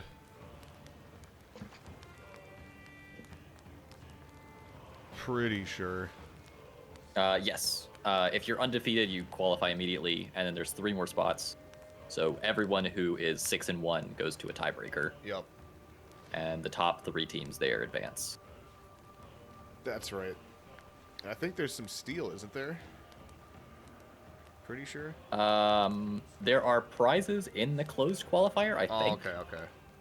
I don't think there's any steel on the table at any point during this. Maybe Gotcha. there is. Just the cash monies. Actually, I think the steel was mentioned. Hang on, I'm command searching steel.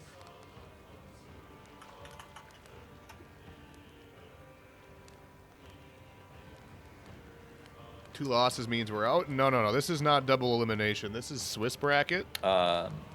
So you Two losses means you probably can't make it to the tiebreaker, but you're not out of the tournament. Yeah. So you can still use it as practice for the next qualifiers. Yeah, nobody gets eliminated in this. There's just rounds. And whoever has the best score at the end is the winner. All right, here we go. We gotta switch this around again.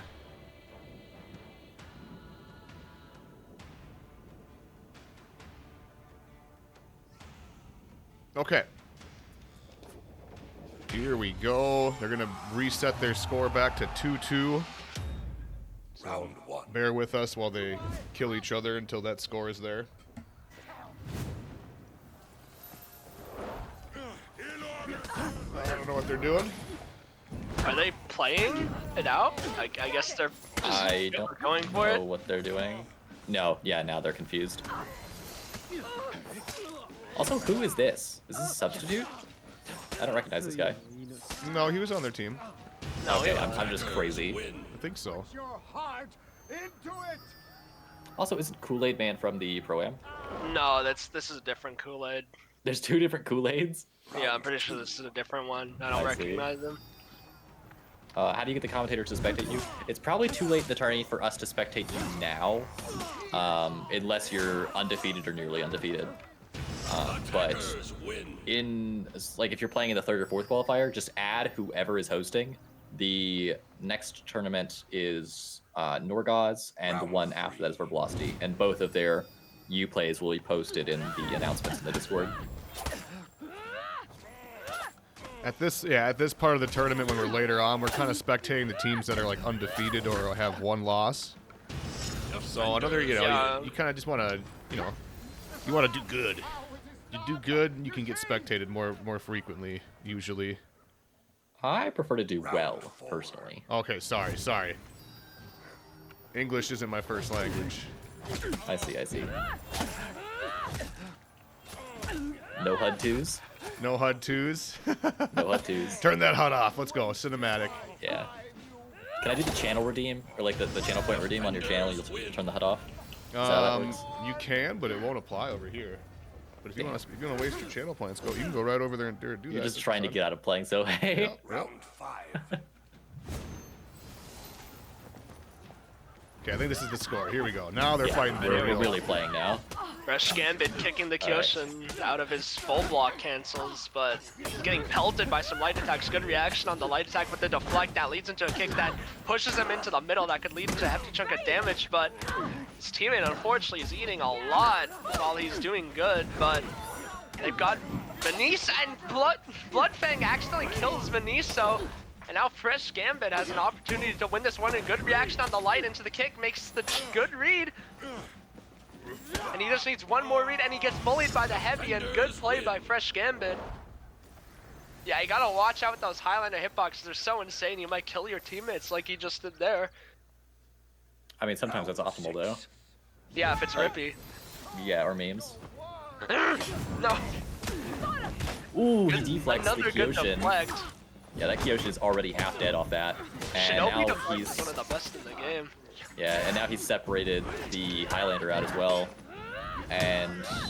Ooh, he's taking a lot of damage, actually, from separating this Highlander. They're both...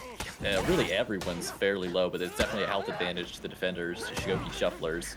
And my god, the Highlander... What a fool! I almost just dropped an F-bomb. What a GB punish. Unfortunately, Bloodfang makes an input error and he won't get his guard break punished. That's going to be another round for the Shigoki Shufflers. Oh, man. Generally, if you get a GB punish, you don't just want to go into offensive stance. Yeah. Especially because you can get into offensive stance off of just heavying, which is your GB punish.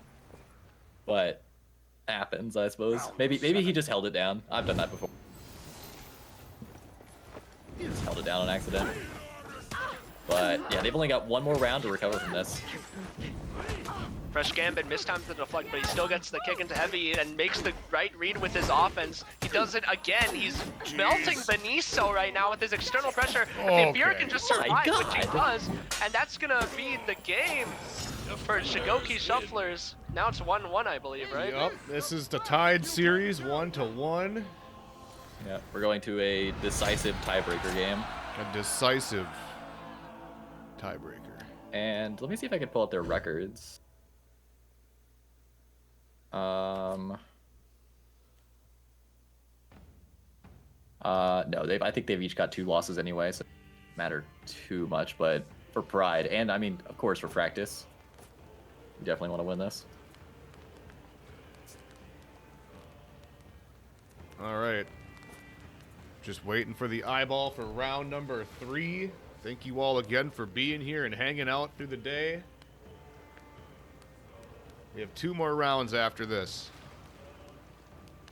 And then a tiebreaker round. Bloodfinger Mac is saying that offensive stance off of guard break was a factor of like a little bit of lag. That makes sense.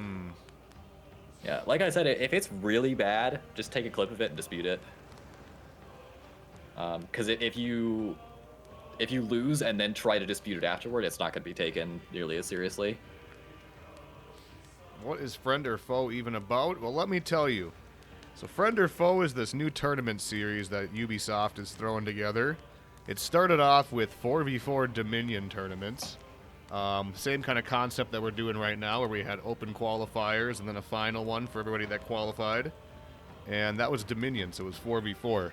Now, it's 2v2. So there's going to be some of those teams that were, teams of 4 now split up into teams of 2. And they might be competing against each other. Who knows? Stuff like that. Next season, or the season after, whenever they're doing the 1v1s tournament, it'll be the same thing.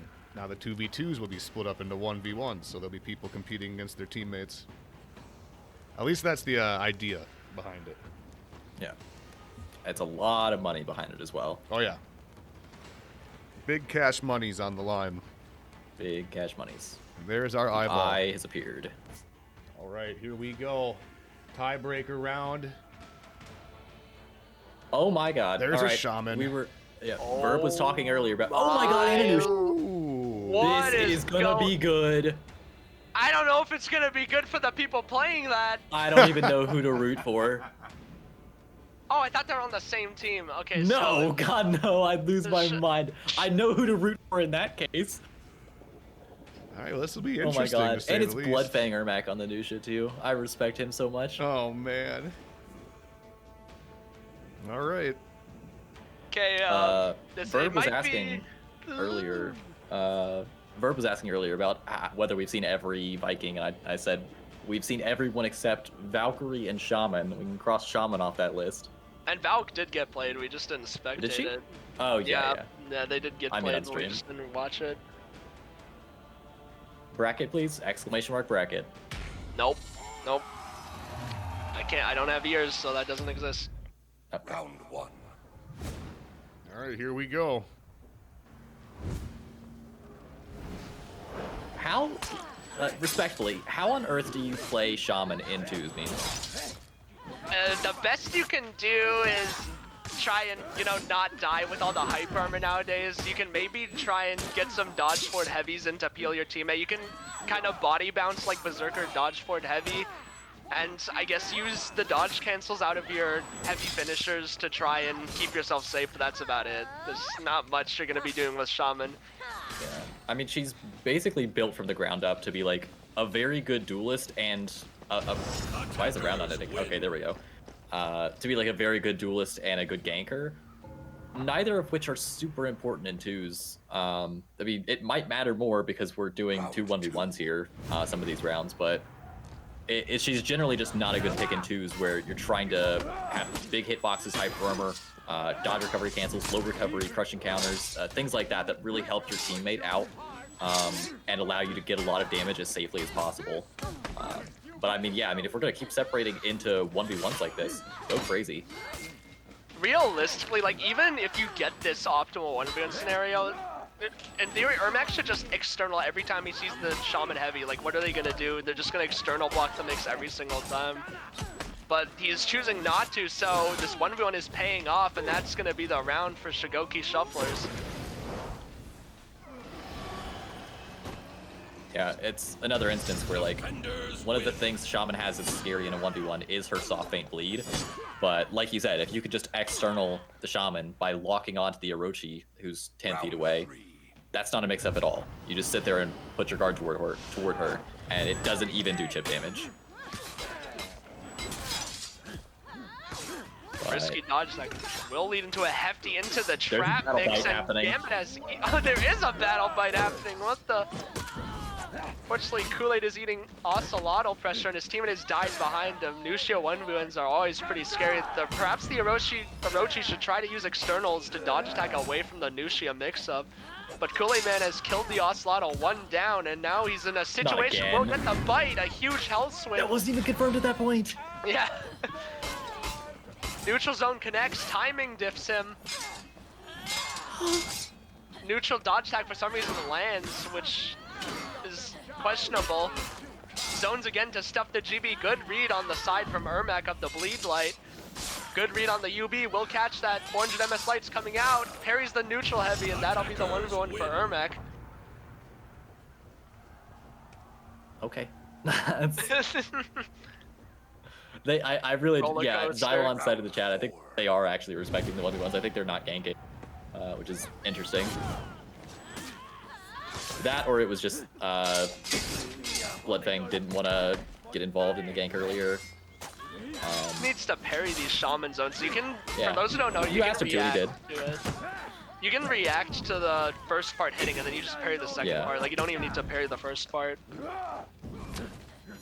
And Vinigo's here in a very favored 1v1, but it's really even in HP. Honestly, he's down. He probably loses this at this point. Fish Gambit's been doing pretty well in the isolated 1v1 engagements. We'll get that into an XC, I assume. No, he opts to go help his teammate Smart, and that'll... It's 2-2 now. Yeah, it must feel like rather strange to be in a lobby with 3 characters who are like pretty good to great in 1v1s, and you're playing Orochi, who's like not a slouch, but definitely not one of your top like 10 picks in runs, I wouldn't say. Or I'm off my rocker. What's your take on that? I mean, Orochi's like playable, but you wouldn't really pick him for a 1v1 tourney. His mix-up's just kind of risky for the reward it does. Yeah, and now he drops, and what in Miami? All right, 3-2.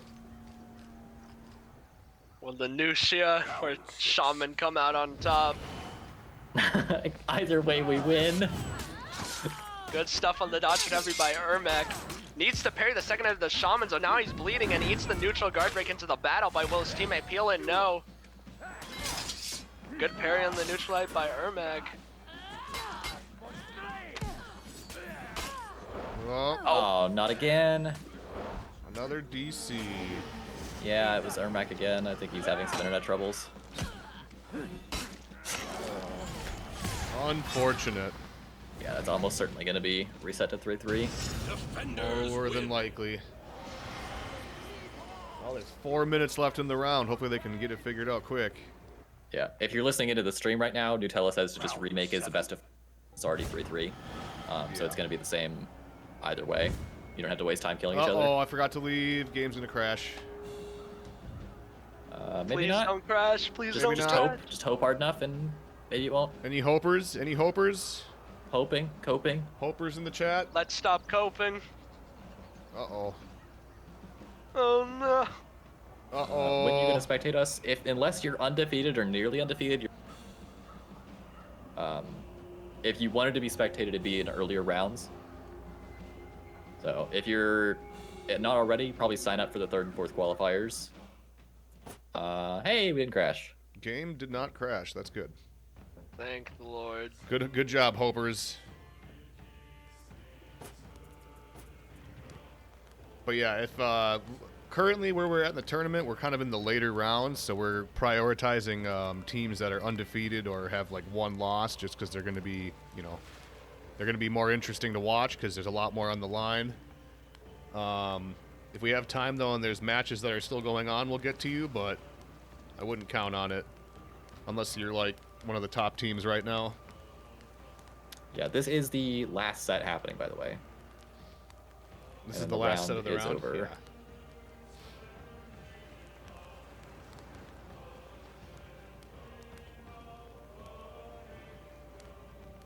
Okay, just waiting for the eyeball. It's gonna have to be a quick one.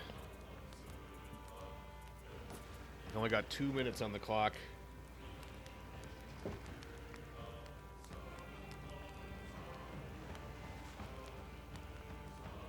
Thank you all for hanging out today. It's been a fun tournament. It's been interesting. Actually, I'm thinking about this. Sorry, I interrupted you. No, you're good. I was gonna say, if it was 3-3, they need to remake it as a best of 3, right? First to 2 wins. I suppose, yeah. Quite Hopefully they get that in possibly. time. Unless I'm doing math upside down. I don't know, it's happened before. No, that'd be right, because it's first to 5.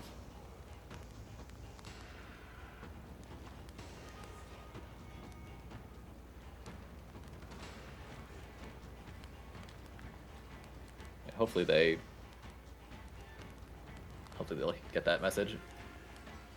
Yep, we'll see. Worst case scenario, they didn't. Somebody won the second round first, and then the other team won the whole game, and then we got a problem on our hands. Right. The Raider power was too much. I had to get my network taken down. Oh, no. Also, Bloodfinger, Mac, if you can, remake it as a best of 3. So whoever wins those 2 rounds will It's win 1 the win minute the set. left. Yeah, I figured they might have time to finish it. Otherwise, they probably get a tie. Yeah, they might. And a tie would actually be super unfortunate because, well, depending on where they're at in the standings, it might No, not they matter. both have 2 losses, so they Okay. aren't in position to make it to the A tiebreaker. tie wouldn't really matter then.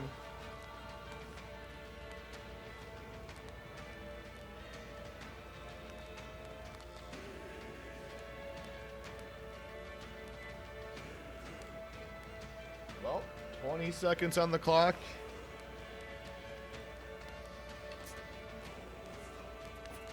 Maybe they speed run this.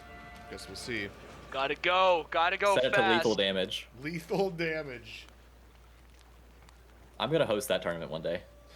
You, The I Halo will Scrims be the tourney. I will be the first one to cast that. All right, I'm shooting you the DM when it gets set up. All right, the Yeah, timer the has lethal reached damage 0. elimination tournament. Full feats. I want to No see guard like UI. a tournament where it's like you get your tier 4s from the start. Like you have like the max like renown setting thing on. Like Like a Dominion tournament. I'm trying to figure out what the meta is Oh, in there that. we go. There's a special. It might just be Warmonger. I don't know, man. JJ like Ring of Fire might be broken if you get it at the It start of the game. might. That That just actually changes might everything. because you can just put them out of stamina. and Oh, back they up. switched characters. Oh my. Nah. Hit him with the tie. Hit him with the tie. Admins. All right, I'm sorry, guys. That's gonna be a tie. I'm sorry, lads. That's probably gonna be a tie. Yep. Just for everyone to know, you Nutella cannot. says this is the right game. Wait, They might have. I don't know. This is not the right game. Yeah, they played I don't know Shaman how- last time. what is going on? I don't know how we're spectating this then. This would have to be Either the way, right back out. game. What's going on? I'm so lost.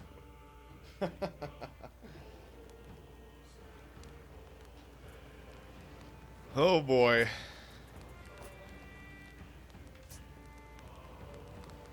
Buddy didn't want to play Shaman anymore, I guess. It's like, yeah, I'll change my char mid game. I'm going back to the Overwatch spawn room. Counter picking.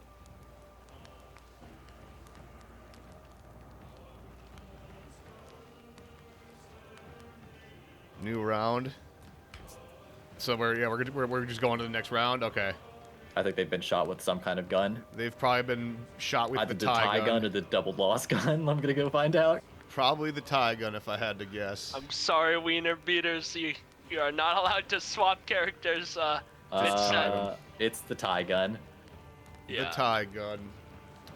All right. Sorry, but unfortunately, you are not allowed to do that. Yep, you gotta. If you get DC'd, you gotta play the same characters. All right, let's take a look at the standings here and who is currently a good matchup.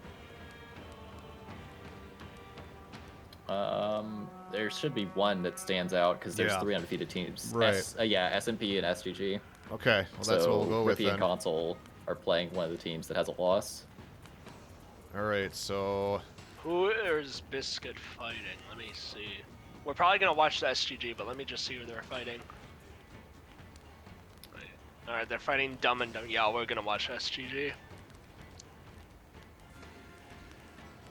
SGG and SMP. Battle of the acronyms. The other one is BHC. Or BHD? Yeah, BHD. I'm on THC. I'm not. I'd take that back. Probably should. On something. And I'm dead. All right, round 6. A lot on the line am- here. I am very interested to see how SGG does against SMP because SGG seems like they're kind of destroying against the other teams, but they haven't been tested yet. That's right. This is gonna do it. SMP is still kind of popping off, so this will be a good one to watch. I think the winner of this will probably be our if I had to guess, will probably be our champion going forward, unless I mean, we can't count the biscuits out, but I think that's actually the real money match, is the winner between this and then Biscuit Harmful District. BHD. All right. Now we just wait for the eyeball of spectation.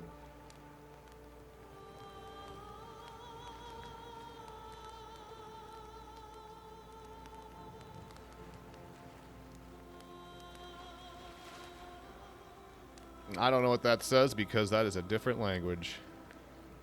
But yeah. Probably Russian, given Oh, yeah. honor. This Also, is- it looks like Russian.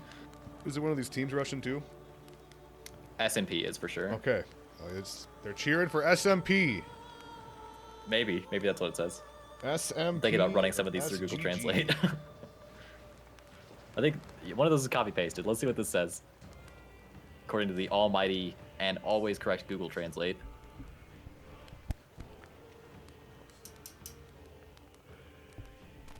They're cheering for Barrel.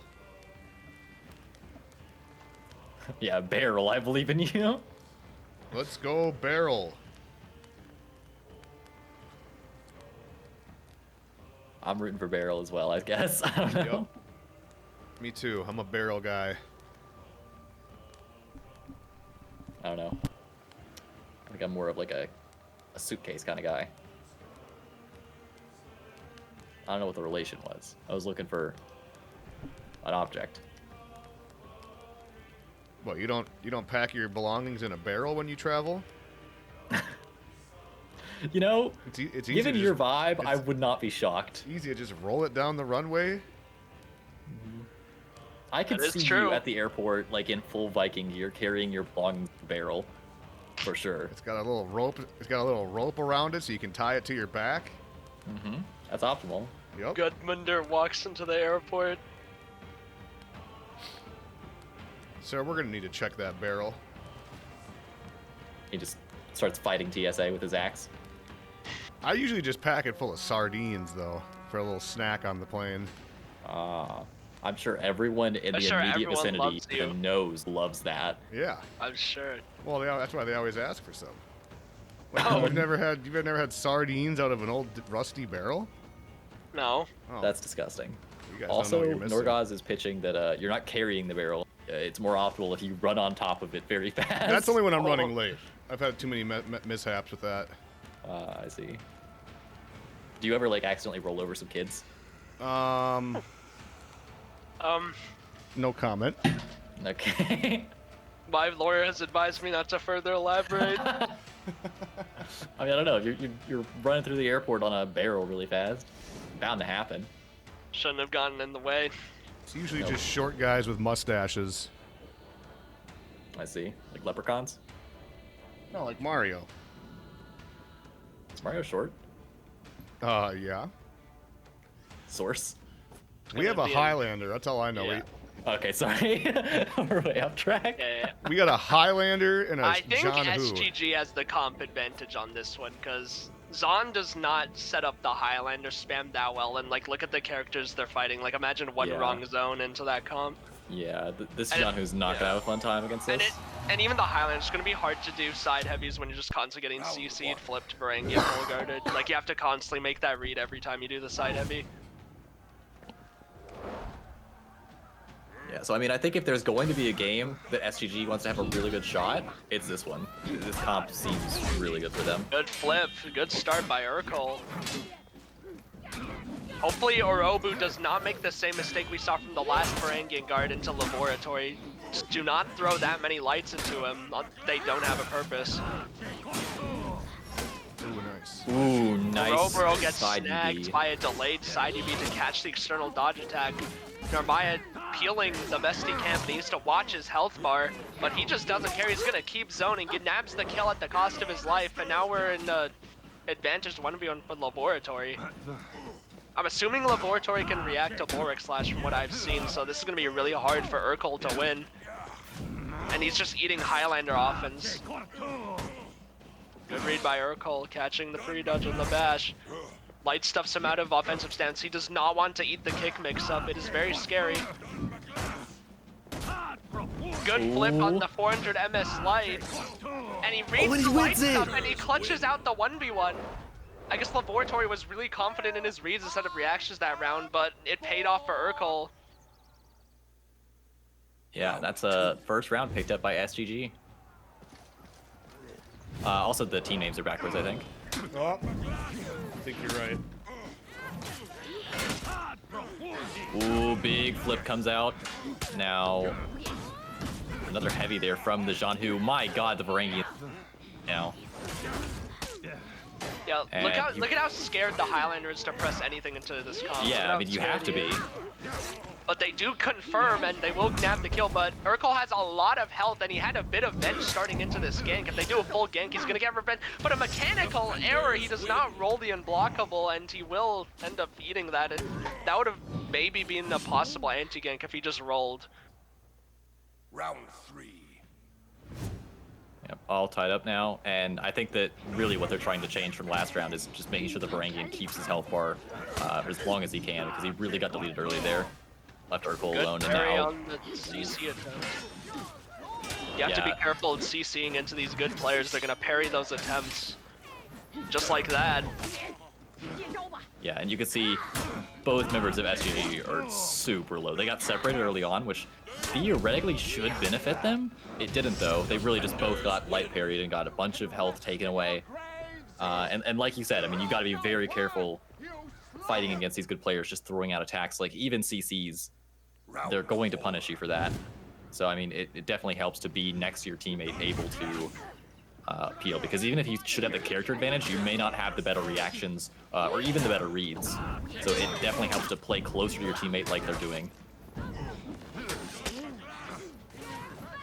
Laboratory trying to use his offensive stance to try and keep this Varangian in check, stop them from spamming, and he's doing a good job of it.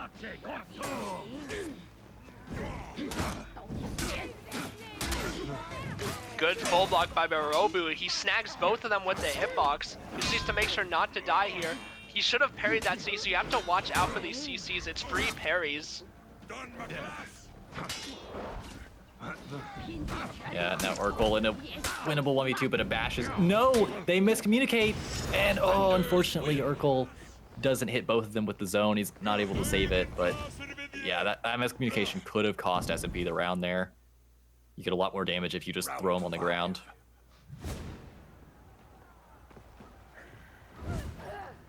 Let's try spectating the Varangian rush.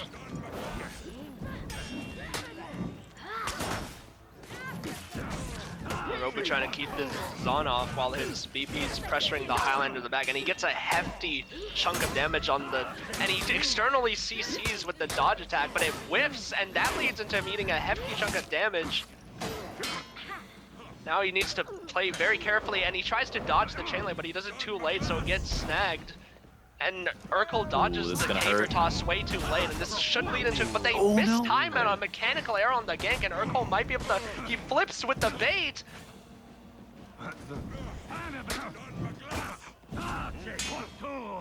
Oh, not this time. He reacts to the Bulwark Slash, trusting his reactions that time. That was tough. Yeah, it was, like you said, a mechanical error there. If the Jean-Hu had had a little bit later, then the kick would have been confirmed, I believe, and they could have killed him. Well, there's also timing to where you don't even need to do the kick. If you hit them during the like super armor part of their getup, because the unblockable, you know, hits on the getup, it also introduces more stun, so the next chain heavy is confirmed without even needing to kick. Oh, I see. Yeah, that's a timing I've only seen like Living's team do so far. Oh, Good. SMP's super low this round. They've really been getting torn up. Now they just got to be careful not to give Venge to the Highlander, which they're not being careful about. They've given him Venge. I mean, they've got so much HP, maybe they're just extremely confident about this. They have so much HP, it doesn't really matter for a Highlander, because if you roll like that, he's forced to do caber toss, which takes a lot of time, and not to mention, you can even interrupt the caber toss even while they're in revenge. So if you just roll, and you have a decent amount of HP, the character has literally 0 anti-gank potential. Yeah, they're going to need 3 more rounds like that, though, if they want to salvage this game. I think it just as long as Orobu and Urkel stick closer together so they're actually able to better peel and not just get caught out by these two players with, you know, good reactions who are really going to punish them for every button they press. As long as they're able to stick together and peel, they've got a better shot.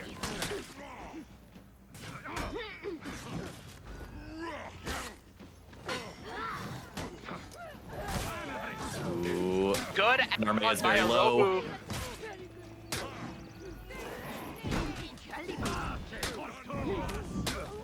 Good confirm on the chain UB. Now it's back to a 1v1. A 1v1 we've seen like 3 times this set. Good parry on the dodge attack, calling it out. Ooh. Parries the light stuff. God. Realizing Laboratory is being too liberal with those light stuff. Reads the feint on the neutral and GBs him out of it, and that'll be another round for SGG. When the king speaks, you listen. He's downloaded him. There was also some more good team play I saw from a Robo there. He saw his BP, landed like a forward dodge bash, and he was in chain, so he reacted and swapped onto it and added him on, and that pretty much killed him. Yeah, he's got a... Ooh, maybe a flip would have been a better play there, but either way, they're not too low on HP here. I mean, they haven't really lost much. Narmea is clearly the lowest here. And if they can keep the Highlander away, maybe they're able to kill the Jean-Hu. Yeah, this Jean-Hu's getting absolutely beat on by the Varangian right now, but the Varangian's losing just as much health trying to finish him off. He's actually dead. He's already dead. Narmea I don't know what him. he died to. It's not an unwinnable 1v2 here for Urkel, especially on BP. He has to be careful though, because Highlander's just gonna sit in the back and try and caber toss, and any time it's confirmed. It's don't zone there. Don't zone. Tries to emote to flicker and try to hide the indicator with the fire. Bad forward dodge heavy, which will get reacted to, and that'll be 5-3 for SMP. Yeah, it was a really good fight they put up, and they're certainly not out of it yet. They've got more chance. There we have it. SMP. What are the picks up bans the for first this? round. I assume like Pirate, Hito something? I would assume. I'll go grab him. Well, that was a good Highlander showcase at least. I mean, I'm loving how much Highlander we're seeing. And Hito. Orochi and Hito. So they can pull out Pirate here, which is really disheartening. You think we'll see Pirate, or you think we'll see... Actually, they could pull out Pirate Varangian. Yeah. So, yeah, this is kind of hopeless. Not to kill hype here, but if they pull out Pirate Varangian, they're not going to. Pirate and Warmonger. Okay, interesting. Interesting. Bit of a comfort pick. Okay. We'll see what the Warmonger brings to the table. Double Pirate. Round 1. I mean, we've seen that SGG has swapped over as well. They dropped their full block composition for Pirate and Shinobi.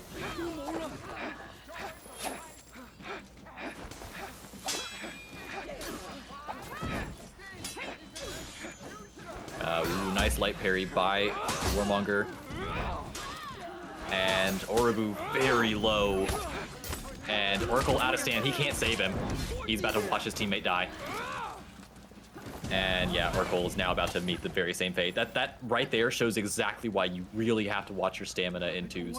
If you're ever in twos and your teammate goes out of stamina, ignore him, focus the other guy, because now that guy who's out of stamina cannot stop you from healing, or cannot heal you to stop you from ganking. You just get all over him and finish his health bar. There's really not much you can do if you run yourself out of stamina twos.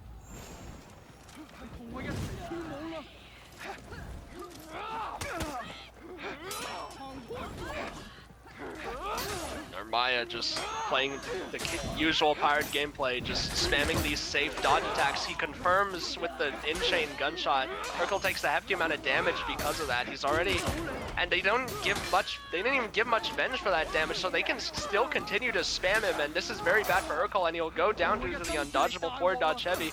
And now Orobu is in a gank again. Bad zone. You have to watch out throwing these 600 MS zones into better players. It gets parried most of the time. Most people can parry it when they're on like 1 hour of sleep, to be honest, at high level.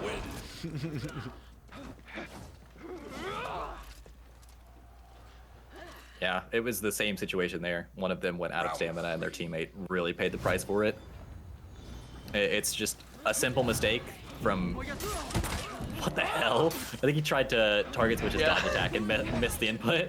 It's probably... I know controllers sometimes does that. Yeah. Yeah, Narmea, you can see there, he got really low on stamina, recognized it, and kept himself from going out of stamina, just stood there for a second.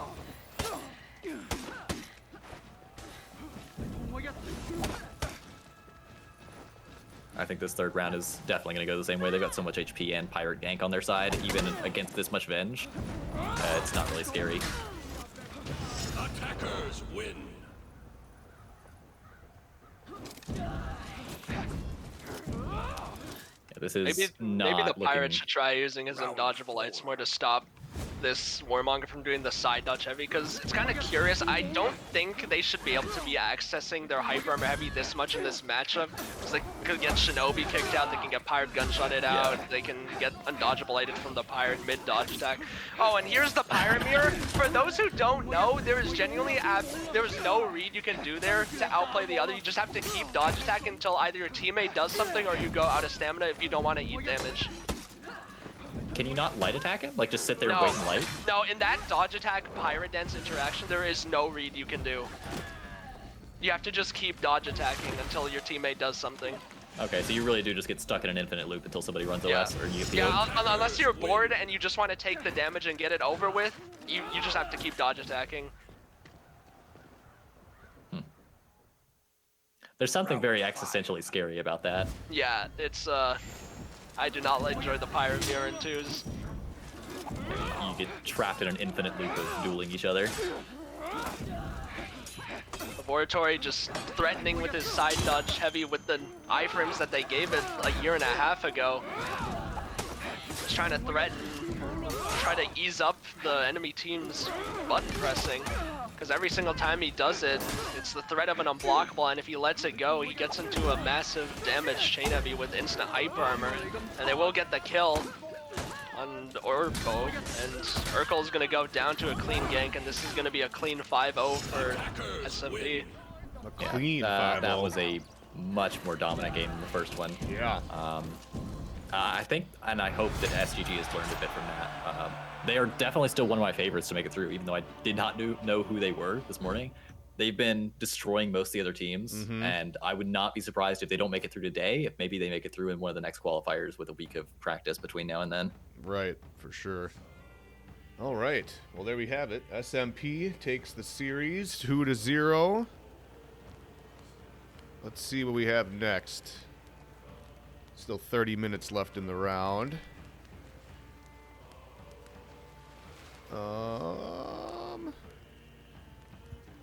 Let's see, we got quite a few that are still going. Do we have any of the top teams going? A Biscuit Harmful also won theirs, so we can't Okay. spectate them. Biscuit, Yeah, What it's, other matches matter? that'll be next round. Nothingness won theirs, so we can't watch them.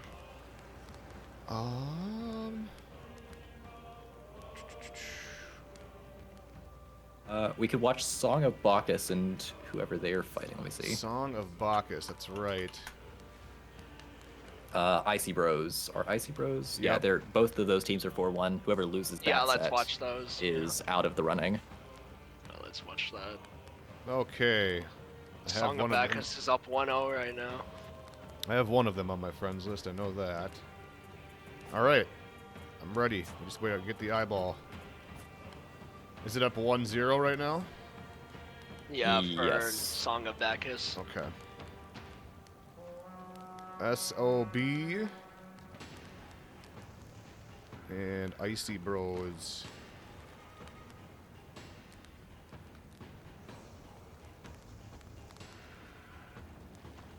All right. Then whenever we get that eyeball, we'll be good to go. And bans are once again Zerk and VG. The Varangian Guard Ban seems to be a common occurrence.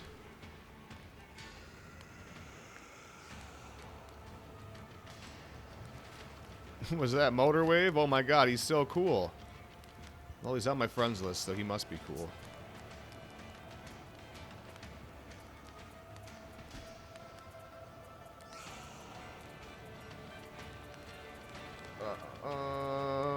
Alright. I think this is right.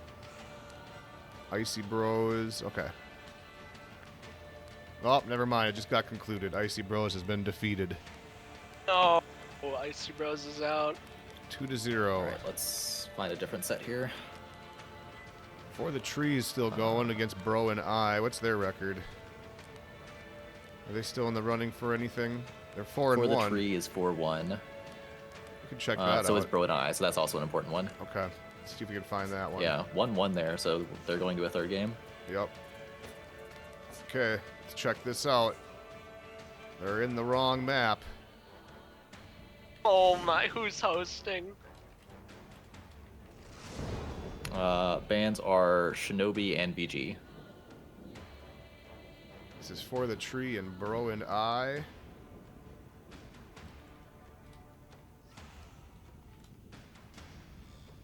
It's 1-1.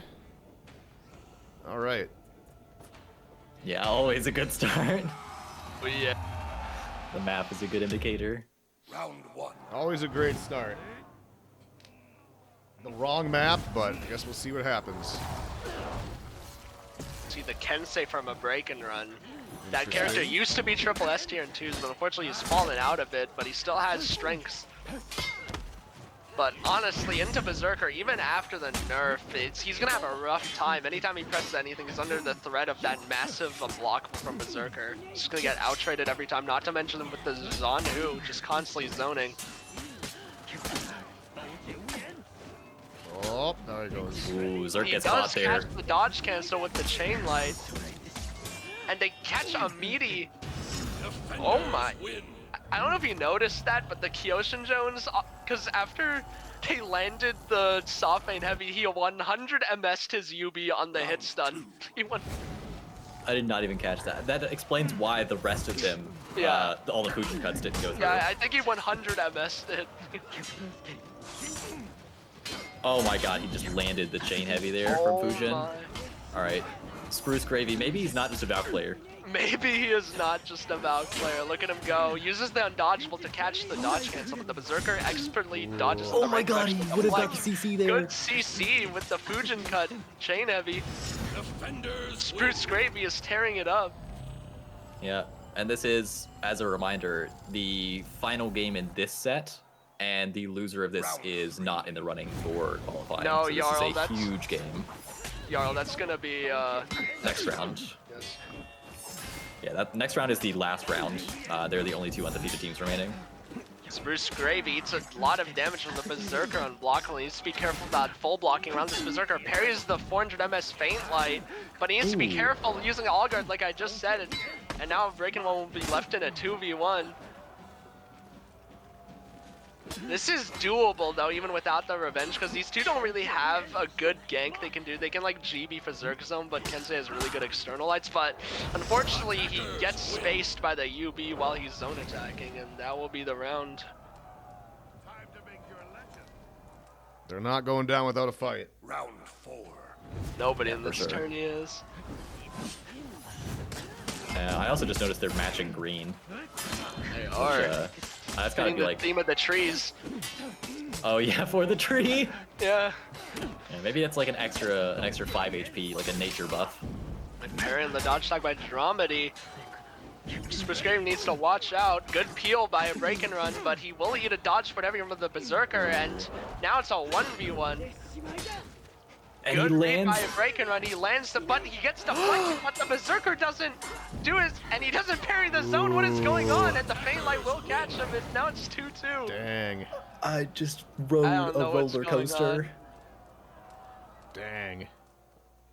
Round 5. Yeah, especially scary when you consider that this is a do or die for both of these teams, and each one of these rounds really matters. Spruce Gravy gets parried, might deter him from throwing as many of those in the future. Nanwa using his chain right now to trade very well into these characters. He wins the trade into both these characters, and look at the health they've lost. But his teammate is low on the other hand, so his teammate's gonna have to try and survive. They need to get the kill on Spruce Gravy while Breaking One's OS, and they do. They only need to cleanly gank him. Just don't go for any risky parries, just play safe.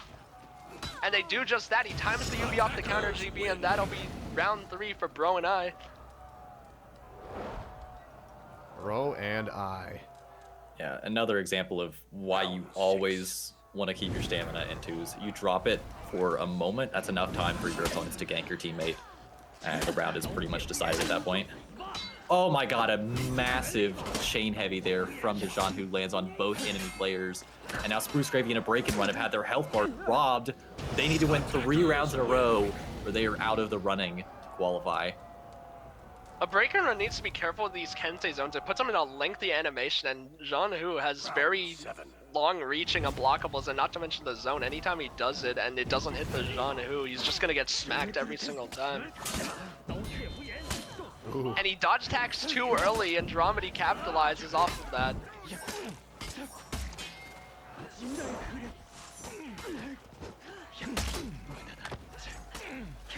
Yeah, break and run, very low on stam, but he might be able to build up some bench He here. does have a lot of revenge. They can't touch him, and that is to his advantage. Probably should have feinted for the Kaio gank. Oh, And they no. give Oh, no. revenge! This is very bad if a break and run makes wrong reads here, but he does roll away, but he still needs to worry about the more Feint Lights, but he's dodging every single one. Ooh. Oh my god, they That both could've been survived. horrible for them. Ooh. That was a lethal situation. That could have been the end of their turn. I'd love They to. both kept their composure. I bet you they're both And shaking right now. Oh yeah, but they're not done. They Nope. need to win 2 more rounds. Yep. See if they can keep that mental toughness. A break and run needs to try and peel the enemy that his Kyoshin's not locked onto while the Kyoshin does his external ones. That's probably the best bet they have of winning this, because there's not much they can do to set up for Kensei's big heavies. Like, Kyoshin's not going to confirm very well for it. But, ooh, he dies, and the break and run's going to need to clutch this if they want to stay in the tourney and qualify for the closed qualifier. He dodge attacks, but the neutral zone catches him, and that's going to be the win for Bro and I. That's going to put them up 2-1, and they're going to stay alive in the running for the qualification. Unfortunately for the tree, is going to take another loss. Excellent fight, though. That was a fun one to watch, just from what we saw. Very And interesting. there are, let's see, I think there's a couple more 4-1 games still going on.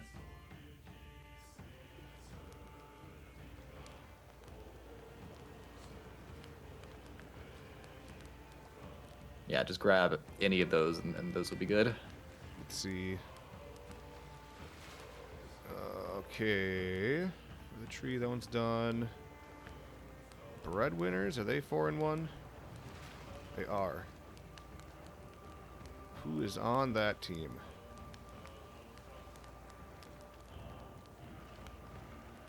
Let's see if they sent me friend requests.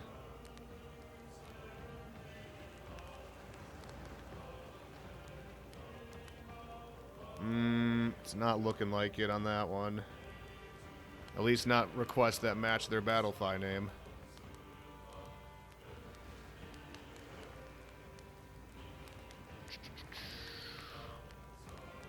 Looks like Coffee Masters are up 1-0 in that series. Yeah, just as a reminder, there are 4 teams qualifying today to get to the closed qualifier. One team will be undefeated, make it there immediately after the next round. The other teams, who are 6-1 at the end of the next round, will all play in a little miniature playoff bracket. The top 3 teams there will join the undefeated team in the closed qualifier 2 weekends from now.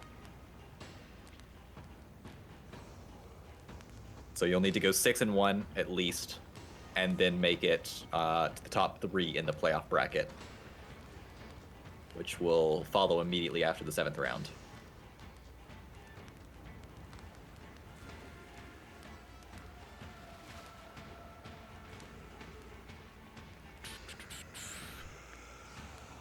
There's El Muchacho and Doug God.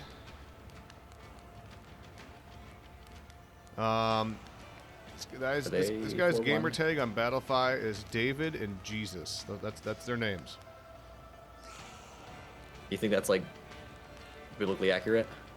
Could be, but I guarantee that's not their Ubisoft name. Just a Ubisoft gamer tag, David. It's just David. Add David. Watch Superiority. Let's see. Which They one's are that? 4-1. Which one's that? Facing English and Spanish, who's also 4-1. No, we can watch that. See if I have any of them added. I think I have Zeker added. Yep. Okay. Superiority. I think they're starting up their 3rd game now. And what was the other team? English.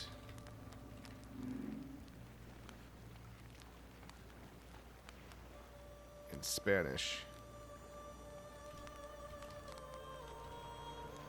1-1.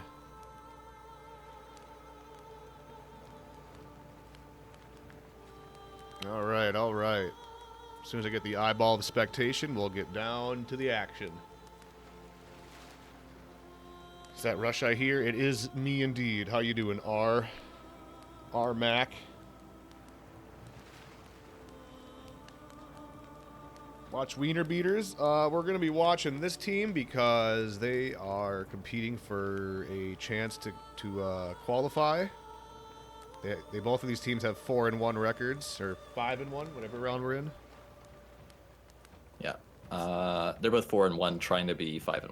Yep. Also, we're we've at watched the home stretch of the tournament. We're only gonna watch like matches between the top contested teams, or matches that matter for the tiebreakers for people to qualify. Also, we've already watched a lot of Wiener beating today. Yeah, we have. We have watched a lot of Wiener beating. Okay, we're gonna Highlander JJ. Another case of 2 characters doing the same thing, but who knows? Maybe it'll work out.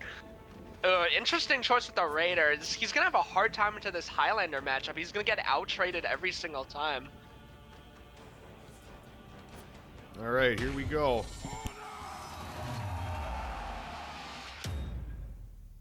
Round 1.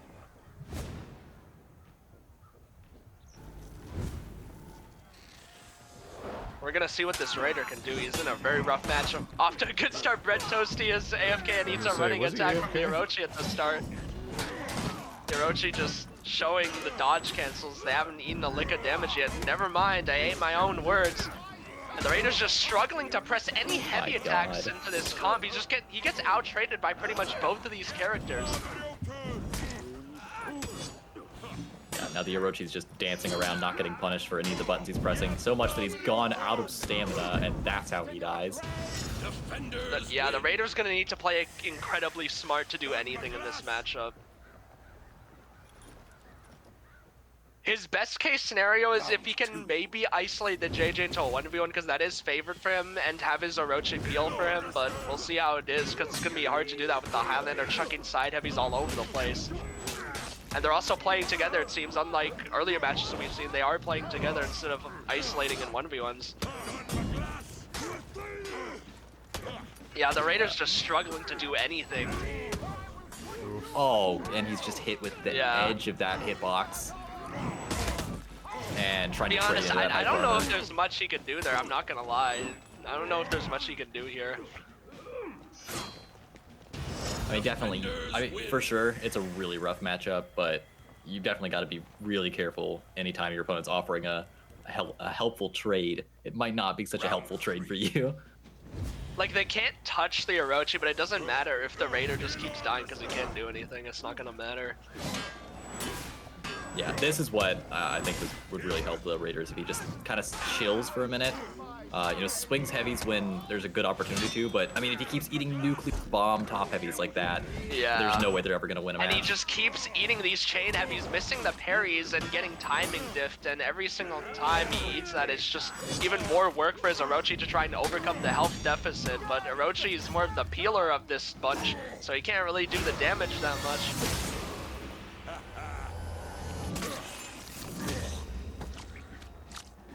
With a confident execution at the end there. Defenders win. Can we get an Orochi backlight counter? I will take a sip of water for every time we see a Riptide Strike. I'll do it for you. Actually, it'd be more accurate to take a sip of tea. I am not British. Threw it all in the ocean. Good work by the Orochi interrupting, but unfortunately his Raider teammate is just eating so much damage, the peels aren't really mattering. The Raider needs to start blocking and being way more smart with these heavies. Good heavy by the Raider, will snag it, but he gets caught in the middle through bad positioning. Orochi can anti-gank this if he plays his cards right, which he is seeming to be doing. They got too overzealous, tried to raw kick him. You can't really do that with Orochi, but he misses the reaction on the neutral light and he goes down, and now it's 4-0. Yeah, this is looking completely dominant. I'll be honest. Not even just from a character perspective, but I don't think that the player who's piloting the Raider here is having the best of time with trying to defend himself either. I feel like most of the time, even when he's not trying to press a button, he'll get hit with a lot of things from both of the enemy players that just probably shouldn't be landing. Yeah, this is going to be a clean 5-0, and yeah, superiority is going to take that one. Clean 5-0. Very dominant. They only got one takedown on them. Well done, though, by English and Spanish to make it this far, with only one loss. Yeah, they were doing something right if they got this far. All right. 2-0 for superiority. They're going to keep going and trudging along, trying to get that spot in the qualification zone. Okay, what else we got? Any more still going? We got 11 minutes left on the timer. Let's take a peek here.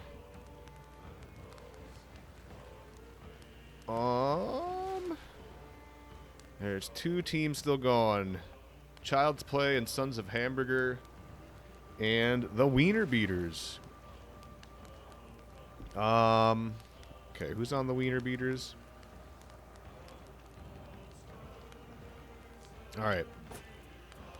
All right, the people want the Wiener Beaters. They will get the Wiener Beaters. It's Wiener beaten time. Wiener Beaters.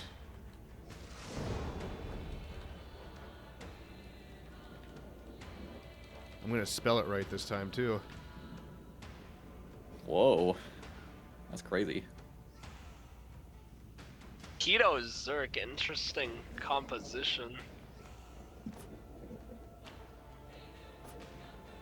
Zerker, Hito, Highlander, Kyoshin. Okay. All right. Here we go. Round 1.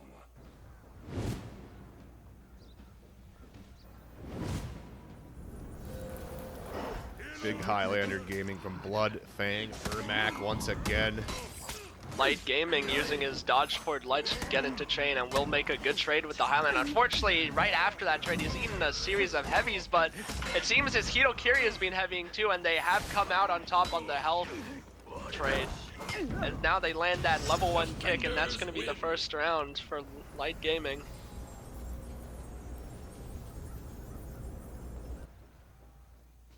Round 2. Keep on! You can rest in your grave! All right. Lot of heavies being swung by the Hitokiri early on. Looks like, yeah, I mean, we're gonna split into 2 1v1s here. A theme we have never seen today. No, we have never heard of such a concept. Honestly, working out rather well for the Highlander overall. Whoop, okay. Trade. Good parry on the unblock lane, needs one more read. Bloodfang Ermac, and he gets mullied by the side heavy, and that's going to be a round on the board for Wiener Beaters. 1-1. Is this the bet? Round 1-1.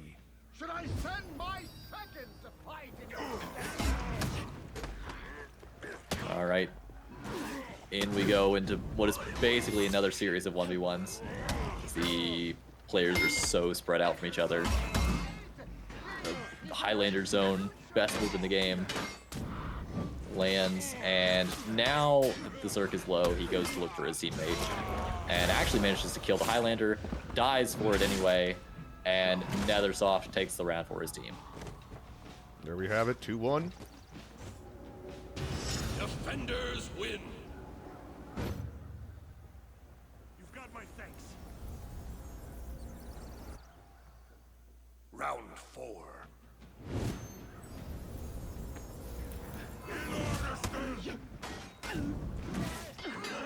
Oh, that's a light coming from a Hitokiri. That's crazy. You don't see that very often. Bloodfang Ermac needs to get to his Kyoshin teammate. His Kyoshin cannot react to Berserker's offense, so he is getting melted as we see right here. And it's the same of what happened last round. The Kyoshin dies behind him, and then now he's getting ganked, and that's going to be another round on the board for Dai. Yeah, Ermac needs to help his teammate here. Yeah, I mean, that would really start with them being located geographically closer to each other. Exactly.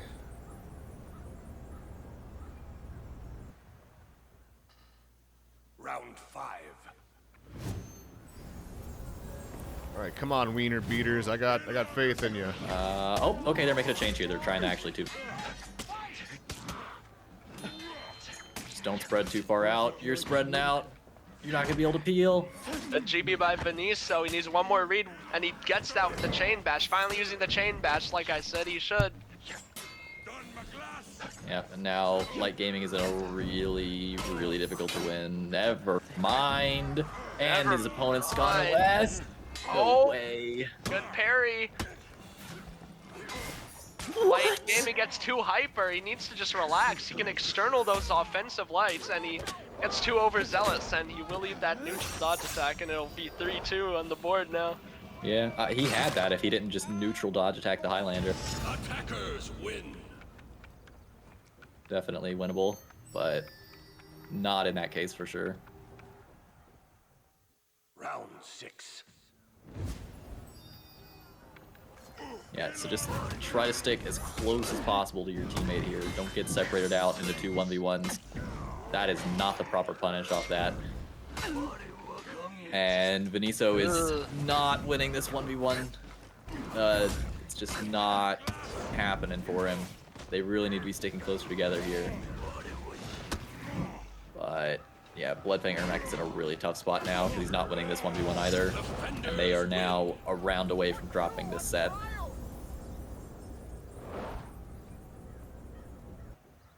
Yeah, he needs to get to his teammate and start chucking side heavies into the Zerk when he's pressuring his teammate to just try and give him a reason to not do it, because his teammate is making every single wrong read on the Zerk offense.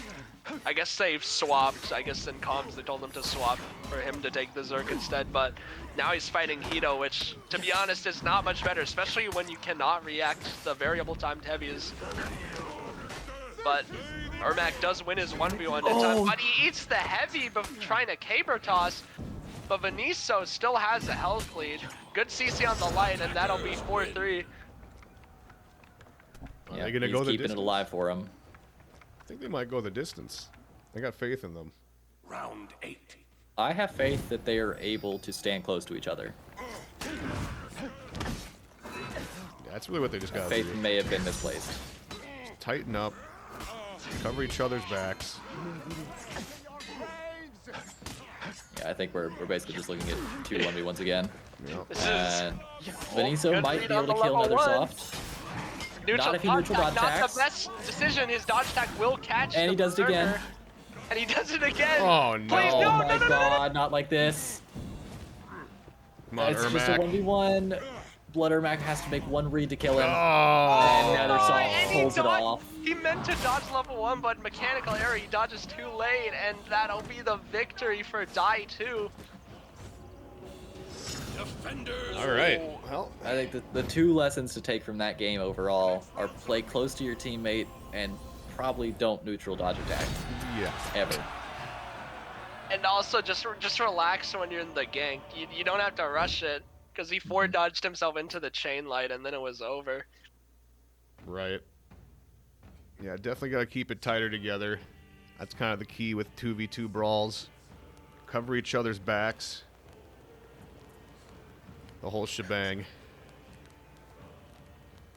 Okay, so we got any more that are going on? There's Nope, 3 that minutes was left. the last. That was the last one? Okay, cool. It's time for the main event. Number 7, the Round fated 7. duel SMP versus Biscuit Harmful. Yep. SMP in Biscuit Harmful District. Both teams are undefeated. Both teams will be walking away. Well, one team will be walking away with a loss, and the other one will be moving on to the grand qualifiers or grand finals.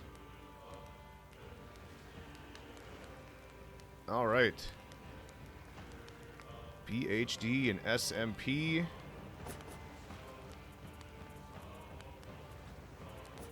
As soon as we get the eyeball, we'll get down to the action. I'm gonna go step away really quick. I'll be right back. All right, it's our turn. Taking over.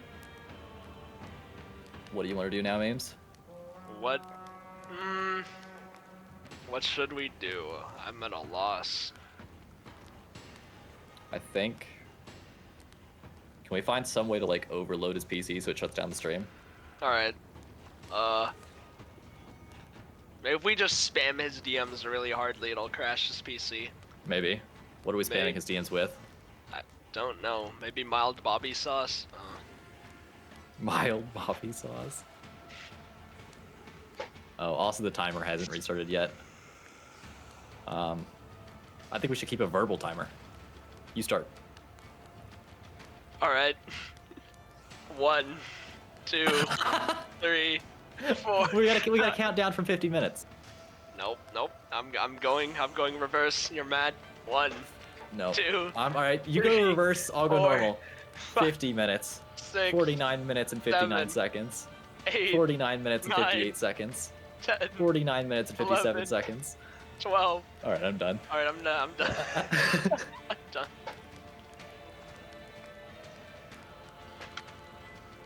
Professional casters.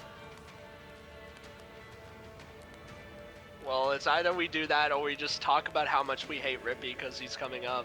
I actually do kind of like that idea. I just think that guy's really terrible at the game.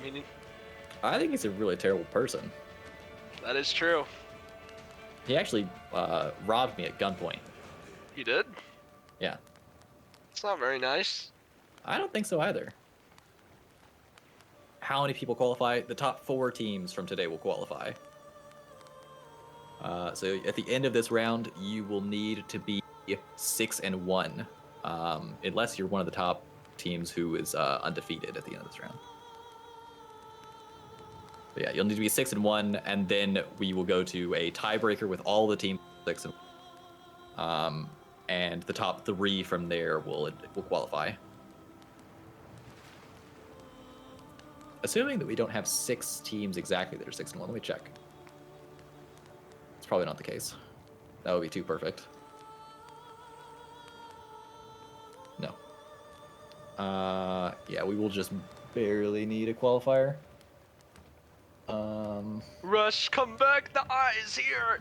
Barely need a tiebreaker. I'm here. I'm here. We don't need to look at that game. Let's... Oh, okay. He is back. The Also, eye reset is the timer available. to like. Yep. Oh, you did. Yep. I got her. Okay.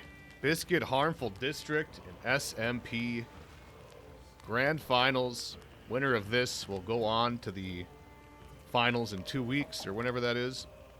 I think it's Yeah, in the 2 close weeks. qualifier is in 2 weekends.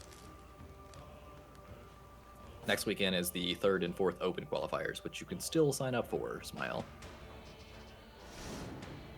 2 Varangian guards. Let's see, Varangian Shin versus Varangian Pirate. I will say I do think the Pirate comp is better, but Rippy is very good at Shinobi, so maybe we'll see it. Round 1. Narmea is not Lucid, no. Narmea is... I don't know them as any name other than Narmea. But, I mean, yeah, VG's been around. Or, VG. I read VG. SMP's been around for a little bit now. I hadn't heard of them until about a year ago, but they've really been performing well in tournaments. Console with the trademark purple fit. You always know it with them. Yep. Good confirm for the external UB by Rippy. They've gotten a lot of damage on Narmea. Now they should start working on the Varangian guard, who accidentally CCs him with the 4-dodge light, and Rippy will go down. They missed time to Ooh, confirm nice. with the light, and now Console has tags, and he might be able to kill Narmea with a few good reads, but Narmea's reactions pay off. Unfortunately, he misses the pair in the light, but Console will go down to the Varangian guard.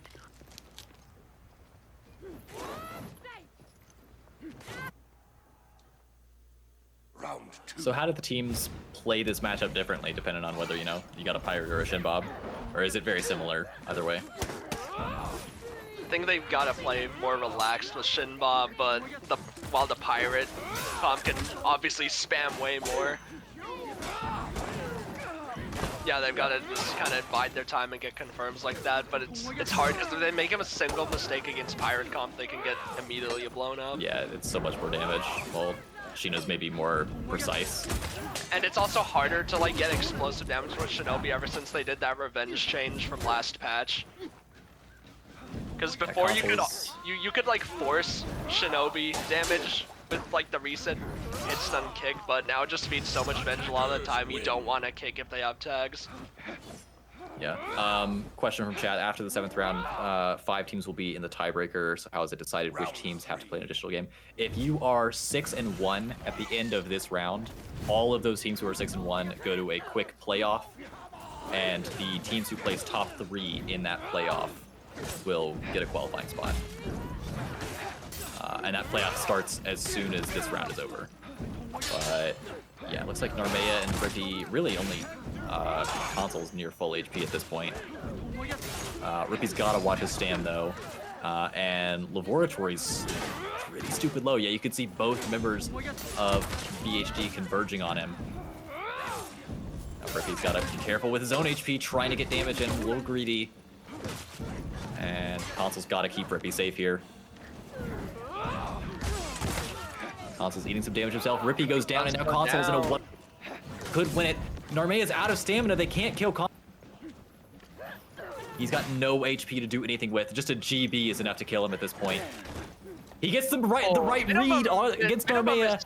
Laboratory could have GB'd or bashed on that whiffed light, but he will still clutch out that 1v1.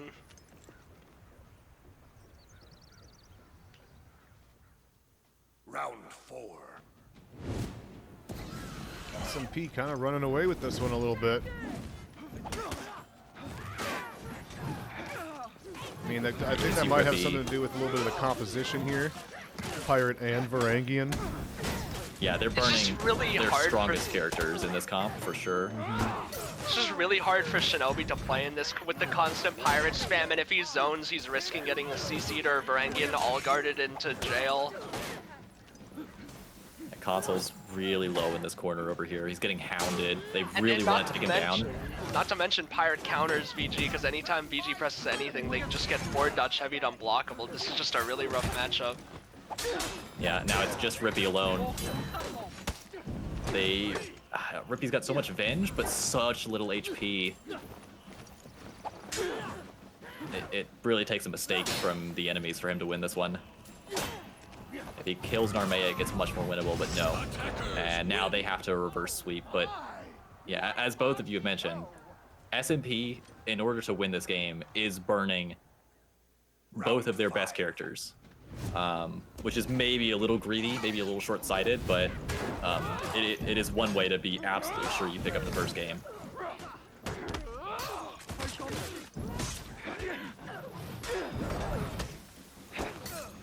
Console's trying his best to help his Shinobi, but it's just really hard to lock down Pirate. They just always have free reign with these dodge cancels and dodge attacks with massive hitboxes. Does catch the feint. Console GB's the feint. Rippy's trying his best just to bide his time here, land a few kicks, and set up some confirms for Console. They have Narmea low, but they need to watch out. Both of them are low, and Laboratory still has 3 bars, but they do land that, and that should be a kill. And they've got 1 round on the There you board, go. but they've got a marathon if they want to win this game. There they go. At least they didn't get completely shut out. Round 6. Is that all you've got? Oh, come on! Yeah, now they're lining up for what has to be a perfect game from here on out, but not a good start with Console getting whiffing his bash and getting GB'd off the bat. Now there you go. There's the Pirate confirming with his gunshot for the Varangian's heavy. Like you mentioned, Pirate kind of counters Varangian, though Varangian is very strong herself. And Console's looking really low here. Really needs to play for his HP. Ruby's trying to help, but he unfortunately just gets Console CC'd. Yeah, and that's what I was talking. It's just really rough for Shino to zone at all in this matchup. Like, they might get Pirate chain heavied with armor, or they get chain seasoned like we just saw, or worst case, they get Varangian all guarded. Yeah, 5-1. Pretty dominant looking game there from SMP, but I think that in this game more than most, it really matters that they played this composition here. Right. This is burning their 2 strongest characters by a lot in one composition. And when, Pirate Varangian are both legal, you burn them both in one composition, you're fighting opponents who now have Varangian in one, Pirate in the other. Your second comp better be able to hit hard. Right. I'm going to predict an Orochi. Oh, I was right. You were correct. And a Fira. Interesting. Okay. This is gonna be rough for the Afir, because Afir's main playstyle is external ones mixes, but both of these characters have select options into it. If Varangian dodges an external dodge attacks, it will CC the undodgeable, and we all know what Shinobi can do with his dodges. We all double dodge. Round 1.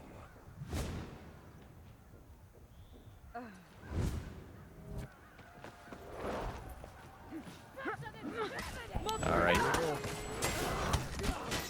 And the dodge top guy Rippy. Yeah, Console actually peeled him out of that, but Rippy went for the riposte anyway, so we got the damage regardless. And Narmea has been blown up early on in this match. He's down to 2 bars already. Laboratory went for a peel, and Rippy and Console just need to slow it way down. Rippy's lost a lot of his own health. Fortunately for them, Narmea's also very low. They need him to die before Rippy does for sure. Yeah, Rippy's trying to be as careful as he can. He's not dodging anywhere unless it's just a mix-up. He does not want to get hit with these Afira forward dodge heavies or the Orochi lights. Good. There we Rippy go. just But sitting there Console is blocking. out of stamina. Good reads, series of reads by Rippy on the Afira in-chain offense.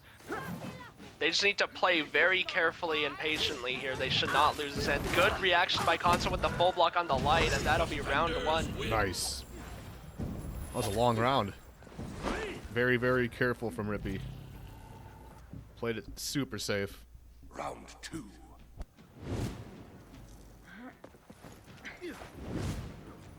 Yeah, you can see them lining up here again, just peeling his teammate.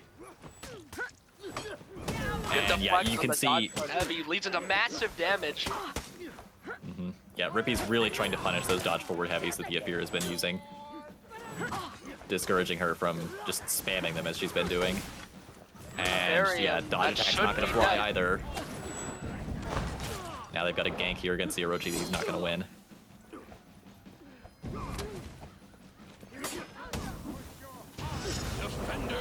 Yeah, we saw the power of Shinobi's deflect in that game. It's a hefty amount of damage. It's like what, like 22, and it leads into a mix that confirms into a lot of damage if their teammate capitalizes. Yeah, repositions you as well, and it's one of the easier deflects to get because he has doubled up.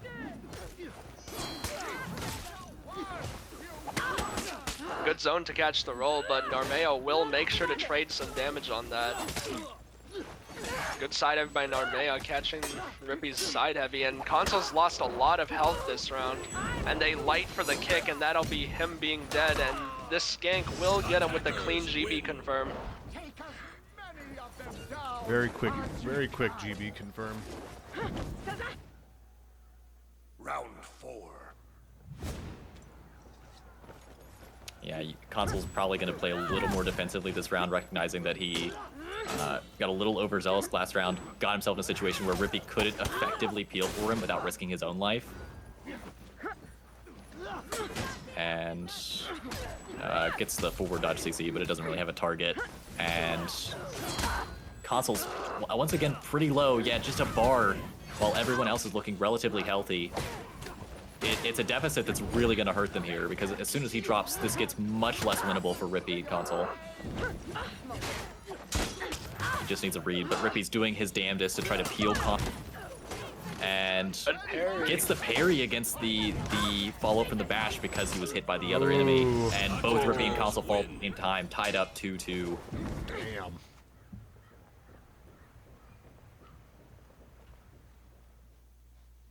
Okay. Round 5. Still anyone's game here. Tied 2-2.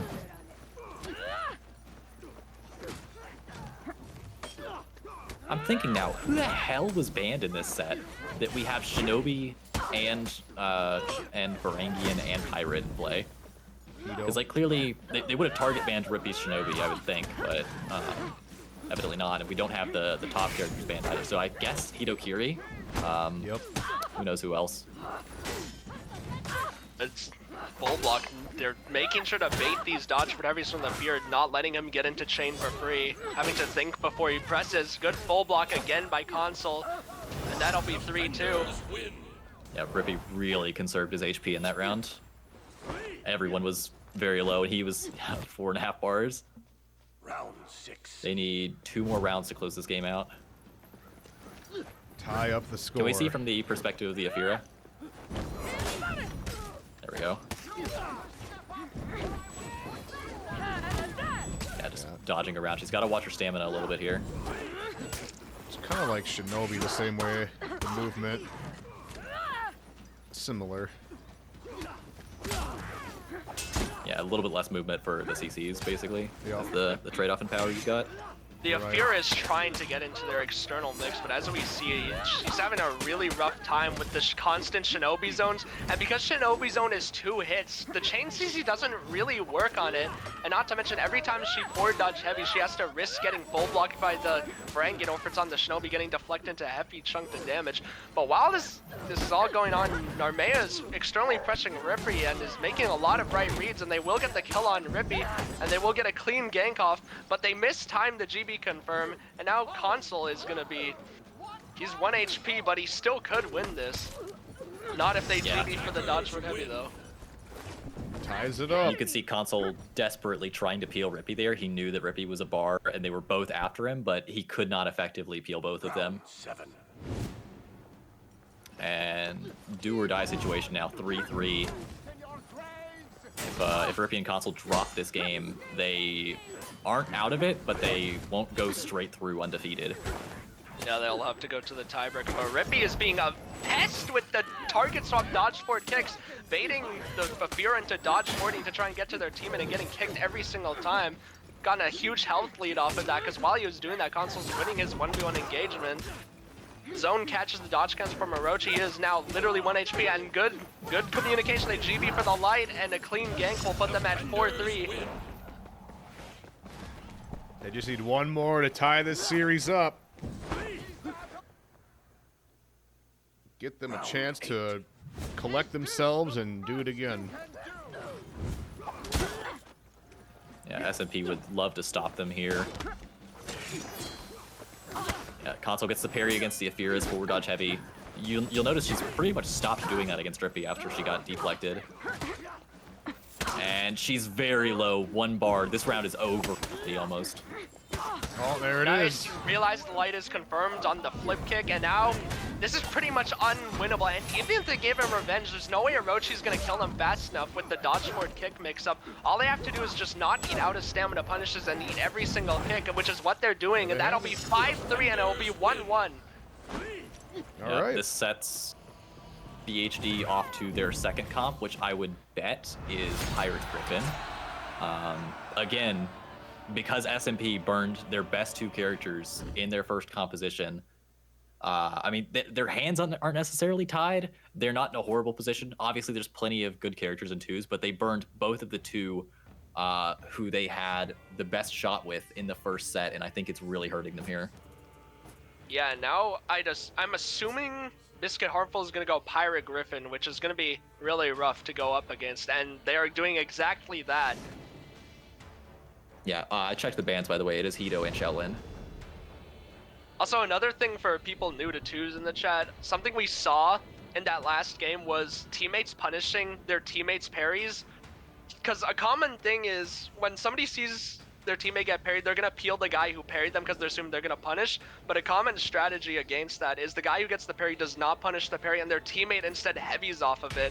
So they end up attacking the guy who got parried, who is just not doing anything, and I'll block that attack, and their teammate gets the damage on the teammate who got the parry. All right, Pirate and Griffin, you were correct. And Console gets immediately parried, which is not the greatest start. Immediately Luckily, gets light parried. Yeah, luckily Rippy's able to peel it. It's not too bad. Narmea trying to pressure Rippy and stop him from peeling his Afira teammate, but he gets GB'd as a result, and he's eaten a lot of HP. But so is Console with the external zone confirming another attack from Laboratory. Console's 1 HP is in danger of getting GB'd for something, but he will eat the dodge forward heavy from Afira. Now Rippy is stuck in an anti-gank scenario, though he does have half HP with 2.5 bars, so he might be able to do this, but Pirate, as we all know, does not have the best unreactable offense, and he will go down to the gank.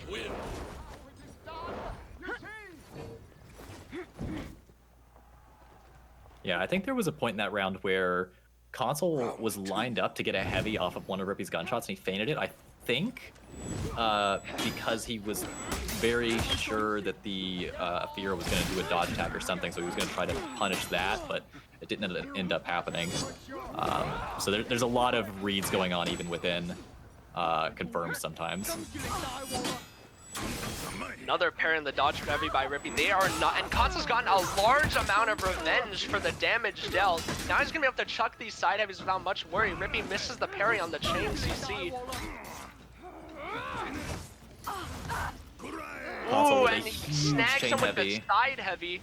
Laboratory tried to chain CC that, but Rippy's dodge attack snagged him before the chain link could come out, which resulted in Console ending that chain heavy. And catches the dodge cancel with the light attack, and that's 1-1. 1-1. This is a good fight. I think this is gonna. This has potential to go to the distance. Round 3. I mean, Yeah, absolutely.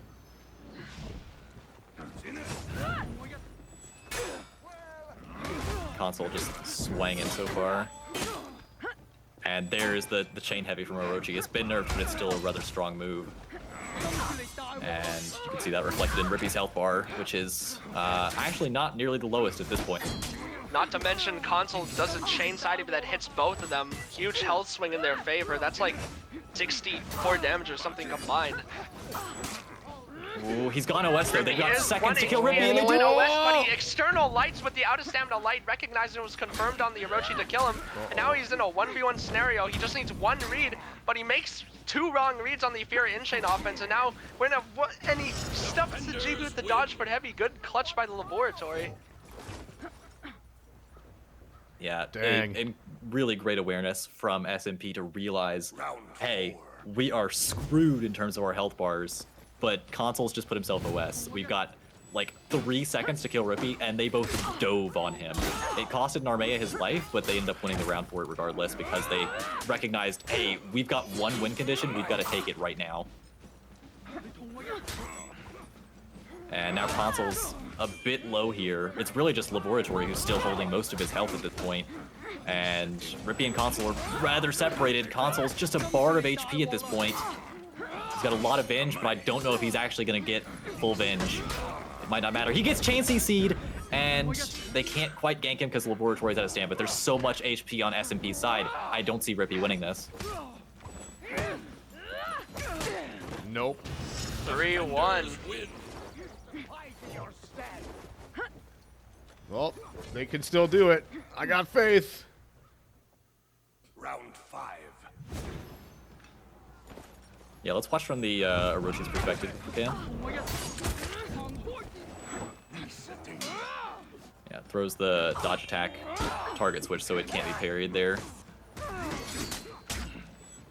Good chain CC by Laboratory, just keeping himself safe while doing this massive external pressure.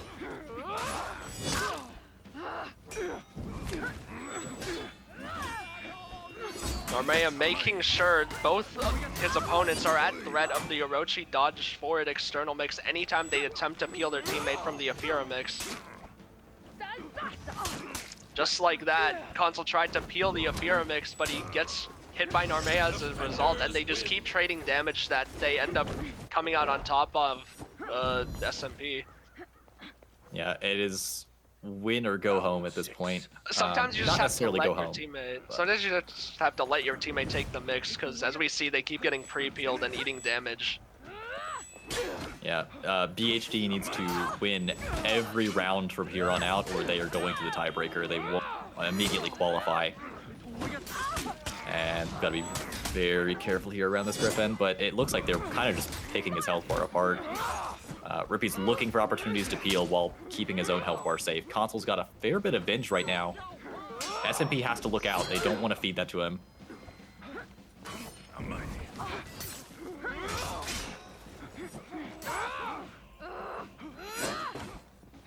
Got both Laboratory and Console very low. Narmea is kind of just keeping Rippy pinned down. Rippy's run out of stamina. They've got a chance. Good light parry by Console will stop him, the gank from happening, but they're far from over right now. Good confirmed by Rippy, the GB for the chain of E finisher, but they still have to gank this guy, and they're both within 2 or 1 reads of death. Good peel by Rippy on the kick, and they do the 3rd hit stun gunshot gank for the win, and now it's 4-2. Let's go. Good comeback there.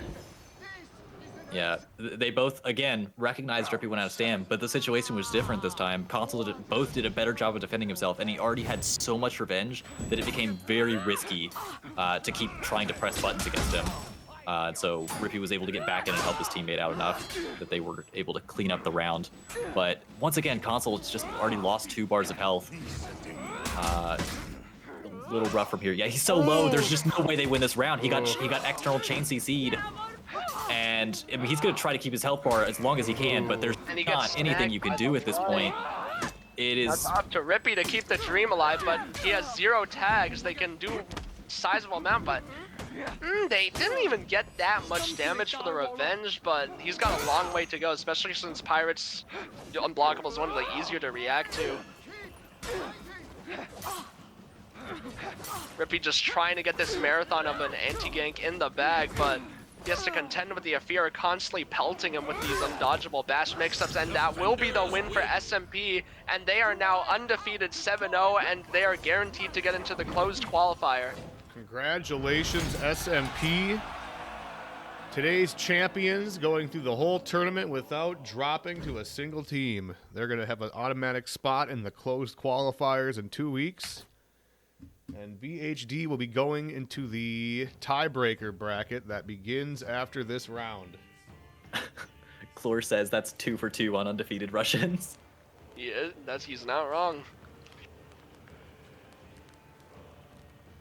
Congratulations, SMP. All right, what else we got? Anything else going on here? What 6-1 matches are there happening right now? Because now we're going to watch some teams that are competing for a chance at the tiebreaker round. It's all SGG over. and Bro It's already over. All of it is over? It's already over. All right. Yeah, I mean, that one went the distance, so it makes sense. SGG lost to Bro and I thought they were going to make it to the tiebreaker. Unfortunate. Now, there's a couple still going.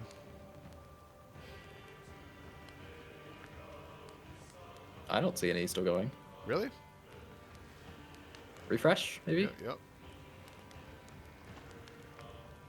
They got Breadwinners and Nothingness. Child's Play, the Dynamic Duo. Nothingness and Breadwinners are still going. Oh, sorry. Yeah. I'm actually they're insane. not already over? That's a good It's one. not already over. we have a I'm Jones actually moment? insane. I was looking at the previous qualifier to get teams, and I ended up looking at... look. Not my best Plastic moment. Jones. Classic Jones. I was looking at the other qualifier. I was trying to retrieve team names here. All right, The voices in my head. And Nothingness. Nothingness is up 1-0. So they're beginning to be doing match And number the 2. Breadwinners. As soon as I get the eyeball Can you get a expectation. rematch in the tiebreakers? Might we see Nothingness versus Rippy again, or can you not get rematched? I believe... the admins can confirm that for sure. I believe they try to set it up so that you don't immediately face a team that you've already played against, but that might not be the case.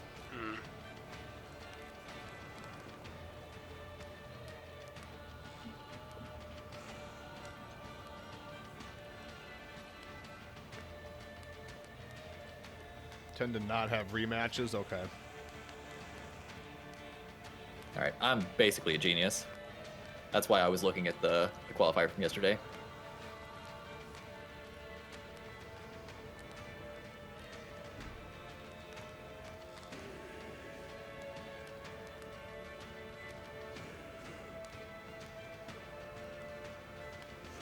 Who's the Spectate best in the tourney? Motorwave? That's me. It is Jones. Serious answer though is that S&P just went undefeated. SMP is your champions for today. And after this round, we're going to be doing the tiebreaker round to see who the other 3 pairs are going to be that qualify.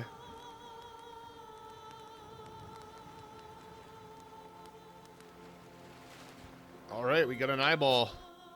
Nothingness and Breadwinners. Yes, if you are 6-1, just hang tight. At the end of this, all the teams who are 6-1 will play in a quick playoff bracket. Top 3 teams there will also qualify. So yeah, if you're 6-1 right now, just hang tight till the end of this round.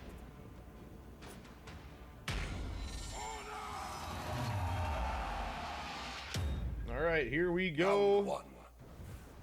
This is match number 2. Nothingness is currently up 1.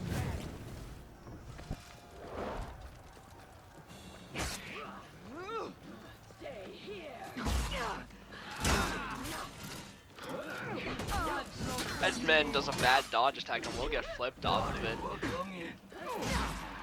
Ooh, he's taking bad trades. He already lost most of his health. You can't take trades when you're low HP like this. Now it's going to be up to his Warmonger to do all the work from now on this round. He needs to try and play good defense here, but Orlando Crusher light confirms for the chain heavy from the BP, and now Hikesen is stuck in a 1vx scenario with 0 revenge to his name. And now they're going to get a clean bash gank off, but they do miss time the GB confirms, so bit of damage reduction. He still has some health, but He's eating a lot of unconfirmed damage right now. He's trying his best to mix while he has tags up so they can't kill him. Oh, and we're gonna have a DC, and The 1v2 in question. it's unfortunate. I leave before I get the crash. That's optimal. Optimal. Well, let's see if that round even counted. I'm sure it probably did. Let's see, who is still alive? So it was 2v1. It might have actually mattered, because they were winning. Bro was like, nah, my teammate can't gank, I'm out. I'm out of here.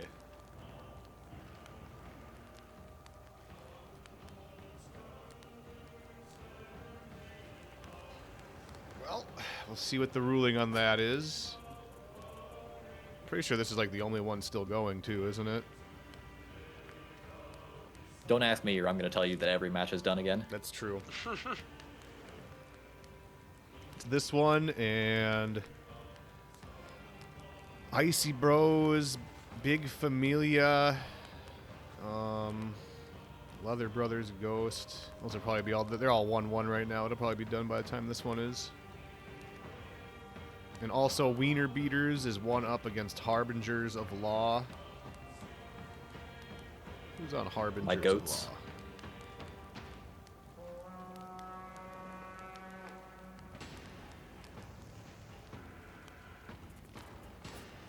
I'm just waiting for the spectation eyeball.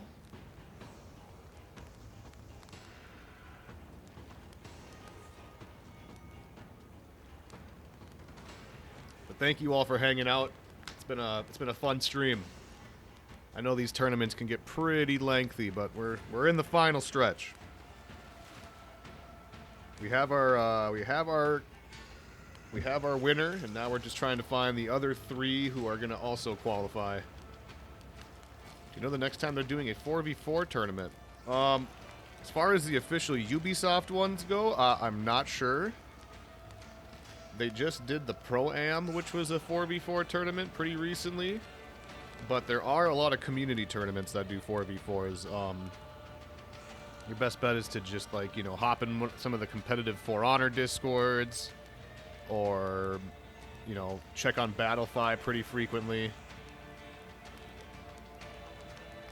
Because they're usually always on Battlefy. And yes, the Discord Dojo Discord. Discord Dojo Discord. We'll always have links and stuff like that for upcoming tournaments, community and otherwise. The second link is to the official tourneys as well. There you go. But yeah, there are no Force tournaments that I'm aware of right now, but when there are some announced, you'll see it in there. Just always keep a lookout.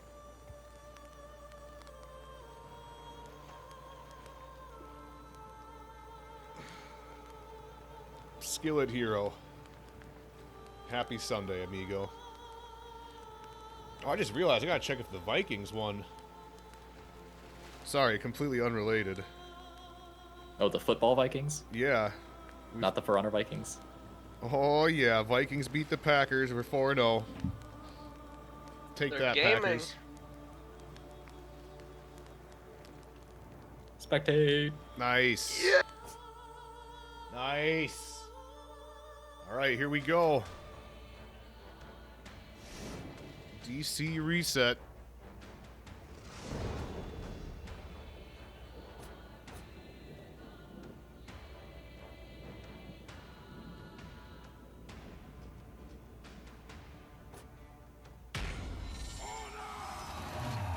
They didn't swap characters, right? Round This is one. the same comp they went, like the Warmonger team. Oh, no. I They think didn't they swap did. characters, right? I don't remember there being I don't an think that was an Ocelotl. Ocelotl. Was it an Ocelotl last time? I don't remember, I'm just gonna actually. I'm just gonna hope it was an Ocelotl. Same. Oh, he's bringing it out here. Oh, tries to bring him over with the isolation with the impale, but unfortunately his teammate behind him is dying majorly in this 1v1. Maybe not the greatest decision, abandoning your teammate and losing 1v1. Now he's gonna get ganked again with no revenge to his name. Sinister going for some meme flips. He's flip confirming. Yeah, He's that just one. flipping on anything. That's how I play PP. Pharaoh in chat says they did. Apparently they did swap. Awesome. No, he was talking about the Vikings. Round 2. Oh, okay, okay. Okay, thank Lord. Yeah, I read that a few minutes ago. Oh! Oh, lordy. That's a meaty flip right there. Good And flip another from one. the dodge tag by That's Sinister all. with good awareness, and that leads to a hefty chunk of damage, plus the confirm into the neutral JJ side heavy. And they are just, Oh, no. when the king speaks, you listen. When the king speaks, you listen. Holy hell. That Orlando Crusher just decided that round he was going to mash his face into the side heavy button. I bet he's gonna And do it again. And whatever Watch this. happened, happens. And look, he's doing it again. He's just pre-peeling with Yeah. these JJ side heavies. They need Neutral to start side heavies. carrying them just like that. Good flip on the neutral bash by Sinister, and they are just memeing on them right now. Look at this, he's gonna throw another. Oh, he kicked actually. He's He found, a tapping different, he again. found a different button, guys. Again. Why are we throwing? Literally! Oh, my man. lord. Alright, can we get a gank? And Get a gank. Orlando Crusher is Alright, running attack gank. Orlando Crusher is running attack, confirming for the BP chain heavy, and he's hitting his teammate out of the confirmed kill, and they get 3-0.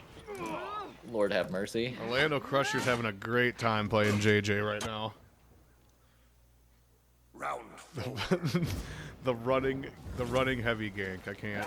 The running attack confirm is crazy. Let's watch the king. Watch them listen to his side heavies. Look at the king.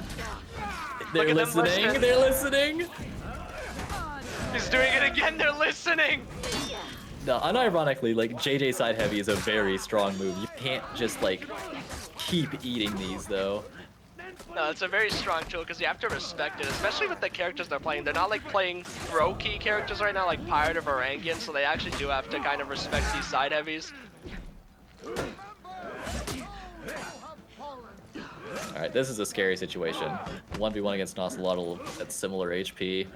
I believe in Orlando Crusher. Oh Look, my god. He's gonna light him again. He's gonna bully him! Oh no. Yep, there it is. Okay, There it is. okay.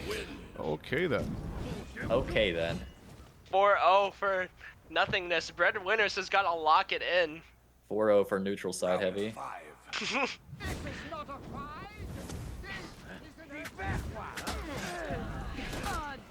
Alright, there's another And nasty He flip. just keep doing obvious attacks that get flipped by Sinister, and because Orlando Crusher is side heaving, it just leads into like a 48 damage health swing.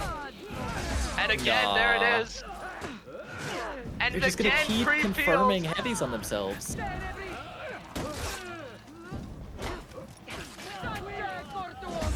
And that is going to be an incredibly clean 5-0 for Yeah, nothingness. that was hard to watch. They were almost just playing with their food there. I thought you were gonna say that they were all playing with their feet. Sure. Give me that too. I mean, like, I won't comment on it. Oh boy. It's getting to be the later hours of the tournament. We're all getting loopy. Alright, 2-0 for nothingness. They're gonna stay alive. Next two starting to have feats on. No, I am not TOing that one. Yeah, that'd be great.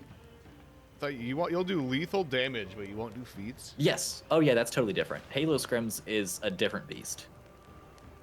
Okay, there's one team still playing, Harbingers of Law and Wiener Beaters. I guess we'll go tune into our good friend, the Beaters of Wieners. There's the spectation. We're spectating Wiener Beaters again. It's because they're always the last team to finish. I feel kind of voyeuristic watching these guys wiener beat. Harbingers Oh my, of the Law. Pepsi Centurion.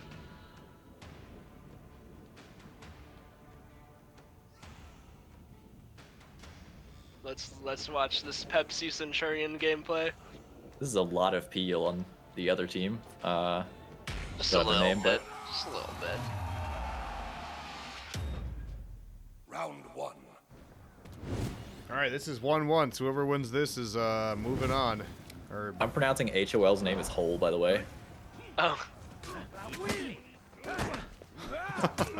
Dibone Gaming getting mixed by Benicio on the Ocelotl. This one's but is he is just pelting him with the side dodge lights with Jean Hu.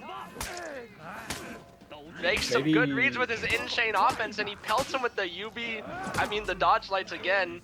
If you can't react him, you should try and external him at least, so you're just not eating 9 every single time. And his teammate in the back goes down. And that'll be round 1 for HOL. Yeah, that John Who kind of just had his way with the Ocelot. I think everything he did landed. Yeah. Round 2. I like this Kensei fashion. But I not like as much the, as this. the scent fashion. Yeah, I'll say most. not as much as that Centurion though. Let's check this Pepsi Warrior out. All right, this John Who has like cheats or something. Oh, never mind. He got parried. Now he's on the Mixed by wall, and his Blood teammate's Fan not there. here to peel. Oh. Oh, he threw to the wrong side. He's doing well in the ones, but his teammate is dying behind him. Probably should have tried to help him a bit, and now he's getting ganked, but we'll see if he can get this 1v2. Opts for the Eagle's Talons in the 1v2 scenario.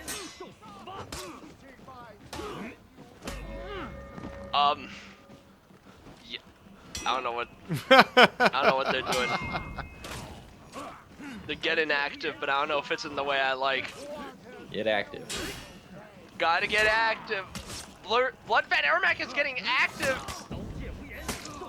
No, he gets. Oh, he thought the Kensei was gonna let the zone fly, and he tried to parry it, but he fainted and he eats the UB. I'd also like to credit Bloodfang Ermac for the versatility he's shown. Round We saw him destroy it on Raider, and Highlander, and Nusha, and now he's on the Pepsi Century. And he's getting active. He is getting active with that Nature's Wrath. Oh, and the Ocelotl, while we were looking at the ore of the Centurion, has instantly killed the Jean Hu somehow. And now Crimson Dead is going to get ganked. But they do feed him revenge. Let's see if he can do anything. He opts to light attack. Interesting choice to not use his unblockable mix-up in revenge, and he is gonna go down, and they're gonna get a round on the board for the Wiener Beaters. And This they're is gonna round celebrate. 7, the final round. We're watching a team that's, I think, 3-3 or 2-4. But we have our top team, it's S&P, and we are about to start the tiebreakers. It's being seeded right now. Good use of the target swap heavies by Bloodfan Ermac. Catches the dodge with the heavy. Meanwhile, the Ocelotl's externally mixing the Jean Hu, desperately trying to peel the Kensei, but because they're getting peeled by the Ocelotl, they're just eating a lot of damage. Though he gets an out of stamina throw into a heavy punish, it doesn't kill though, but they do get revenge, zone catching the roll, and now Dibone Gaming just needs a few reads here, gets the GB into the max punish, not the right punish, but that will still do it, and that's 3-1 for HOL.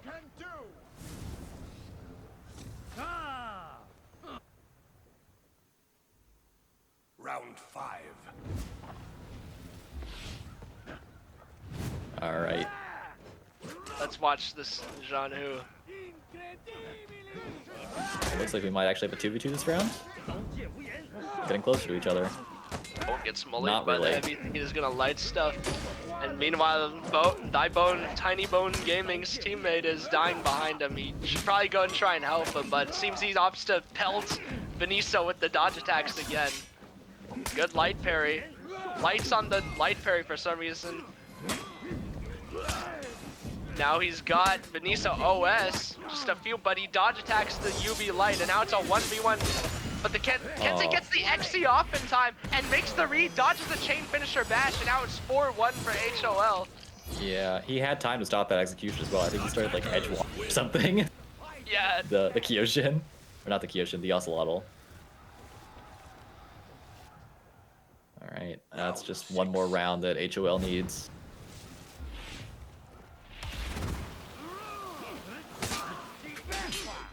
Pepsi Centurion needs to clutch up if they want a chance to win this.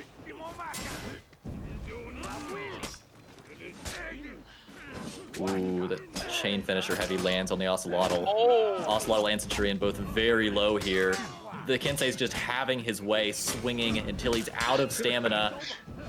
Ocelotl down, it's just the Centurion holding up his team, but his muscles aren't strong enough. The weight of the world comes crashing down on him, and HOL takes the set. Harbingers of Law get another win under their belt, and that is the final match of round 7. So if you guys aren't competing in the tiebreaker, thank you for joining us today. Good games. Feel free to sign up for next week, Saturday or Sunday, or both, if you want to try again. But otherwise, we got some teams that are going to be competing for the 2nd, 3rd, and 4th spot in the closed qualifiers in today's tournament. Thank you all very much for competing. Is that bracket seeded yet? Do we know? I don't think it is. No, it's not public. What's up, Silix?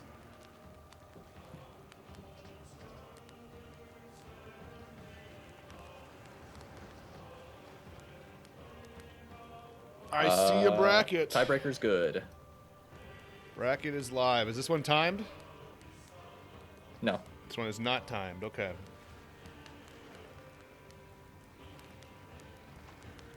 Can you tell? Hey, memes, What? you're fat. I'm gonna get angry.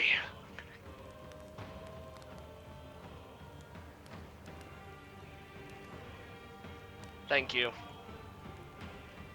Whoever did that, thank you. I guarantee you it wasn't me. I know it wasn't you.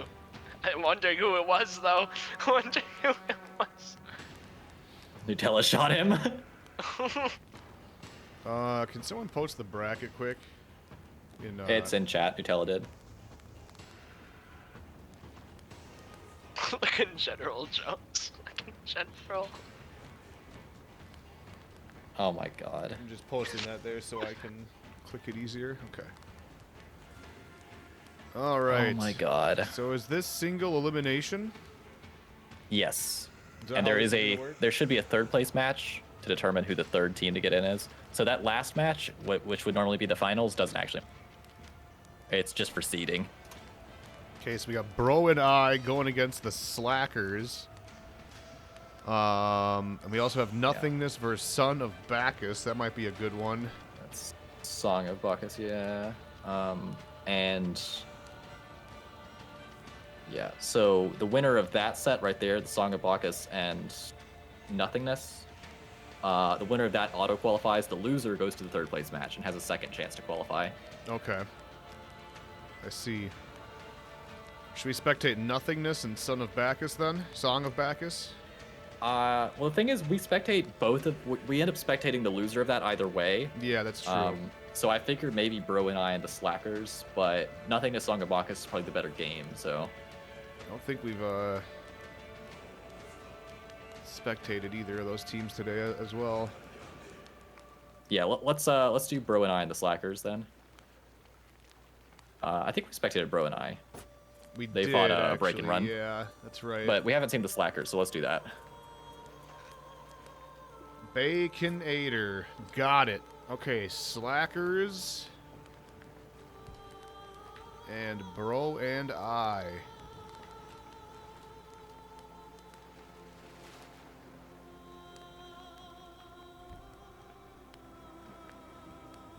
And this is single elimination, so if you lose, you are out.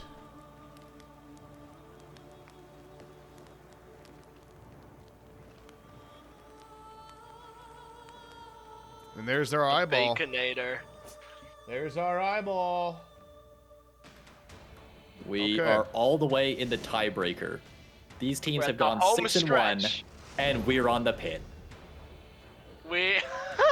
Okay. Oh, that Lawbringer? It would never be an open qualifier without rule breaking in the tiebreaker. I've turned into a skeleton. This is incredible. And a Lawbringer. Bans for this are Shinobi and Pirate. No Shinobi and no Pirate. All right. Just allow the pit at this point. They're basically the same map, and both of them don't have the end of the map bug, honestly. Yeah. Just allow the pit at this point. I don't care. I think it's just funny. Winner of this will be going on to face Rippy and Console. See what they're going to do with the Lawbringer.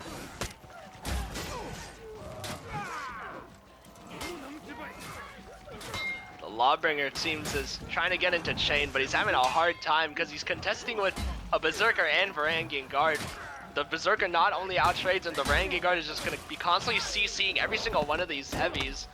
And now it's a 1v1 with Dramedy versus the JJ, the Baconator.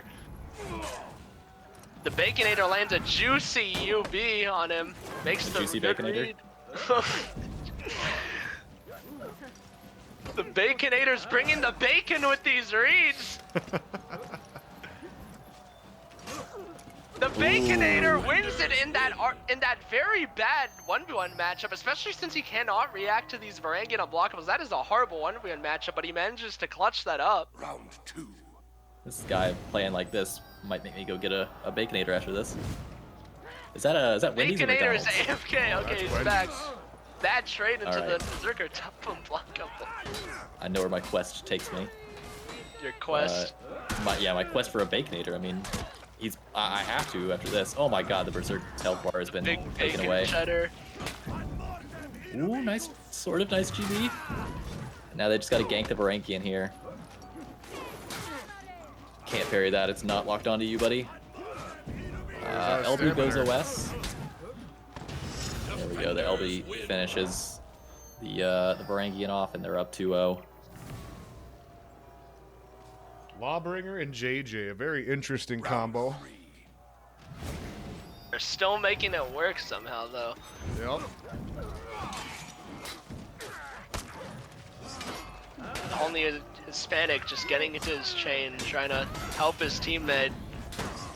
Good side dodge bash to interrupt the hyper armor from the Berserker. He needs to try and do that more to stop the Varangian and Berserker from getting into their chains so easily. Fortunately, but good peel by the JJ, recognizing his teammate ate the GB, but unfortunately it's not enough, and the only Hispanic will go down, and Baconator there's just no way to anti-gank that. Win.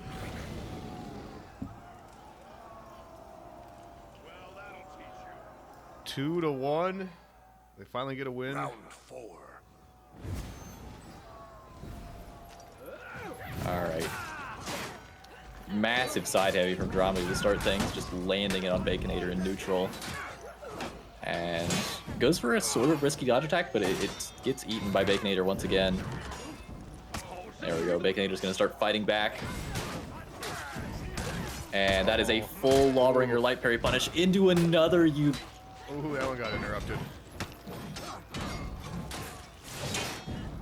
Now, the LB's really the one who's got a bit more HP than the rest, but it doesn't matter. Varangian is not going to be able to keep his health bar long enough for that to make a difference. Dramedy drops as well. And the Slackers are up 3-1. Round 5.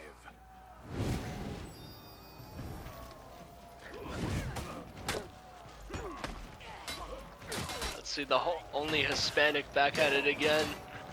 Just getting into chain as usual. Good parry on the dodge attack, and recognizes he's gonna get peeled, so uses the zone riposte to get armor, but unfortunately, it's just, like I said, really hard to trade into Berserker with Lawbringer, and now he's on 1 bar, gets attacked again, and he needs to keep his health, but he will go down, but the JJ does trade with the side dodge attack, which clips both of them, and he will get the kill on the Berserker, and now he is in a favorable in terms of health 1v1. Good parry on the neutral heavy, chokes for the stamina of damage. Baconator is just trying to make a couple reads here. Lands a second light there and gets the GB against Dramedy. Baconator's onto something with these chain top lights, I guess. Yeah. You could even say that the Baconator is cooking. He is. This Baconator is in the kitchen cooking. 4-1. We're being cooked. Round 6. Are these best of 3 or just this match? It is best of 9 rounds in a game, and you need to win 2 games. And right now, Bro and I are in a bit of trouble here. They're going to need to win 4 rounds in a row. That is a parry on the dodge attack. Getting the full LB, UB there. And now Dramedy, using those chain CCs to his advantage, he's going to try to 1v2 here, but he doesn't have a ton of binge to do it with. Gets parried, and it's the UB. One more read will do it, and they catch him there in the GB. That is a first game win there for Slackers. They pick up 1 more, and they move on to the effectively semifinal. 1-0 Slackers. All right. Let's see what they're going to pick for their next composition. They can't use Lawbringer. So they're going to have to use They something won with a else. trash character. They have a lot of picks now. They won with a trash character. That's true.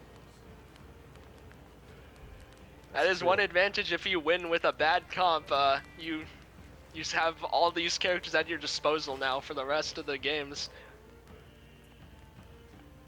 How did Rippy do? Well, the winner of this set that we're watching right now will go on to face Rippy in console. Yeah, they were undefeated until the last round. They lost to SM. So they're the first seed in the tiebreaker.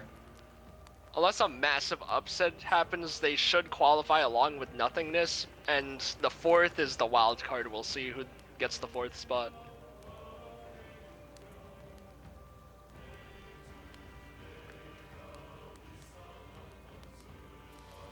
Yep, they're still in. We'll know the result of them after we're all said and done here. Yeah, also mysteriously, once their game starts, I'm going to leave the VC and start playing For Honor on one of the accounts of those other guys that they're fighting and knock them out of the tournament. There But you go. that's definitely not me. Yeah. You definitely did not just incriminate yourself live on stream. No. Wait, was I not muted?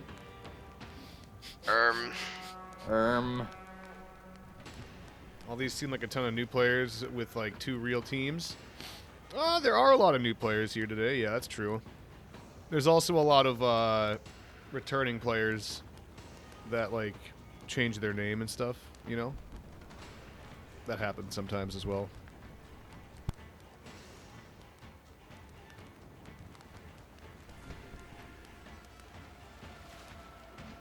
All right, just waiting for the eyeball. As soon as we get that, we'll be on to our second match here. There it is. Right on schedule. All right, they're in the ring this time. The right map.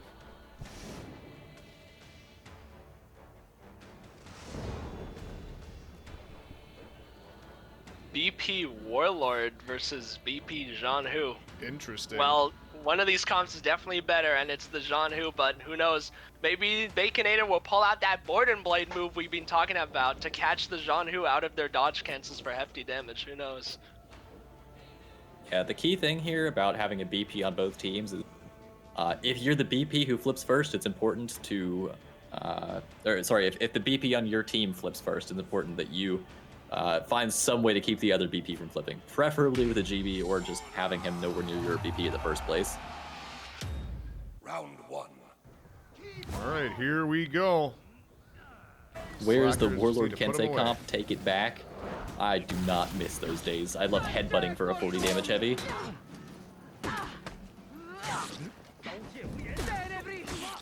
Only Hispanic just... Oh, but he puts himself out of stamina very fast if they gank his team, but they do not opt to gank his team. And a bit of an error from the orange team. Baconator ups to side throw him off the guard break, I guess, for repositioning purposes. That's a good reason there. Ooh. Yeah, the chain heavy lands on Nanwalk, who's now very low, but his Baconator's teammate's gonna drop. He's now in a kind of winnable 1v2, but I mean, after eating that, it's kind of... Whoa! When the king speaks, you listen! When the king speaks, you listen! He did that for repositioning purposes. That was They were actually a- like a goated repositioning throw, I'm They not even were- gonna lie. That was actually No. good that time. There were a lot of things he could have done there that I was expecting. That wasn't on the list. He threw him at the Jeanu. That was a decision. And the Warlord looked at the Jeanu and threw a raw side heavy and it connected, but he puts himself out of stamina with that zone attack. But there's not really a gank they can do that will really blow up his teammate. And Baconator's just chucking these Warlord side heavies, but they're getting too overzealous. They've both eaten a lot of damage now when they originally had the health lead. Good flip by the orange team's VP, and they'll get a second round in. 2-0. They're kind of taking it and running. What did Warlord do? He was in a 1v2 and had one of the enemies in a GB, and instead of taking it kind of punish, he just threw him at the other enemy.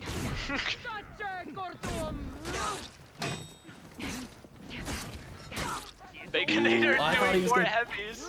Yeah, I thought Nanwal was going to go for the flip there. He goes for that one at least. Does eat yet another heavy there from Baconator, who's just actually tossing these out. And Hispanic and Dramedy are in a competition to see who drops first. It is not going to be Hispanic.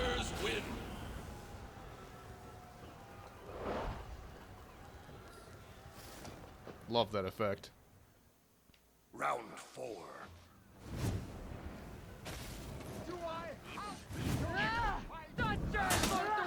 Yeah, you can see both BPs just kind of faking each other out, trying to get the other one to do something that's flippable. Good use of the undodgeable zone to catch the Jeanu, just chipping the Jeanu down. Good plays by Baconator. They have the BP out of stamina. They need to focus the opposing guy who has his stamina.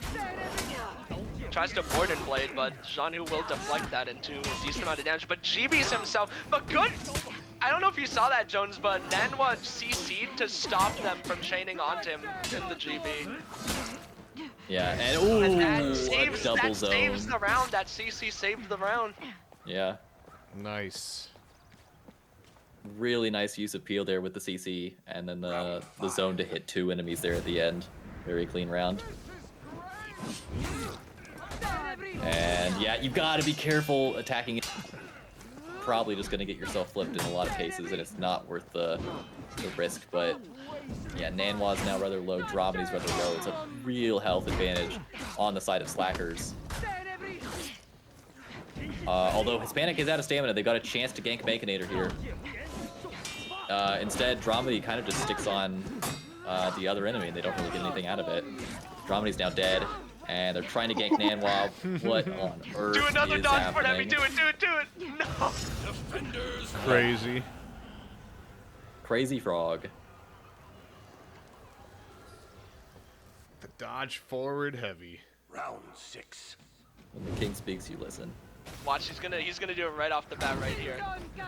I swear he's gonna do it. No, do it! Dude, he's just Oh my chucking god, he side doesn't even heavies, they need all to when land. these are landing. Good Oh, he flip does- on the headbutt from Nanwa. Yeah, he's just gonna throw a zone that once again hits both enemies. And there it is. When the king speaks, you listen. Now they've got a gank against Dramedy here. They just need the BP not to drop, but he does. The Warlord is now in a 1v1, which he should win. Gets the GB. He needs really one more light attack, I think. Gets GB, though he's got to not get hit with the UV light. And Dramedy picks up the round. They put themselves one round away from tying up this series. Dang. I was rooting for that Warlord.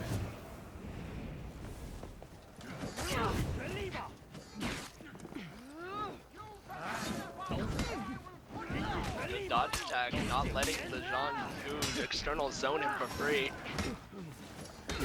Zoning him again, not letting him have his free reign.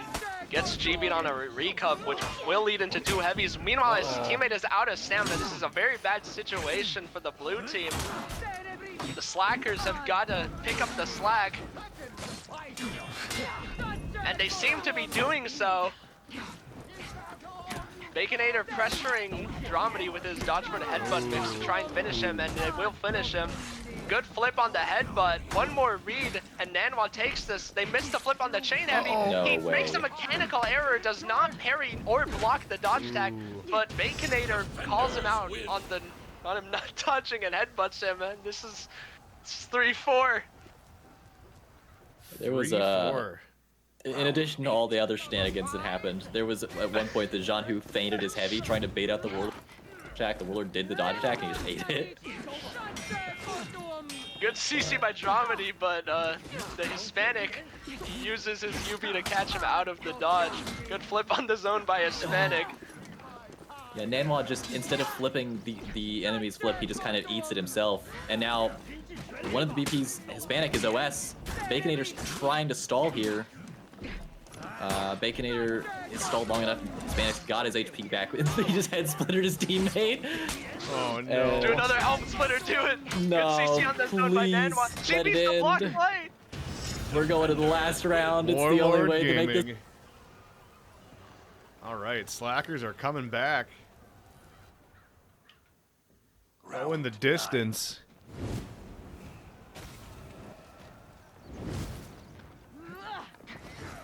Let's go, Baconator. Let's see the bacon. Neutral dodge attack. My- Unfortunately, does not connect. Another zone. What are you? Dramedy needs to start like deflecting or blocking or parrying these zones. You can't just keep getting pelted by them every single time. Good parry on the zone by Baconator. Tighten Just it up. harassing him There with we these go. hyper armor heavies and frame advantage. Yeah, I mean, you really have to respect both the Warlord and the Jean-Hu need to do a better job of respecting these BPs. Dude, Nanwa accidentally confirmed his Oh my teammate. God. He actually confirmed his teammate with that Wow. bulwark slash, which will lose them the round, and Slackers will take it 5-4. And that's going to I give him think- the win. I think the takeaway for both of those teams is you just got to respect the BP a lot more in that matchup. There were plenty of times where both of them were just absolutely swinging their like neutral heavies and chain heavies at the enemy BP. When the BP was just standing there, there weren't even any kind of recovery or anything. They were just kind of hoping they would eat it. And I mean, even if they only flip it like 1 in 3 or 4 times, it's just not worth it. All right, so there we have it. I fear the takeaway is that when the king speaks, you listen. Warlord was awesome that match. That was great. I love seeing a good Warlord, especially at this late in the tournament. Shout out to Let's see Baconator. if the Baconator can bring the bacon to Biscuit Harmful. Is that what we're watching? Baconator, Slackers against Biscuit Harmful District. I guess that is what the people want. People have been asking where Rippy is. My money's on the Slackers. All right, Biscuit Harmful District. How much and money? Because I'll Slackers. take it. Um, my lawyer has advised me not to further elaborate. Okay, interesting. District. I'm hoping the king takes him out. I'll be interested to see if they play Warlord Test again. the king on Warlord. No, I hope he plays Warlord Watch first so we get to now, see it. Now, this time he's gonna whip out the Gudmundur skin and it's gonna be over. Like, what do you do? No, you just lose. You get on the ground and die. It's the seppuku execution. I'll put down 100 money. All right, you owe me and Silix $100 if Can we allow if the heavy king perks doesn't win. so he can go flesh wound Honestly. and up his nails so the Warlord has 177 HP? Just let him. Let it happen. So When in- the king speaks, you listen. So in the are you background, gonna Nothingness do? has beat Sons of Bacchus, or Song of Bacchus. Just wanted to point that out. Gotcha. Okay, so Song of Bacchus is now in The third The place, third place match. Yup. And the winner of the one we're about to watch, Biscuit Harmful District and Slackers, the winner of that will go on to face Nothingness. So we could get a rematch. Doesn't even matter who like wins or loses It's that just one. for seeding. Yeah, it doesn't even okay. really matter. Like, but the one that really matters is gonna be the third place match, which is most likely gonna be Slackers versus Song of Bacchus, unless the king pulls off a massive upset. That's true. Alright, we're just waiting for the eyeball.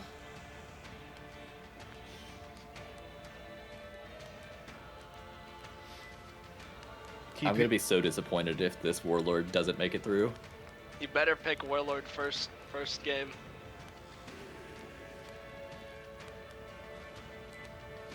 We keep hearing about Bacchus, but nothing of their wine. True. True.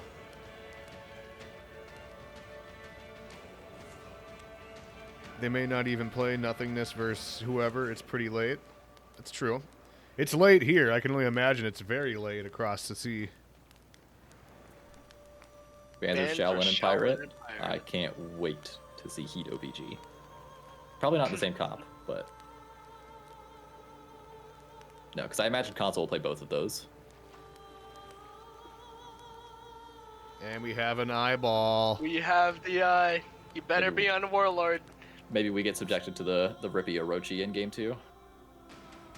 He's not on Warlord. He is on JJ. He doesn't feel They like whipped out a destroying them this PK? time. Peacekeeper. Oh my. PK is like...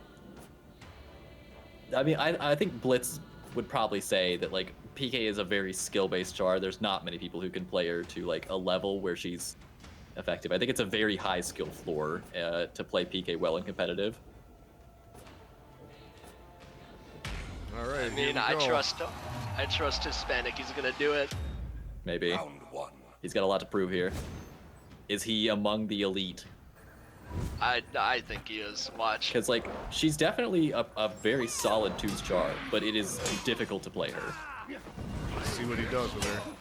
Okay, off to a bad start in the neutral side dodge kick into the Hito Kiri charge and unblockable. That's not very good for your HP bar and... Oh, no. Oh, no. Okay, that first round is most definitely chalked. I think he wins this fight. Baconator. He wins these. Oh, maybe not. They're cheating. That's how they won. We get a DQ We get a on DQ. PhD. Admins. Round 2. All right. In goes Console to throw a lot more heavies, but he gets absolutely destroyed by Baconator because the king has spoken. And yeah, he's just going to external the PK here until she's got him bleeding, which she now does. He can just but that is no longer the case. Rippy gets a series of parries. Hispanic has to watch his health bar, and he's dead. Baconator immediately follows. They need to slow the pace of this match down so much if they want any chance here. They are just spamming at the same pace that Rippy and Console are, and their health bars are disappearing for it because they're not communicating nearly as well on confirming anything, and they're not playing as safely. Yeah, look at this. They're just ganking right in front of Hispanic.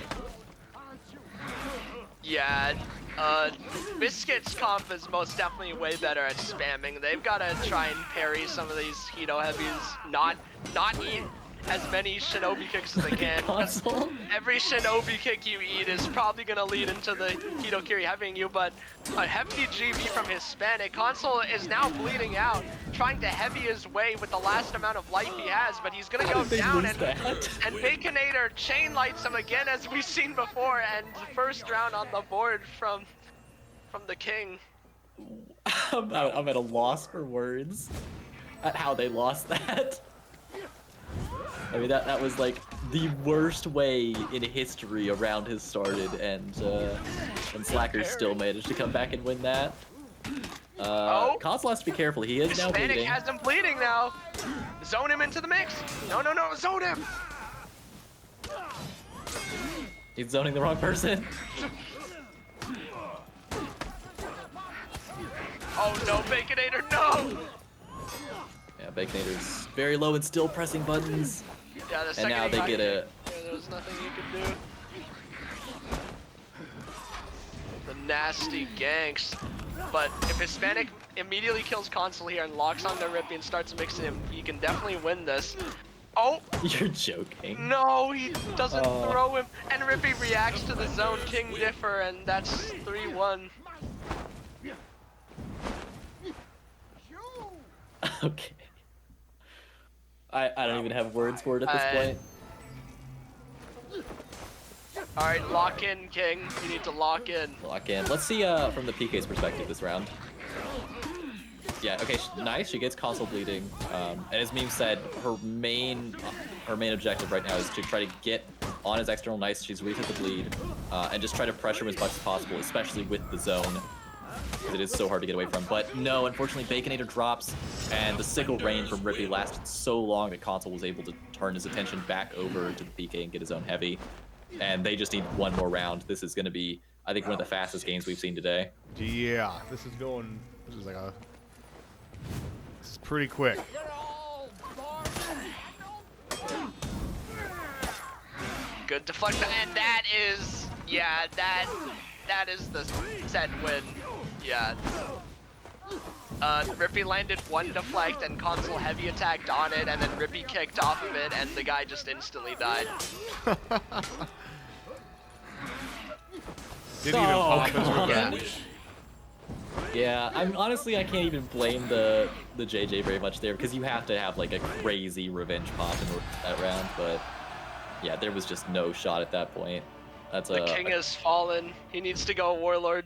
Yeah, that's. yeah, I and was gonna say that's the reason that's probably the reason they lost that when he wasn't playing Warlord. yeah, I mean, fortunately for Slackers, they've got one more game, one more opportunity to pick the correct character. Yeah, in the blink of an eye before I could even commentate anything, he just died. That is the power of Shinobi confirms. That is.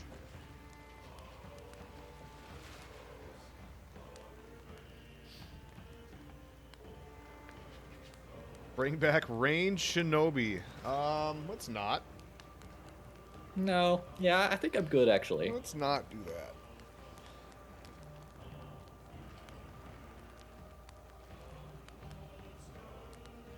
I guess after this, should we just watch the third place? Because it doesn't even Yeah. matter who wins the biscuit versus nothingness, doesn't Yeah, it? exactly. That's true.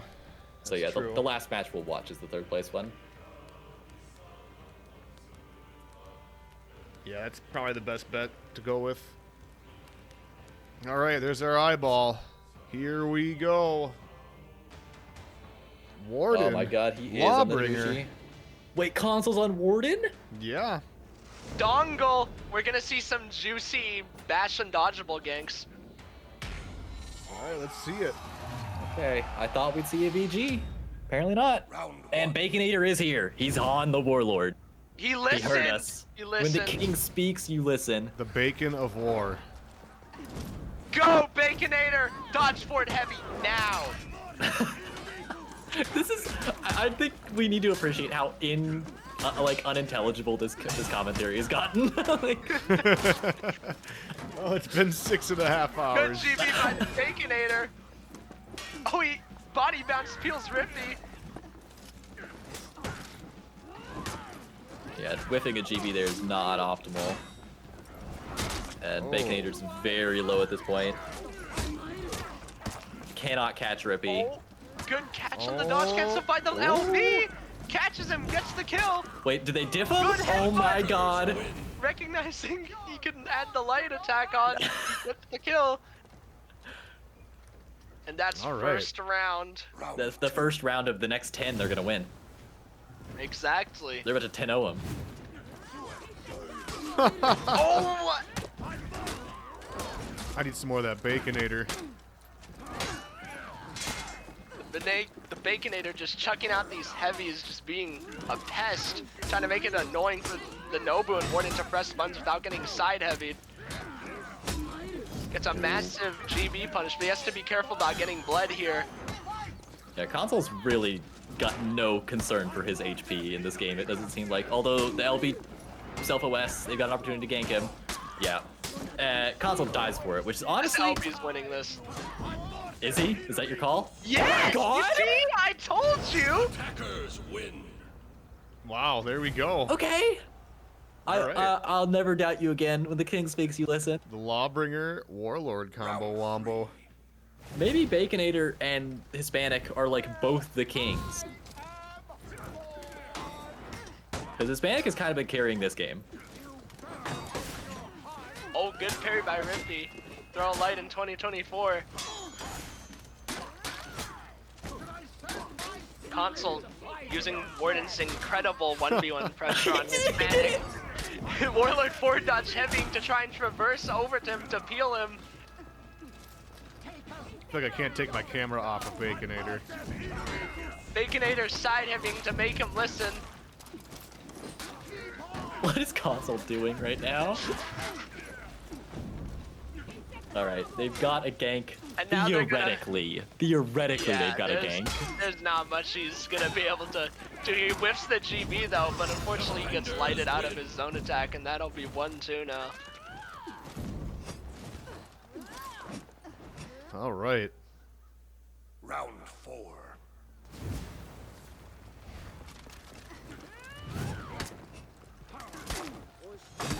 Alright, I appreciate. Oh my god. how Oh, Rippy's helped. what just happened? They stole it. They robbed it from him. Yeah, Slackers just absolutely blew Rippy up, and Hispanic's now not looking very healthy himself. Oh, he catches his does. roll attempt! Yeah, Hispanic's now OS. Baconator's gotta keep his health bar as protected as he can. He's so. doing a good job. He's actually zone stuffing Console out of the shoulder bash, preventing the bash and dodgeable gank for him, but unfortunately his teammate Hispanic is gonna go down, and now they are spam ganking Baconator. Watch out, Bacon, no! Defenders win. 2-2. The king, yeah, the king was busy that round. He didn't speak. There's a coup. There's a coup going on. The Round king needs to 5. protect his empire. Okay, Rippy's understanding the energy of the match. Starting off with a running attack. And yeah. Okay, peeling Console out of his UB he was trying to do. Very cool. What's going on in Miami? Rippy trying to Console zone and stop the immense spam, but Hispanic and Baconator's heavies are making them listen. Console trying Yeah. his best to peel Rippy, but he's gonna go down. Uh-oh. They're feeding revenge though, Oh, but there it is. Console does not think he's gonna let that unblockable fly, and he's gonna hold it, and now it's 3-2. I need them to know that I need Rippy and Console to know that if they loop this, this is gonna be screenshotted so hard. not to throw shade here, but these guys are destroying them. Lawbringer Gaming. This is And- awesome. Fortunately, Yeah. Hispanic makes a few wrong reads on the chain unblock from Ward. He's lost a lot of HP. I don't know how they're gonna come back in this round, but we've seen them do worse. Like, come back from worse. Good Yeah, I think parry by the Rippy is OS. They've got a chance to gank Console. Rippy doesn't care about it. Win. He killed Baconator while OS anyway. It's 3-3 now. We're subjected to more of this. 7. This Watch is this literally go the the match of the distance. century. This is better than the 4v4 FOF finals.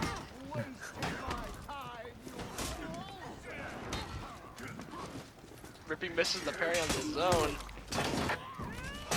Oh boy. Baconator tries to full block, but unfortunately Console swings a fat unblockable at him. Console's got a lot of Venge for how much health he has. He's like 3/4 right now. He can easily just sit on that. This round is over. There's not much they can do with Yeah. this Venge. They're just gonna have to go next. Yeah, Slackers have no HP. They're gonna drop, and one more round puts them into the 3rd place match. They're trying to avoid it. They'd have to win this game and the one following if they want to Round just 8. instantly qualify.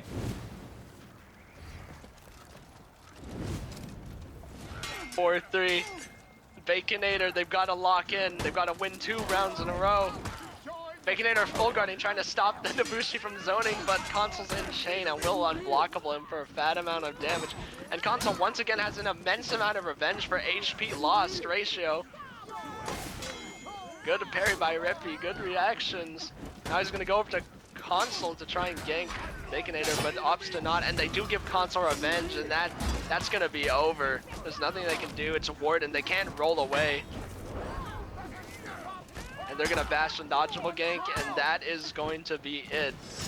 They put up a good fight though, and they still have a chance with this 3rd place qualifier tiebreaker to get into the closed bracket. Yep.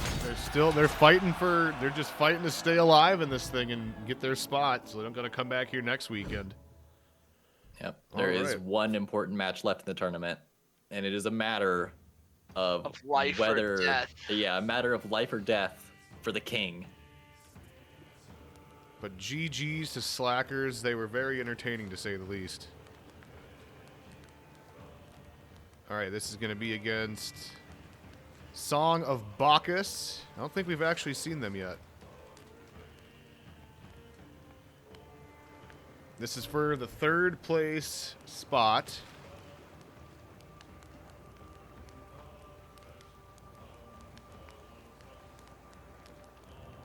Or wait, is this... Wait, who are we watching? Is this Slackers? Okay, this is Slackers and Song Yeah. of Bacchus? Okay, I had it wrong. Slackers. We get to watch them again. We haven't had a chance to see Song of Bacchus today, though.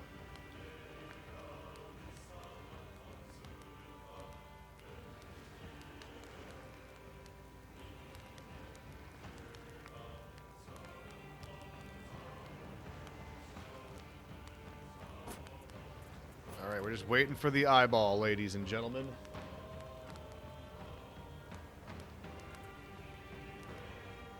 Thank you all for being here. We're in the final set here. If you guys have been here the whole time with us, thank you very much. It's been a long one. There will be another set of tournaments on Saturday of next week and Sunday as well with a different set of commentators. If you guys aren't already, follow the stream so you don't get, so you don't miss it and get notified of when we're live and stuff like that. Oh, I know we're not finished. I know. I'm just telling the people to follow. It is not over. We have to see the king. We need to We find had the king to see. and get through. Slackers versus Song of Bacchus, third place match. Yep. Sorry, I heard you saying goodbye to people. I was like, nah, man. No. I was just this- telling people that there's a tournament next week. Oh, okay. All right. Sorry. I'm like, I thought you were saying like, it's over, and I was like, No. don't tell people to go away. The highlight is we're about to see if the Baconator, if the king speaks, will we listen? Will we listen? Will we It's listen? all up to the Song of Bacchus. Will they listen or will it Will fall they on listen to the deaf king? ears? Or will it fall on drunk ears? All right, I'll leave you to it. Sorry about that. Oh, you're good. My bad. Couldn't do it without you, Spaniard. I can imagine the TOing is going great today.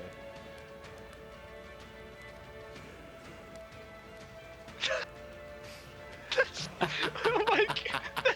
Dude, that is so good that that's their PFP. Do we have any way of showing that on stream? Oh my. Yeah. Let me just save it quick. Yeah, this is the team that we're watching's profile picture. Also, bands are Shino and Hito. That's so good. Look at it. That's beautiful. Beautiful piece of artwork. When the king speaks, you listen. Like he's just dunking on him. That unblockable dunk. Dude, I wish IRL was like For Honor. Like you charge up a huge punch or something and you just start glowing orange.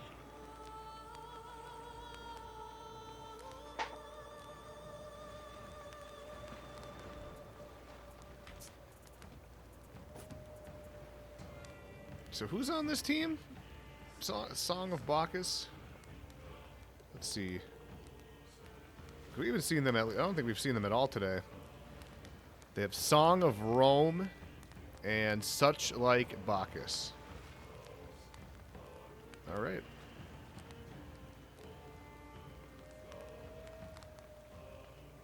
Well, as soon as we get the eyeball of spectation, we'll get on to our last few matches.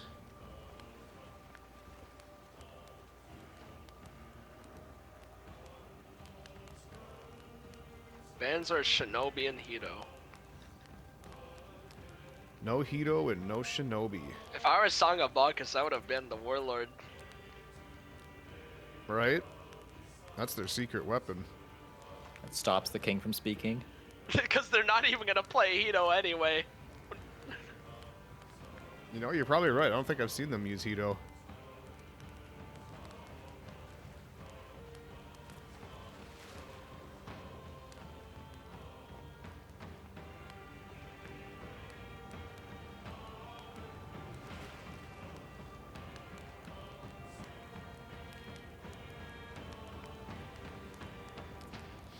Be the last match. The top 2 teams have decided not play. It doesn't affect qualification. Right.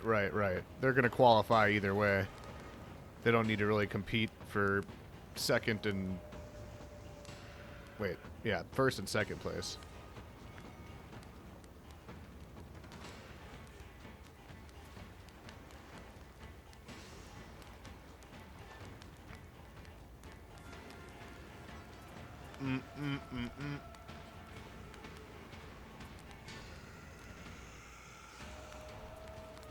Yes, this is the match for third. This is the one that matters most because the loser does not qualify today. Right. The loser of this will have to sign up for next week and try again. They'll have to go through the whole process again.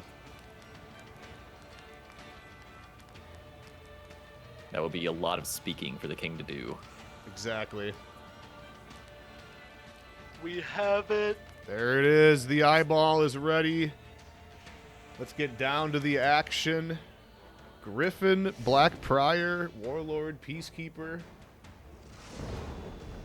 This is a throwback comp. This is the season 1 composition.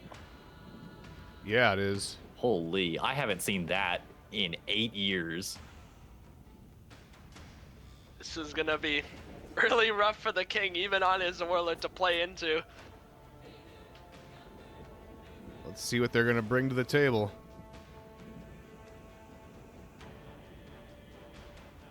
Ideally, this Pika is gonna have to try and get a bleed in, and then as soon as they get the bleed, the warlord is probably just gonna have to try and chuck side heavies at the person the Pika is not locked onto to pre-peel the PK mix. That's probably their win condition. Also, Round 1. fun fact, all 4 of these players are on console. Yep. I see. Pretty impressive. All right, console gaming. Here we go. Oh, and Pika immediately gets the bleed. Baconator forward dodge heavy now!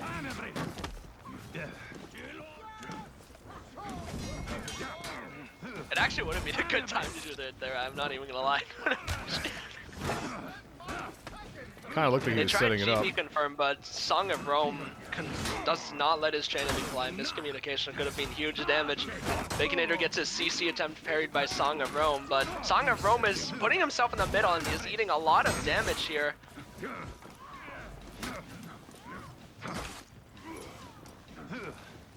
But only Hispanic is hustle, but he rolls himself and gets chipped by a dodge attack, and now he's 1 hit away from death. And now Bacchus is also bleeding, and they GB for the dodge attack into bleed, and he's going to bleed out now, I think. And there it is, round 1 for the Slackers. Dang. Who were the top 2 teams? So we had SMP Round 2. and Biscuits, Rippy, and Console. Yeah, you can see the PK's trying to find an opportunity to get bleed in. Really risky if she's already on your external and you're just going for a dagger cancel. Maybe you'll parry a heavy and accidentally parry.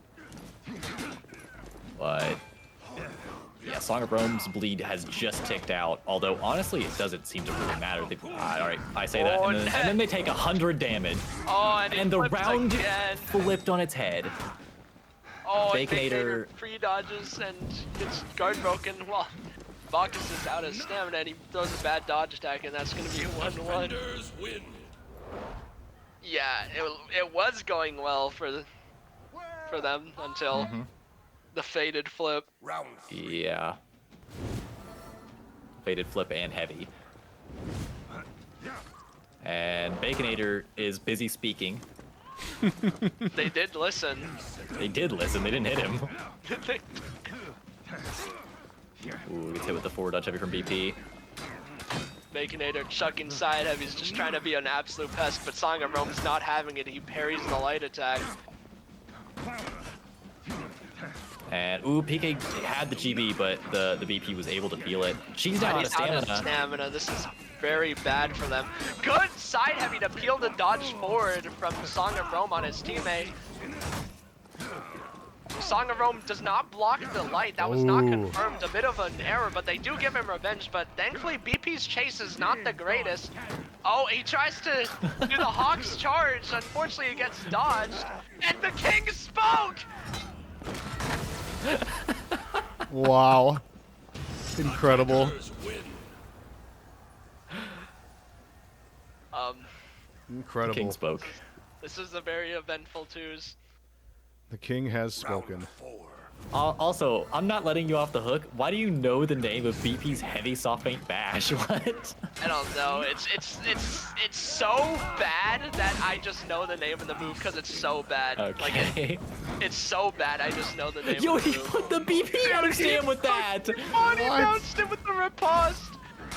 He almost did it there again. He almost did. Yeah, I mean, Hispanic's so low on HP, but if they can kill Bacchus before then, before Hispanic dies, they're in an okay spot. Hispanic goes OS though. Song of Rome bleeds out. They can't give, or not Song of Rome, but Bacchus bleeds out. Song of Rome nearly has revenge. They can't really gank him. Song of Rome gets a light parry. This is very 1v2able. Gets hit with the bleed. PK offense gets really scary now. Kill him! They're trying to figure out what to do here. Oh my goodness. Bleeding out. Okay. Attackers win.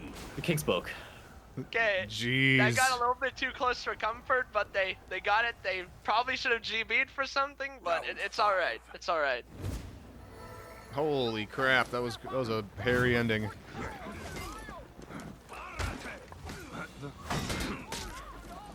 Nice, gets a CC on that light against both of the players.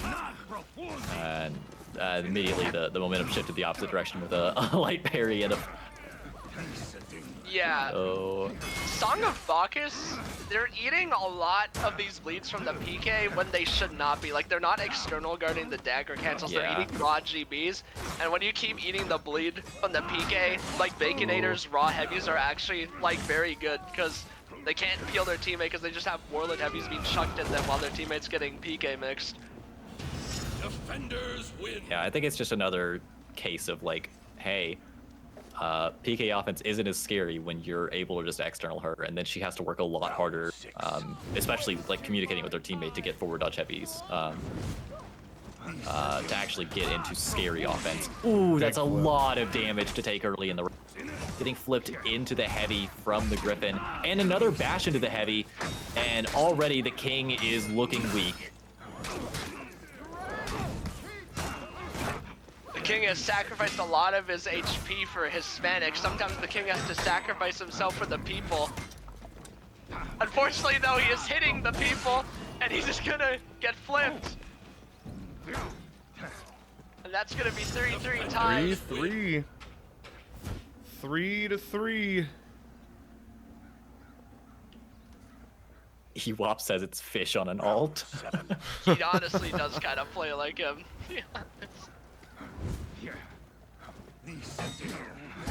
Ooh, starts with the CC and lands the chain heavy off P. Good health swing. Yeah, you can see PK this looking for Bacchus. Yeah, Bacchus is, I think, doing a much more intentional job of looking out for the PK, trying not to just get bled as easily. And he's lining up in an okay spot There they go. to work with his UV, and yeah, they cleaned up that round rather easily.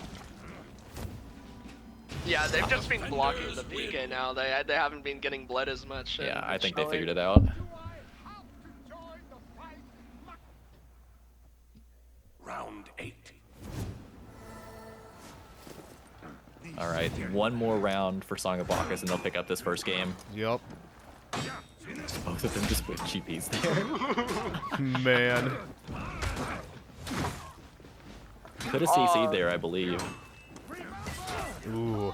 Baconator chucking heavies, it does connect. And now Song of Rome is bleeding. Now Baconator needs to start peeling this VP, which he is going to do. But Hispanic is also low. They need to try and kill them, which they will do. Now Baconator, it's up to him to clutch this, to save this set. Yeah, it's hard Good to do parry. anything here, especially Song of Rome getting that light parry. The king is speaking. He says, "Give me venge," but they did not listen. And that is the first game going to Song of Bacchus. Slackers need to get a little less lazy here if they want to pick up the set win. We need to stop slacking off if they're going to pick the win. But hey, the Warlord was entertaining to watch nonetheless. Some really big flips, too. All right. Song of Bacchus 1, Slacker 0. They just need one more win to secure their spot in the grand finals and a shot at the cash money.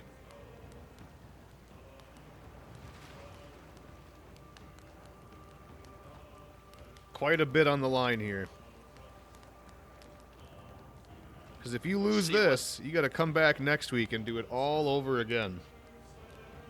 A lot on the line, lots of tension. Can imagine it's been a long day. They're probably tired.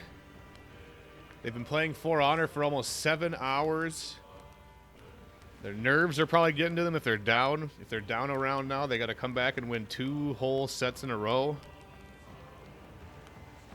We'll see if they can get the mental willpower going and stick in this just long enough to get the win.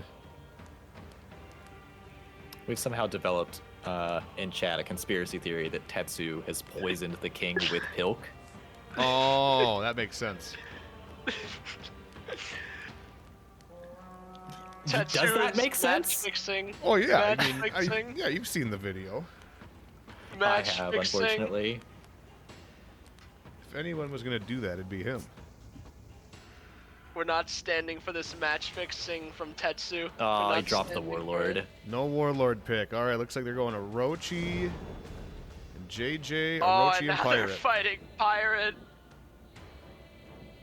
Hispanic is gonna have to try and keep this Pirate in check with his undodgeable dodge attack to keep these dodge cancels in check. 69 reps and 80 reps on the Orochi. A lot of high rep Orochis here. That might be a comfort pick for them, but it's also not a bad pick either. Orochi's a very powerful character. All right, this is do or die for Slackers. They lose this, they do have to. They have They to don't do qualify. it all over again Yeah, next weekend. They'd have to play in the third all or fourth qual. over again. And Song of Bacchus obviously would really like to end this right now. Whoa. Oh my god, that's such a funny series of interactions that happened there where Hispanic Oh parried my! and was stunned for so long that by the time he threw it, it wasn't confirmed that he got parried. And Hispanic dies years before everyone else in this lobby. Baconator alone to be ganked. And I mean, he's got a lot of Venge, not a lot of HP though.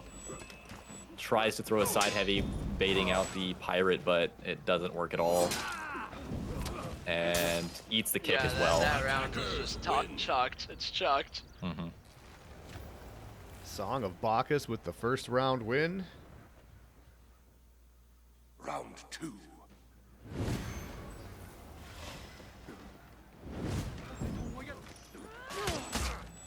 Ooh. Eats the forward dash heavy from Baconator, which also guaranteed the lights from the Orochi. What a mistake by Baconator. The second he saw his teammate got that parry, he should have side heavy. That was free on the Pirate. Missed damage. Fortunately, Hispanic is getting... He's eating a lot of chip right now.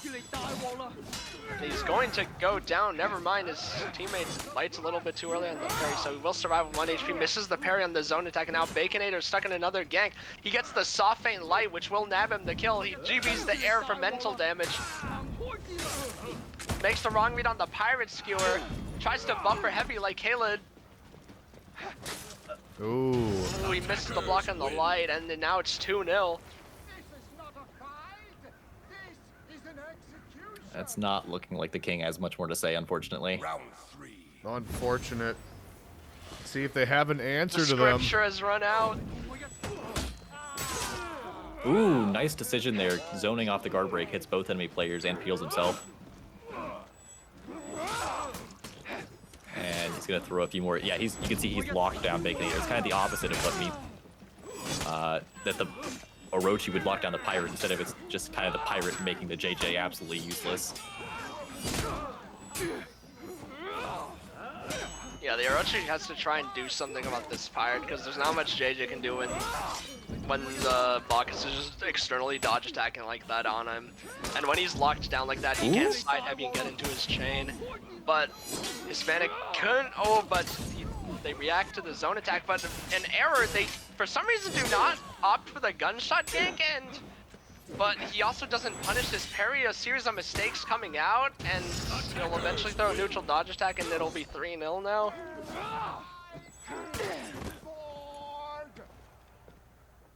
Yeah, this is looking worse and worse for the Slackers by the moment. Yeah, they should have just stuck with the Warlord. Yeah, I'm not sure the JJ has the same vibes. Although he did just land that neutral side heavy.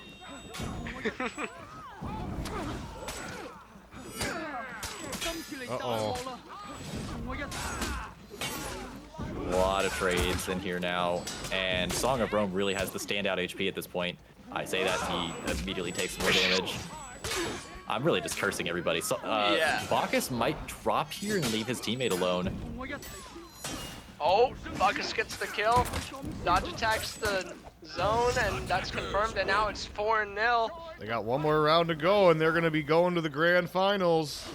Yeah, we're gonna need a bracket, not a bracket reset, a reverse sweep at this point. Yeah, this is going to be Change the really result of hard to this. come back from.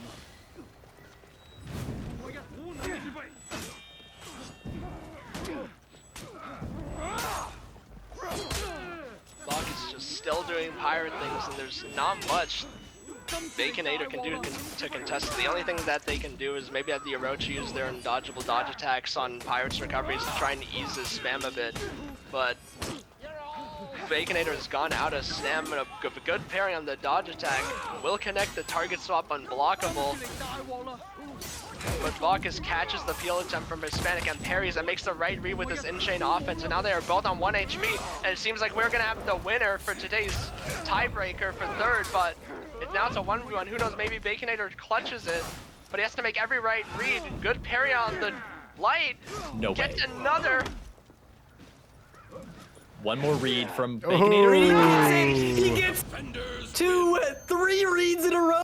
The king has spoken. It's not over yet. Baconator is not going away without a fight. The king's last stand. This is not a fight. This They still need 4 more rounds, but it's not over yet. It's not over yet. It's never over until it's over.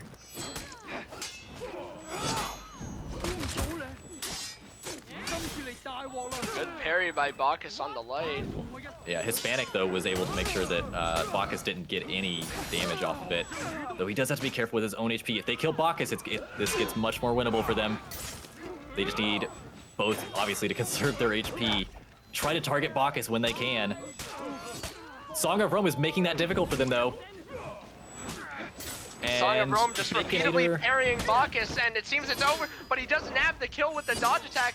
Now it's a 1v1. Good reaction by Song of Rome on the zone. One more read, and it'll be it. That's it. Good bash stuff, and we have the winner for our third place tiebreaker match. The king has been dethroned by Song of Bacchus. Song of Bacchus has won and secured a spot in the grand finals alongside Biscuits and SMP. And what was the other team? Or is it just 3? you better put your Biscuit, Harmful District, Nothingness, Nothingness. SMP, and Slackers. Nothingness. That was the other team I was thinking of. But there we have it. What a tournament. Thank you all for being here. Very good stuff. Thank you all for competing. If you guys competed, if you didn't make it into the official closed qualifier, if you didn't qualify today, come on back next week. Saturday and Sunday we'll be live again. We'll have a different set of commentators. And there's still room to sign up, but I highly recommend you sign up now because it's going to fill up fast. Other than that, yeah, I think that's it. I got nothing else for you. Do you guys got anything you want to say before we wrap things up here? I think you've mostly got it. I don't know if Spaniard wants to come in and say anything, or if we can just hit that big red button. Yeah, I'm not sure either. Memes? I just want to say it was a pleasure casting this. We saw a lot of great plays, Oh, come in especially quickly, from some why not? unknown players. Hello. Hello, Hello, Spaniard. Spaniard. Well, I just want to say thank you already for playing. Thank you guys for doing an amazing job casting.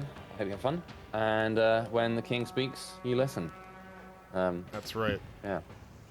And unfortunately, you know, I really wish the meme was when the admin speaks, you listen. But yeah, by the amount of times I've had to answer, is ganking against the rules? They ain't listening. So if you were listening and you want to play next weekend, come along. We've got qualifiers number 3 and 4. There are spaces still in qualifiers 3 and 4, but sign up quickly because actually 3 has filled up very quickly today. It's gone up like another 30 odd teams since I last saw it. Qualifier 4, if you sign up like now, you stand a good chance of getting in. Qualifier 3 might be full up, like given the number of people who've been checking in. Although we may increase the number of teams that can take part actually. So yeah, sign up for 3 and 4. Thank you very much for playing, and thank you for doing the casting, and thanks to Tell for doing admin with me as well. Bye. I'm going to leave this Thank chat you. now. You say your stream goodbyes. Bye. All right, have a good one. All right, chat, you guys have a good rest of your day. That's going to do it for us. Again, if you guys haven't already, follow the stream if you guys are new here. That way you don't get you don't miss out on the competitive For Honor that goes on here.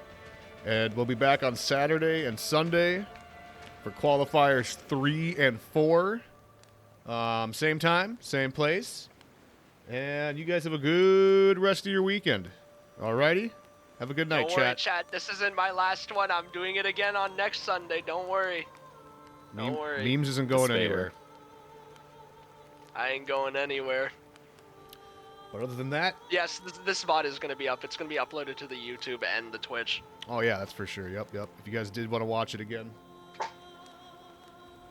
All right, we'll see you on Saturday. All right.